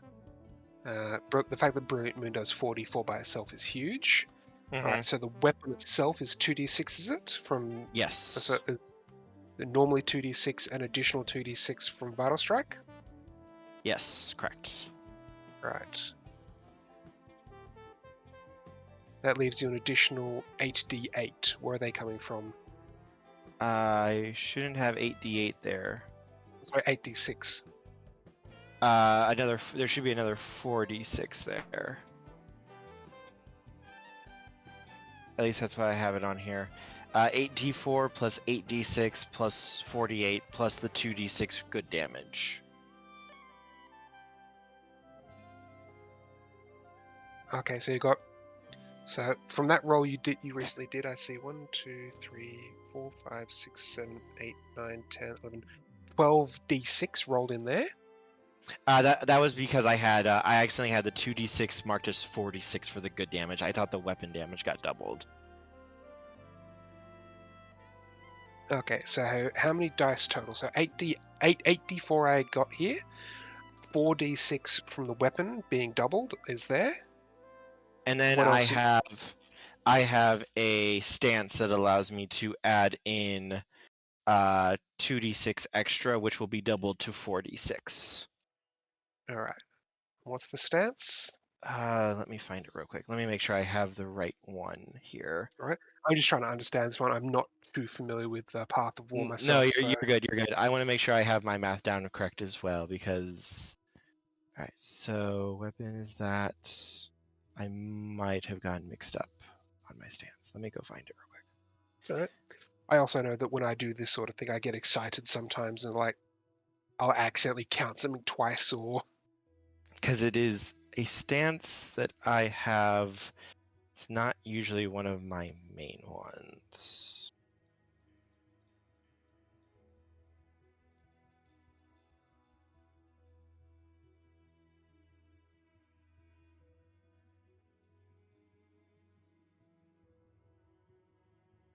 Okay, never mind. I have the damage slightly off. I am It's all right. changing it now. I'm off by 2d6. Scarlet and Hinda adds an additional 1d6. But hang on. So let me make sure I'm not missing anything real quick. 46 there from my weapon. Then 8d4 here from this. Then Scarlet and Hinder. Right, let's just wipe that real quick. So we have the 8d4 locked in for sure. Yes, 8d4. Because you got 4d4 from Brilliant Moon. Mythic Vital doubles that. Okay, and then we have 4d6 from the weapon. Yep. 2d6 doubled from Vital. And then Scarlet and Hinder gives me plus 2d6, and it also gives me the plus 2 to my AC, which I've been using. Yep. Alright, and let me double check to make sure, because I got so many things.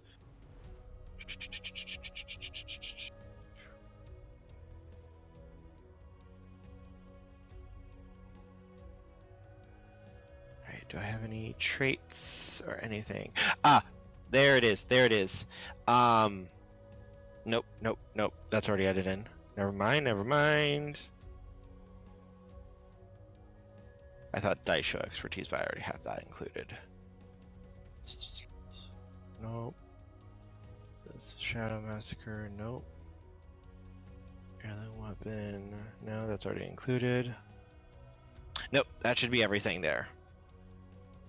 Alright, so it'll be 6d6 total rather than the 12d6 we've got here. So Yes, I just edited it, so I'm going to try a roll now. Oh, the dicey sounds.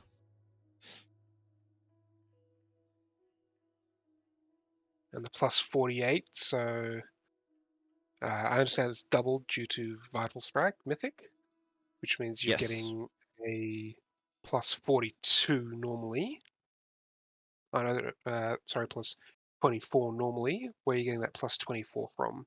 Okay, so I am getting the damage from the following. I have a plus 8 in dexterity.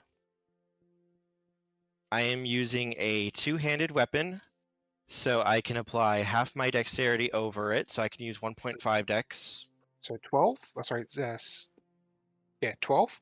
correct? And then I have plus 6 from using two-handed Piranha Strike, which is power attack for dexterity.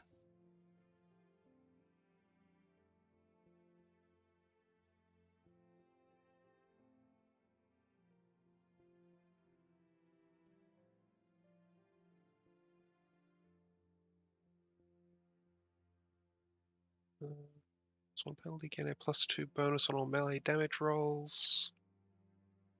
When your base attack reaches 4, your base attack reaches plus 4, and for every 4 points thereafter. So at level 8, yes, plus 6. Yep. And then next is I have a trait called, let me find it real quick.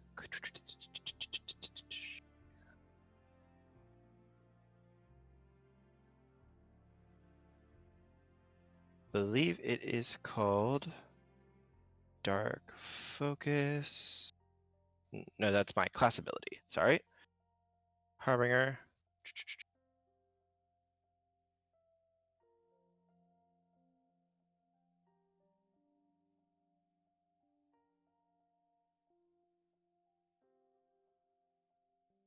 I have Discipline Focus, which gives me a plus 2 bonus to saving throw DCs of my selected discipline, and I deal an additional 2 points of damage when wielding an associated weapon of that chosen discipline, of which my katana is. Alright, so that puts you at a plus 8 there, which will put you at plus 20. And then I have +1 from my weapon All right. because of the +1 weapon. And then I can apply half of my intelligence to my attack and damage rolls because of my class as a harbinger. All right. So that's 23. And then I believe I have a trait. I think it was heirloom weapon. Let me double check that. I think it gives me +1 when I'm using the weapon, which would put me at the 24. But I'm double checking that one real quick.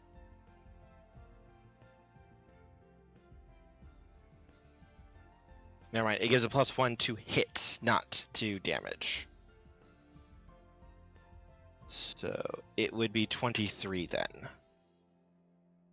+1 trait bonus on attacks of opportunity. Yep. Or +2 trait bonus on combat maneuvers. So it would be that then.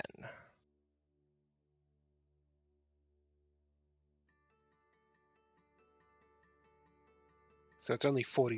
It's only +46, not +48. So Yep. I just got it changed down. it's right. This is one of those. So why much I want to double math. check. I do the exact same thing, and occasionally you miss something, or you double count, or you half count, and that's why going through it again is always helpful. There's so many die.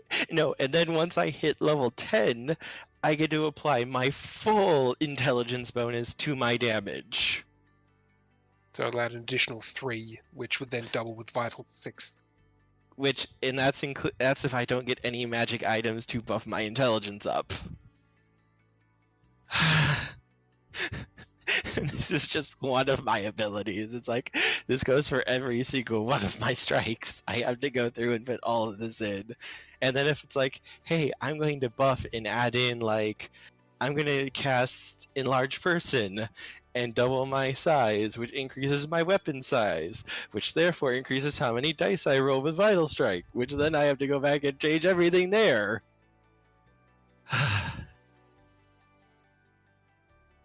Everything is okay. Everything is fine. Disciple. When you reach I level mean- 11, you can get improved vital strike to make it all triple.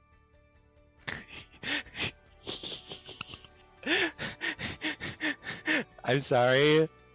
All the dice rolls make me happy. Yeah, that's the thing. Big numbers make the brain go happy. Big numbers make brain go very happy. Welcome to the hamlet. Like, Fetch's Wrath is only going to be... God, I'm gonna have to go back through that one again. So that would be 2d6 plus 2d6 from Fetch's Wrath. No, Fetch's Wrath adds 4d6 to the attack. I was looking at Flicker Strike, which doesn't. Fetch's Wrath adds 4d6, which goes to 8d6, plus... So I will have 12d6 plus 2d6 plus 4d6. And then eventually you'll get to the mythic improved vital strike, which is whenever you use vital strike, multiply all damage, even damage that normally isn't multiplied by critical hits. Flaming on a weapon and go, yeah, the flaming increases as well. Actually, apparently when you make a critical hit with a maneuver, you do not get to multiply the damage from the maneuver with Really? that. Where? I haven't seen that. That is part of the systems and use page. Oh. I literally was just reading that. Huh. Wow. As it says here, strikes almost always require a standard or full round action. Most involve a melee or ranged attack as part of completing the maneuver. If the attack hits, your opponent takes normal melee or ranged damage, as well as suffering the effect of the strike. When making a strike, you use your base attack bonus, all attack and damage modifiers, weapon damage, and so forth as normal. You can make a critical hit with a strike, but you do not multiply extra damage from a strike when calculating the critical hit damage. It is treated just as extra damage from another special ability would be, like deadly strike damage or damage from a flaming weapon. So I guess flaming weapons also don't get their damage. Magic bonuses on a weapon don't damage. I did not realize that. I thought they were normal, like a fighter's attack or that type of thing. You just have to wait till Mythic Tier 5. I can wait. I already do enough damage. Because improved Mythic Vital Strike, it just says all damage. Doesn't matter if it would normally be multiplied by a critical or not. Everything is going to be fine. Everything is going to be fine. That means for now, you lose out on an extra D6, and yeah, you miss out on one extra D6, and you miss out on 4D4. Yeah, it's not that big a deal considering, like, the big important part is doubling my base damage, which is already high enough that that's what I want. And the good 2d6 damages from Holy Weapon? Yes, my katana is going to be a +1 holy weapon. Considering you're going to be fighting devils, evils, and outsiders, that seems like the perfect choice.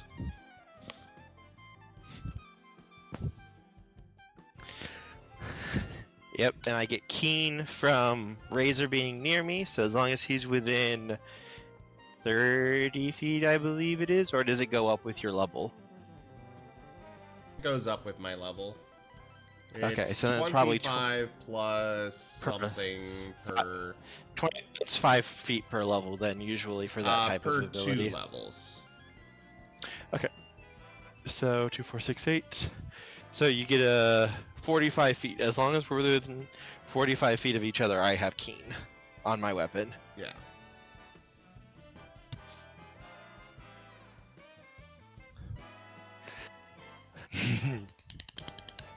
Yay. We get Alright. happy fun times. I'm sorry, I'm just happy. I has my shiny sword. What's the worst that can happen? Allow me to show you.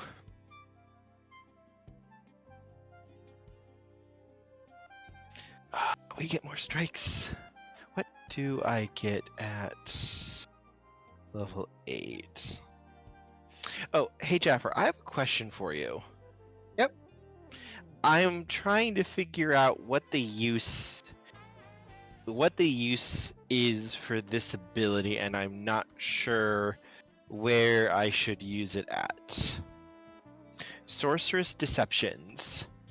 At 7th level, a Harbinger can use Magic Aura as a spell-like ability at will with a caster level equal to their Harbinger level. I can only target items and objects that I am attending, carrying, wearing, or wielding. That was you can do a use magic item check. No, I can cast Magic Aura on any object that I have at will.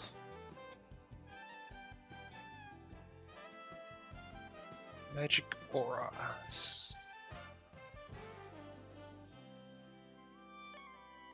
I do also want to point out something else I just saw. Mhm. Counters cannot be used against a nat 20. However, Where does it say that? this is also the same page as I was reading the systems in use. Here, I'll post this in the channel. Thank you. I have never seen. They got a little excerpt here: critical hit versus counter. As this is bound to come up at the gaming table at least once in a while, a player or the GM will roll a natural 20 against a creature or player, and the decision to use a counter will arise. Relax, here's the answer. Counters may be used against a critical hit except if the threatening attack roll was a natural 20. Critical hits from weapons with increased threat ranges, such as rapiers, can be countered if the threatening attack roll was not a 20. Okay. Well, keep that in mind for future, because it only came up once here. It wouldn't really have changed anything either. Hmm. Yeah, it's just random info that I'm like, oh, hey, this is good to know. So magic aura lets you change how a magic item is detected through things like detect magic. You can make it appear non-magical or make it appear magical in a specific type of way. Okay, so I could just make all of my gear look like shitty, no magic at all if I wanted to. Yes. We're going undercover. I'm hiding all my gear. They think I'm just some peasant chump. And then horrible things happen to them. It says you could also use it to look more threatening than you are. So you could have, just an average sword, and when someone looks at it, you put this on it, like, oh yeah, have you seen my +10 sword? Scare the demons into believing I have something terrifying. Yeah, but have you seen my +10 demon-slaying sword? And then one of them makes their identification roll to see through the illusion. Why are you making it look like only a +10? There is an ability I can get. I'm looking for it now. It's in the Shattered Mirror one. I didn't go for it really at all, but it is a boost where it's called Obsidian Razor Style. Like Obsidian, you create a reflection that is beautiful, dark, and deadly at the edge of your weapon. After initiating this boost, which is basically a swift action, you gain an insight bonus equal to your ranks in one craft skill, which would be my craft, the one I use.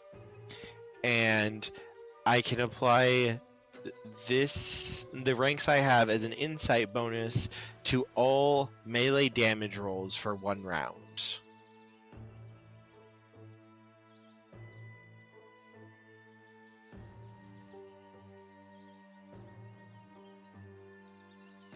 It's like, that might be worth getting nowadays.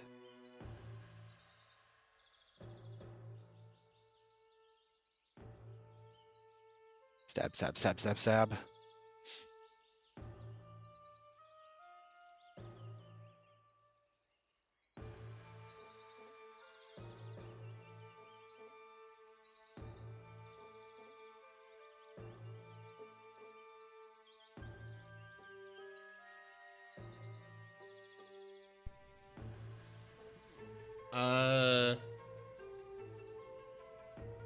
So are you sure you're able to be using your stuff like you've been using it? Yes. He only just unlocked Vital Strike. No, I'm meaning like the massacre alongside, is it your Dark Claim that lets you curse things? Yes. Because Dark Claim requires a swift action. I have a specific. I have a couple of feats for it, to allow me to curse multiple things at once. I can't use that boost. I haven't used that boost before. I haven't gotten it. Specifically because it requires a swift action for me to curse them first. So I never have seen the purpose, because before now, my curses only last like 1 or 2 rounds before I have to redo it.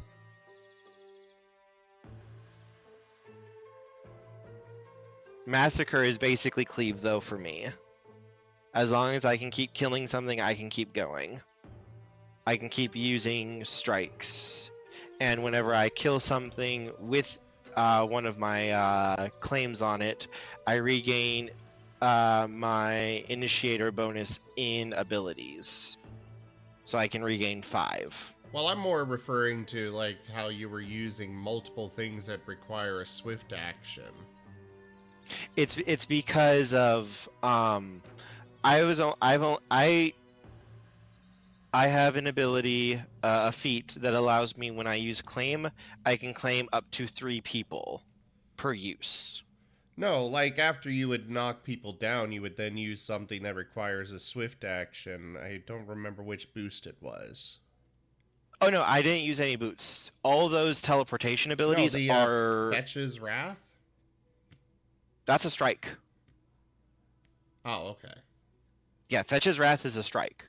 What it does is Fetch's Wrath allows me to teleport my movement speed, and then I can make an attack with a bonus 46 on the damage, and then I can teleport away.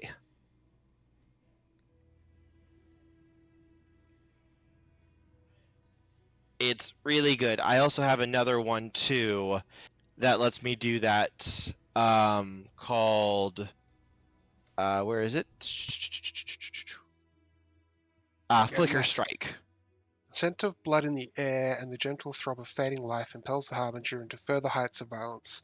Starting at 4th level, a Harbinger can initiate one of her readied strikes against an adjacent creature as an immediate action.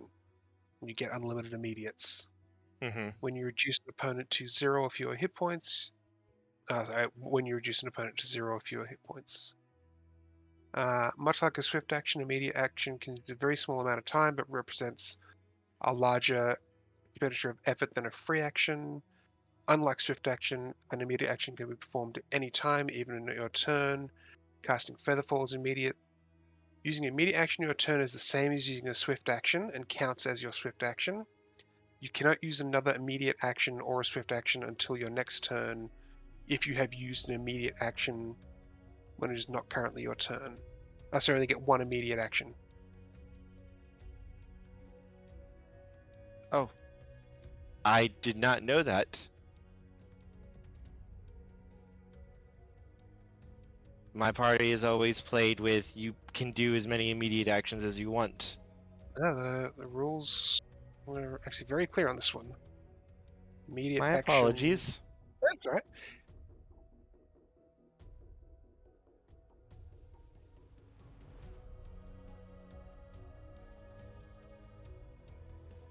Yeah, my old DM told me that you can do as many immediate actions as you want, and then proceed to nearly kill us with it.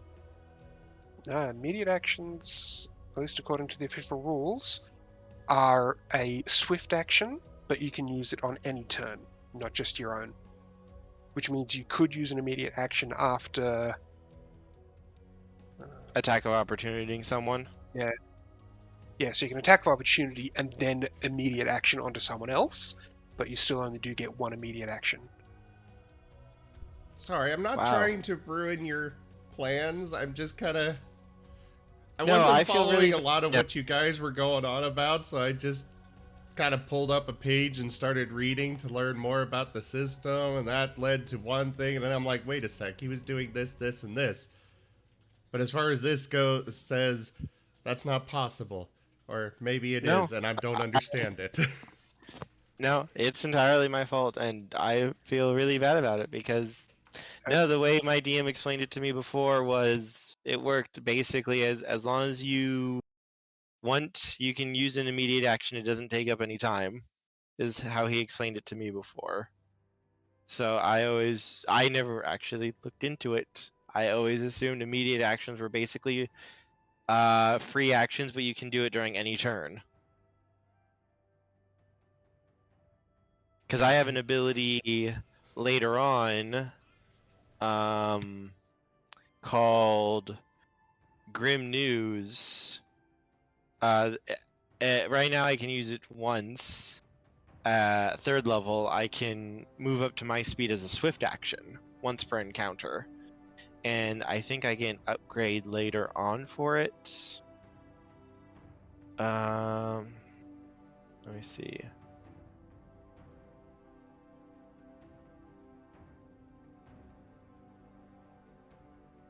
Yeah, I'm trying to learn this system myself.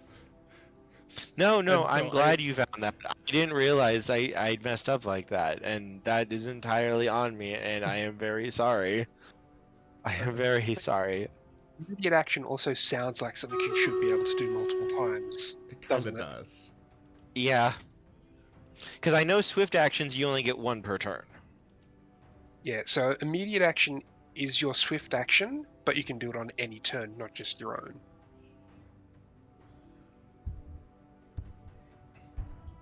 God, I feel so stupid now.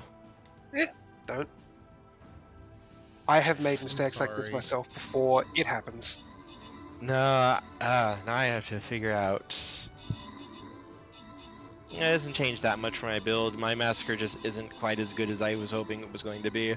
To be fair, the massacre wasn't actually going to be. You can still pick up cleave and great cleave feats, Yes.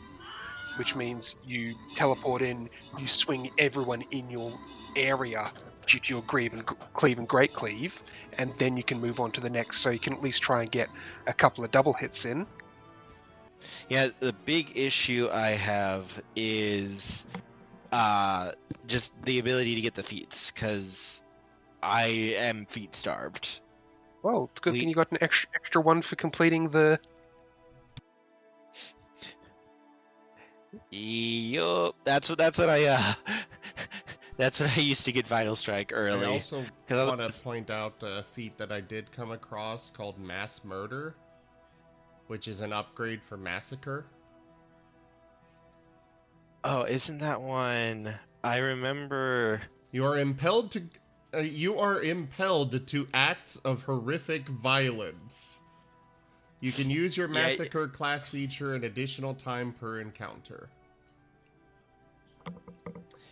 Yeah, I believe I got the extra use now for it. I have to double check though.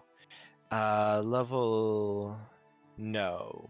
Level 10 is when I get my massacre 2 times.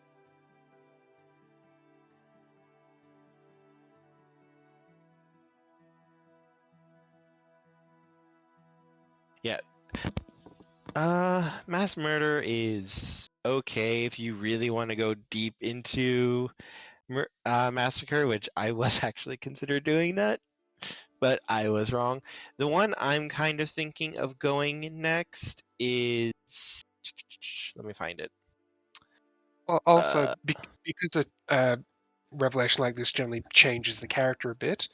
Also, you guys do have some time here. I will let you sort of redo your character at level 8 with all these extra bonuses if you like.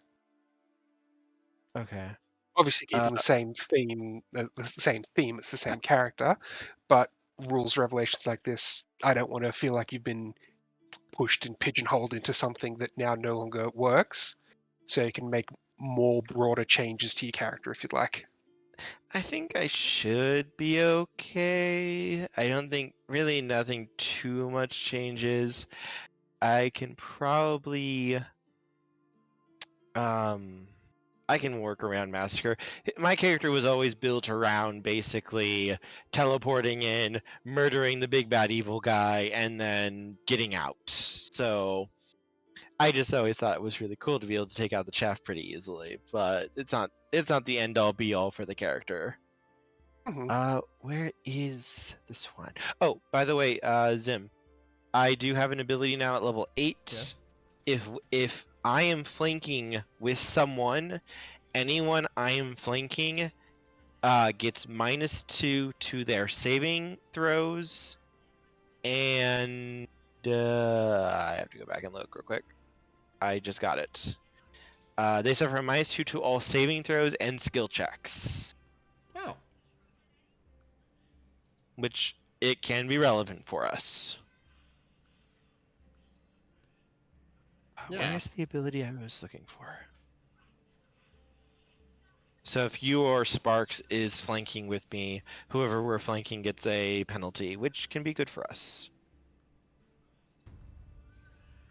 One of the feats I might recommend for you, Zim, is Discipline Focus. That can be really, really good for you.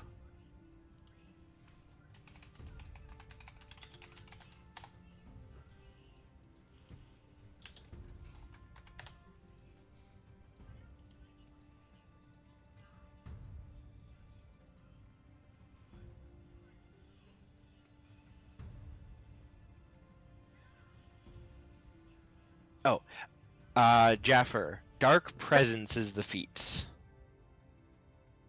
Creatures claimed by me provoke attacks of opportunities even when they make 5 footsteps in or out of my threatened squares.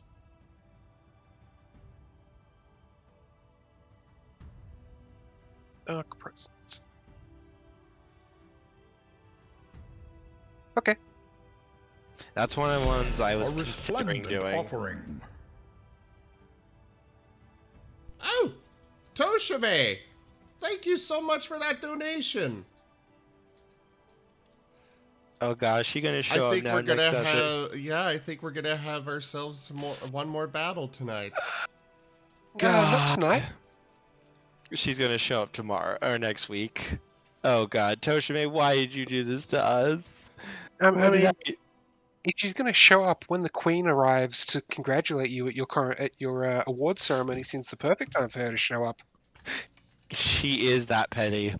She is totally that petty. Yeah, everyone's going to be clapping and applauding, and then it's going to die down. And there's just going to be this one person still clapping in the audience.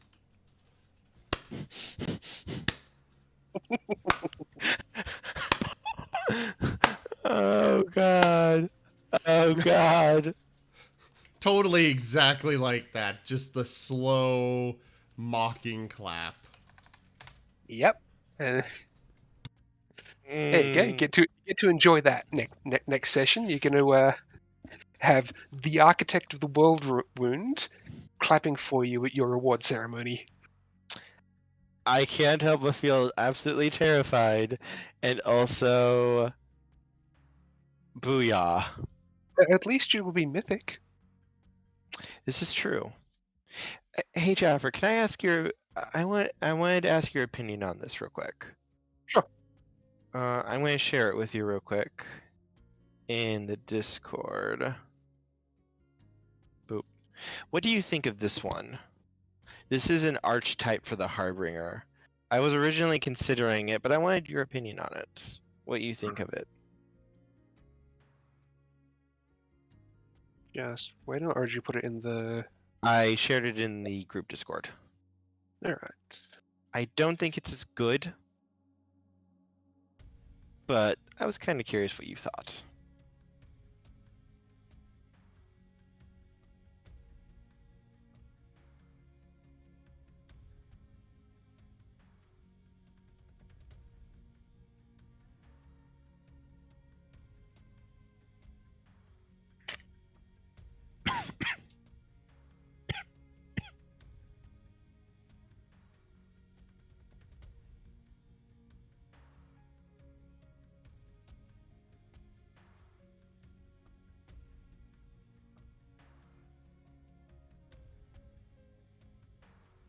Alright, are we gonna do any, like, actual role play for the rest of the night, or just discuss It's the campaign, the first book campaign is over. The next session is going to start with the arrival of Queen Gallifrey. Okay. At the moment, it's bookkeeping and that between now and then. Okay. I was more asking, like, stuff that would be relevant for the recording. Yeah, you could probably call it here, to be honest, on that. Okay. I think I'll keep the stream going just for the heck of it. For you guys in the chat, you can still hang out with us while we're discussing these things. That's okay with the two of you? Yeah, I'm fine with that. Mm-hmm. Alright. But I don't want to stretch out the actual recording for YouTube too long. So, thank you all so much for joining us tonight for Demonslaying Duo Pathfinder. Check out our website, zgfgaming.com. We've got links for our Discord, Telegram, Twitter, Patreon, all those things and more there on the website, as well as down in the description below. Thank you to my patrons, donators, and subscribers. What's up?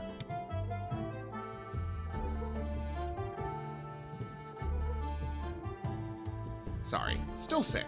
Thank you so much to my patrons, donators, and subscribers. It is because of your support that I'm able to continue bringing these streams to you all. I really cannot do this without your guys' help and support, so thank you. Consider becoming a patron over at patreon.com/ZGFgaming. It's one of the best ways to support the channel, though you can also do so by simply sharing the stream around. But for now, thank you all so much for joining, and I bid you the most fondest adieu. Duke. Thank you for coming, everyone. Thank you, everyone.